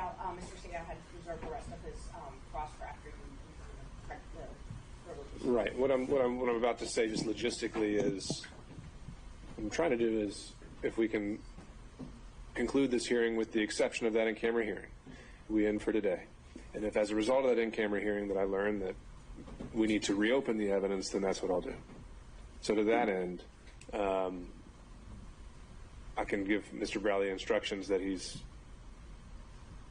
to report back if upon order of the court. But otherwise, is there anything further the parties need from him today? Not from him, but I wanted to get those things. I know there's other housekeeping things and things we need to do. And based on the testimony, we do have another witness, Your Honor. It doesn't involve Mr. Bradley Right. requiring to be here. Okay, so now the state does have another witness. I do. Okay. All right. In that instance, okay, Mr. Bradley, you can step down, sir. However, I'm giving you the order to stay in touch with your attorney, and then we're going to have to find a time to meet again and go into an in-camera session. Do you understand, sir? I do. Okay. All right. Thank you, sir. You can step down. Ms. Chopra, do you have a card for me?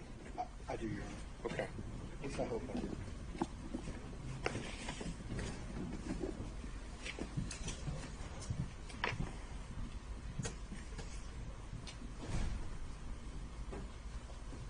I'm the worst lawyer on earth. I usually just tag bus stations with my You can write down your contact information for us? I will. All right. Ms. Merchant, do you have any further witnesses? Okay. Your Honor, on the issue of the Bill Selinsky, 1006, Forbes 611, we're not going to call him.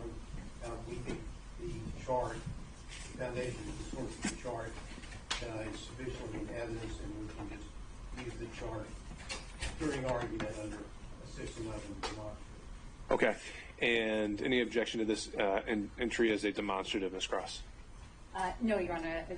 Given the parameters we discussed earlier. Okay. Can we go ahead and mark that an exhibit and make it part of the record in advance of argument, since I don't know when we're going to be able to have that scheduled. I think this would be Defense Exhibit 28.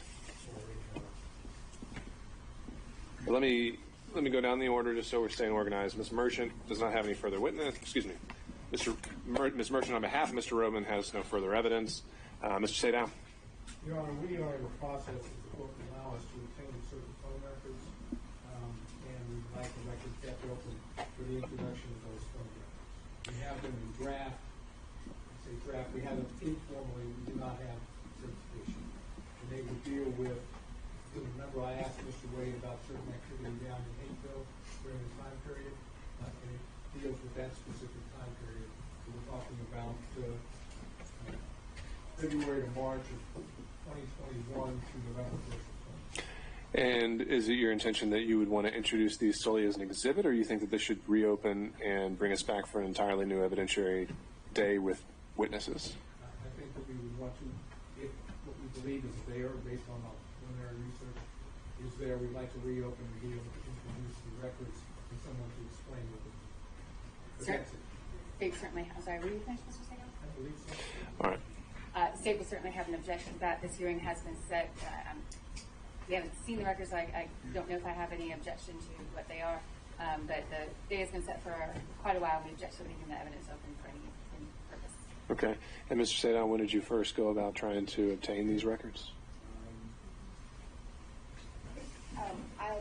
I know it's also the Delta records. As soon as we got a hearing date and the state's response, so what happened was when the state responded, I think it was February 9th, and admitted to the relationship but put parameters on the timing, I sent some subpoenas out in response to that, so that was February 9th.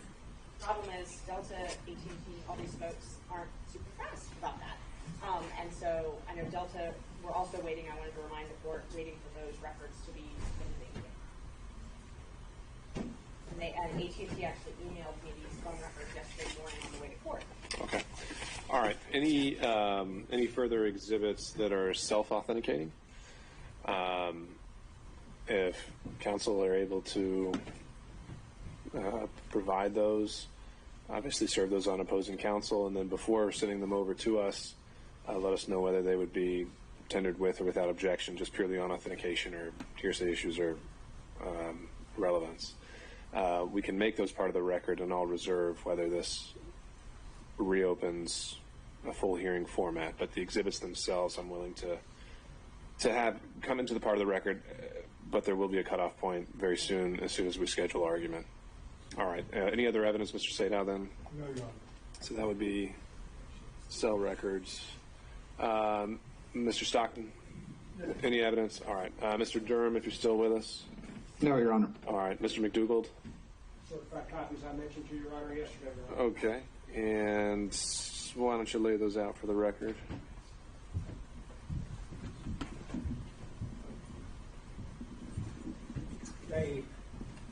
They are marked but not yet numbered.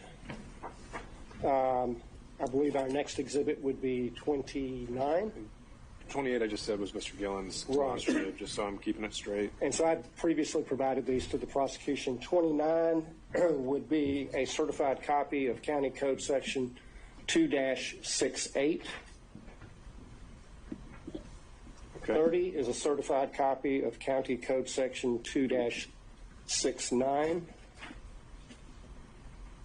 31 is a certified copy of County Code Section 2-79. 32 is certified copy of County Code Section 10-114. 33 is a certified copy of County Code Section 10-115. 34 is a certified copy of County Code Section 102-464.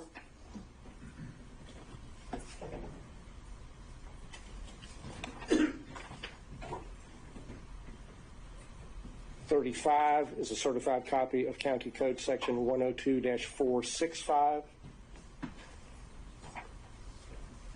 36 is a certified copy of County Code Section 102-466.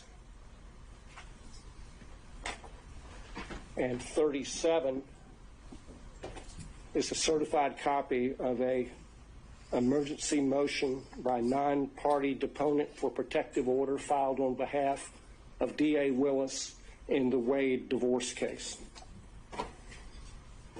Okay. Ms. Cross, objection to defense exhibits 32 through 37.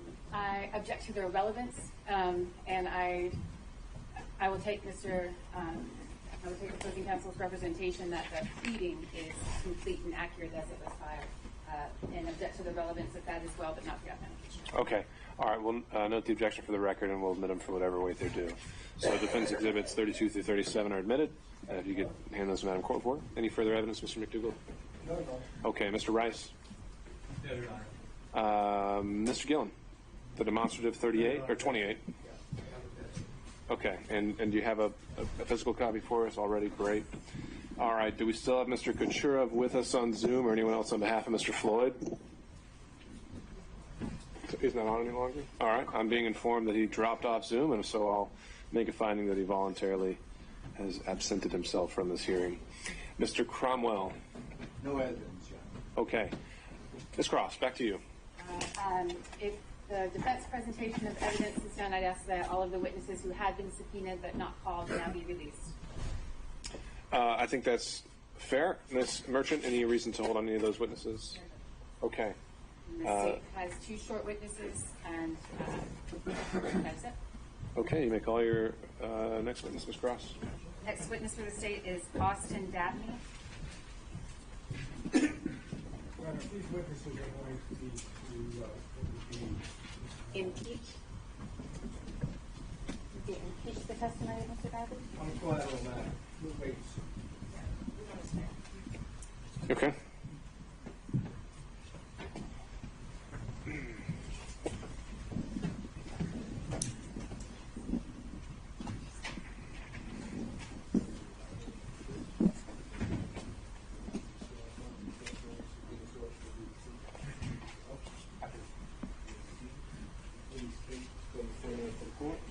Yes, my name is Austin Dabney. That's AustinDabney.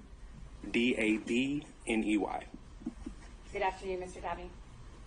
Good afternoon. I want to direct your attention. Well, first of all, how are you employed? I am employed right now. I have my own firm. You're a lawyer and you've got your own law firm? That's correct. All right. I want to direct your attention to 2000 and 2021, 2022. What was your employment at that time? Yes, I was employed with the Wade Bradley Campbell firm. And that's Nathan Wade, Terrence Bradley, and Chris Campbell? That's correct. All right. And what did you do in that firm? I was an associate attorney. All right. And don't need a whole lot of detail, but generally speaking, who in the firm did you work for? What kind of matters did you handle? Well, I believe I worked for all of them equally. They would all give me tasks to do, which court dates to go to, what cases to work on.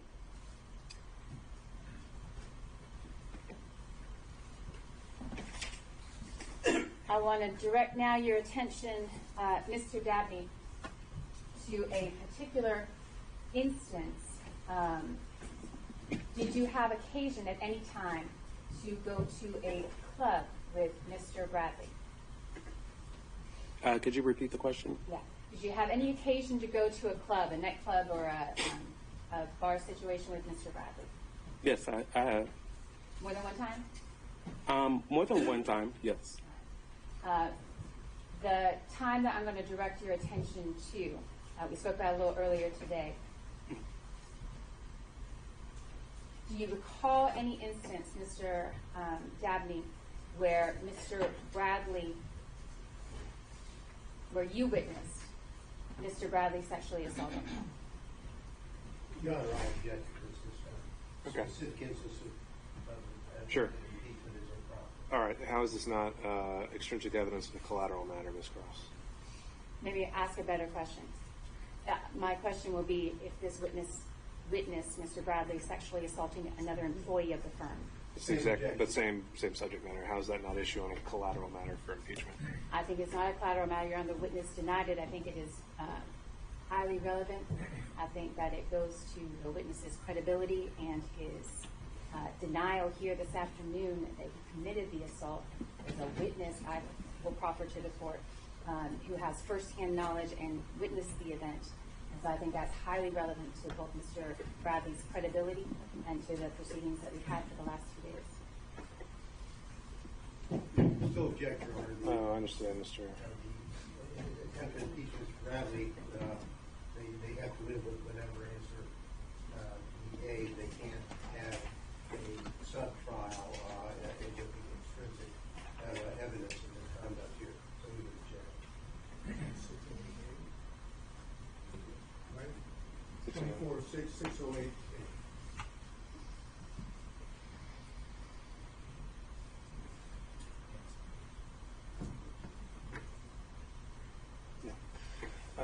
Ms. Cross, under 608, I don't see how this isn't well beyond the core facts at issue. I think you confronted with him. I think he answered them as he saw fit. An argument can be made as a result, but to go down a whole mini trial on whether he did or did not do this and the circumstances of his leaving the firm, I don't see how that gets past 608. I understand the ruling, Your Honor. Disagree, and just for my objection, I put a proffer on the record, not a detailed one, but that I think you already have. I'd like to, with the court's permission, I'd like to make it clear that the sexual assault I'm referring to was the same employee that I asked Mr. Bradley about. I just wanted that to be clear. Okay. All right. Understood. Anything else that is relevant to this witness? Given the court's ruling, no. All right. Questions from defense counsel?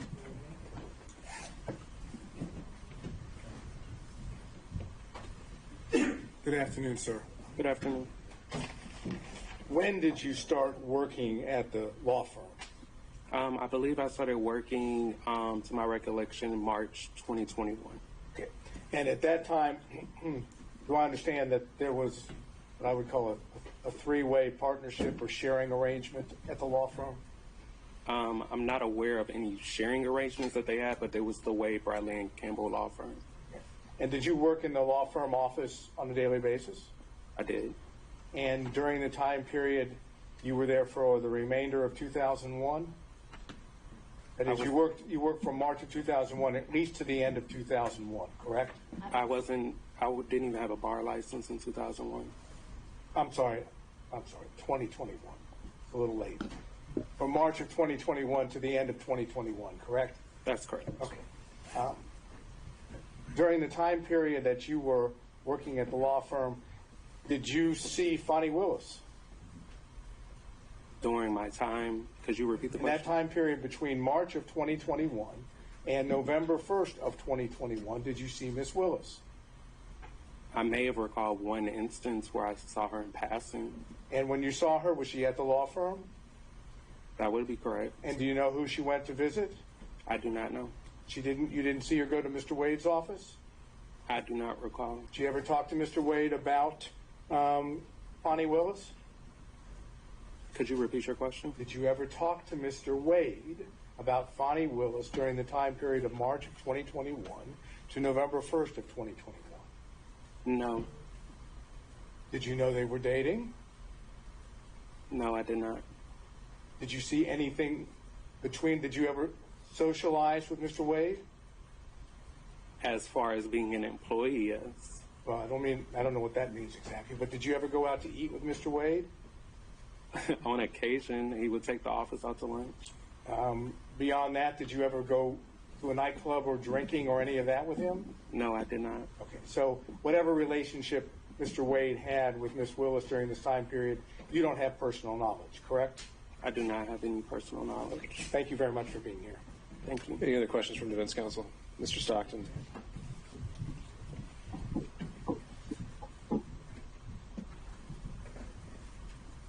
When you started in March of 21, was that just you gave them a resume and started working there? I don't understand your question. When you started working there, is it a situation where your first day on the job is the first day you may have met him or shortly before you met him? Again, I don't understand what you're asking. Let me back up. Did you know Mr. Wade or any of his partners prior to March of 21? Yes, I did. How did you know them? In a professional capacity. I used to be a community supervision officer with the Georgia Department of Community Supervision. And where would that have been out of? Fulton County? Cobb County. How long did you know Mr. Wade prior to that? I didn't see Mr. Wade in my professional capacity. I thought you were asking about all partners, but if you're only asking about Mr. Wade, if you could please clarify. Okay, so you went to work for Mr. Wade in March of 21, correct? I went to work for the Wade Bradley Campbell firm. Okay. Prior to that, how long did you know Mr. Wade? I did not know Mr. Wade prior to that. At all? At all. No further questions. Any other counsel? All right, seeing and hearing none. Any redirect, Ms. Cross? No, Your Honor, subject to the court's ruling. All right, can this witness be excused? May. All right, thank you, sir. Thank you, Your Honor. Next witness, Ms. Cross. I believe I know the court's ruling, so let me proffer that the next witness the state would call would be Anna Rodriguez. Question, Mr. Bradley, about the sexual assault of Ms. Rodriguez, a client of the firm. He denied knowing her or recognizing her name. I believe Ms. Rodriguez's testimony would be impeaching of Mr. Bradley. I believe it's appropriate, but want to present that before I call it. All right, thank you, Ms. Cross. And so, based on that proffer and the subject matter proffered, I still believe that would fall under 608B as extrinsic evidence of a collateral matter, and so I don't think it's allowed under our rules of evidence. Understanding that, I just make a proffer on the record that Ms. Rodriguez would testify that Mr. Bradley sexually assaulted her. She was a client at the time, and that would be impeaching of his testimony that he denied. All right, understood. Any further evidence or witnesses, Ms. Cross? No, sir. Okay. All right, then at this time, for now, I'll consider the evidence closed, subject to any certified submissions by counsel, and subject to the results of the in-camera hearing. We will coordinate with all counsel to find a date to come back for summation. And to that end, again, using Ms. Merchant as kind of running lead on this, I would like you to consult on whether that's going to be a collective response on behalf of the defendants. If not, then we're going to have to get into time allotment, and if it's more than a handful of counsel, it'd probably maybe be 10 to 15 minutes per side. And so, Mr. Sadow.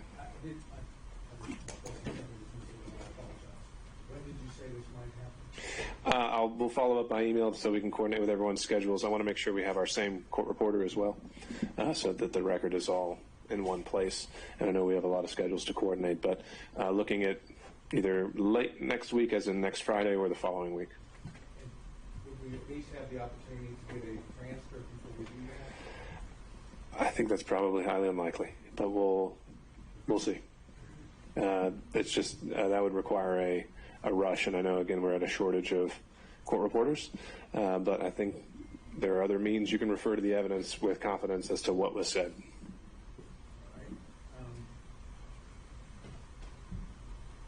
Ms. Merchant. Okay. And like I said, we will. We're gonna follow up with scheduling. Mr. Gillen. The arguments we need on this hearing, and also on the forensic. Yeah. Any other claims brought in any of the filings regarding forensic misconduct? This whole line of questioning. All right. Any other questions from defense counsel? Anything from the state? Your Honor, we would just ask that we be allowed to submit a brief as it relates to the rulings that you just made as relates to the objections by defense counsel under 607 and 6021, which would be impeachment by contradiction, which in the state's understanding would allow the use of extrinsic evidence to impeach the specific testimony here of Mr. Bradley. So we're just asking for leave to provide a brief and have the court to further consider your ruling. Well, if you still got your witnesses here and you think you've got a better legal argument, I'm willing to hear it. You said 607 and 608. 607 and 621.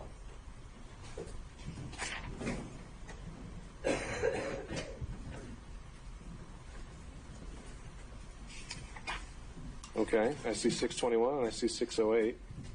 And in both of those instances, they allow testimony that related to the testimony of another witness here, Mr. Bradley, that we can use as patently false, as he testified that he didn't commit a sexual assault and that he didn't pay off witnesses and things of that nature. Okay, and how do you get around 608B's prohibition on extrinsic evidence of collateral matters. Both 607 and 621 allow the use of extrinsic evidence to specifically impeach facts known to be false. But if that held true, respectfully, that would mean that any time a witness denied something, you'd be able to, of a matter testified to, you'd be able to impeach with extrinsic evidence, and that's, respectfully, that's not. Well, here's what I'm fine with, Mr. Avati. If you want to submit that brief on purely legal argument, you can, but I don't want to have this as a vehicle to essentially put forth an extended and long-winded proffer of what you expected the evidence to be. So if you think I've made a legal error on that point, feel free to brief it, and we can reopen the hearing if that's legally invalid. Okay? All right. Mr. Chopra, is your client still here? I believe so, Your Honor, but I'm sorry. That's fine. If he is still here, let's relocate to the jury room. Okay. We will be adjourned for today. Thank you all.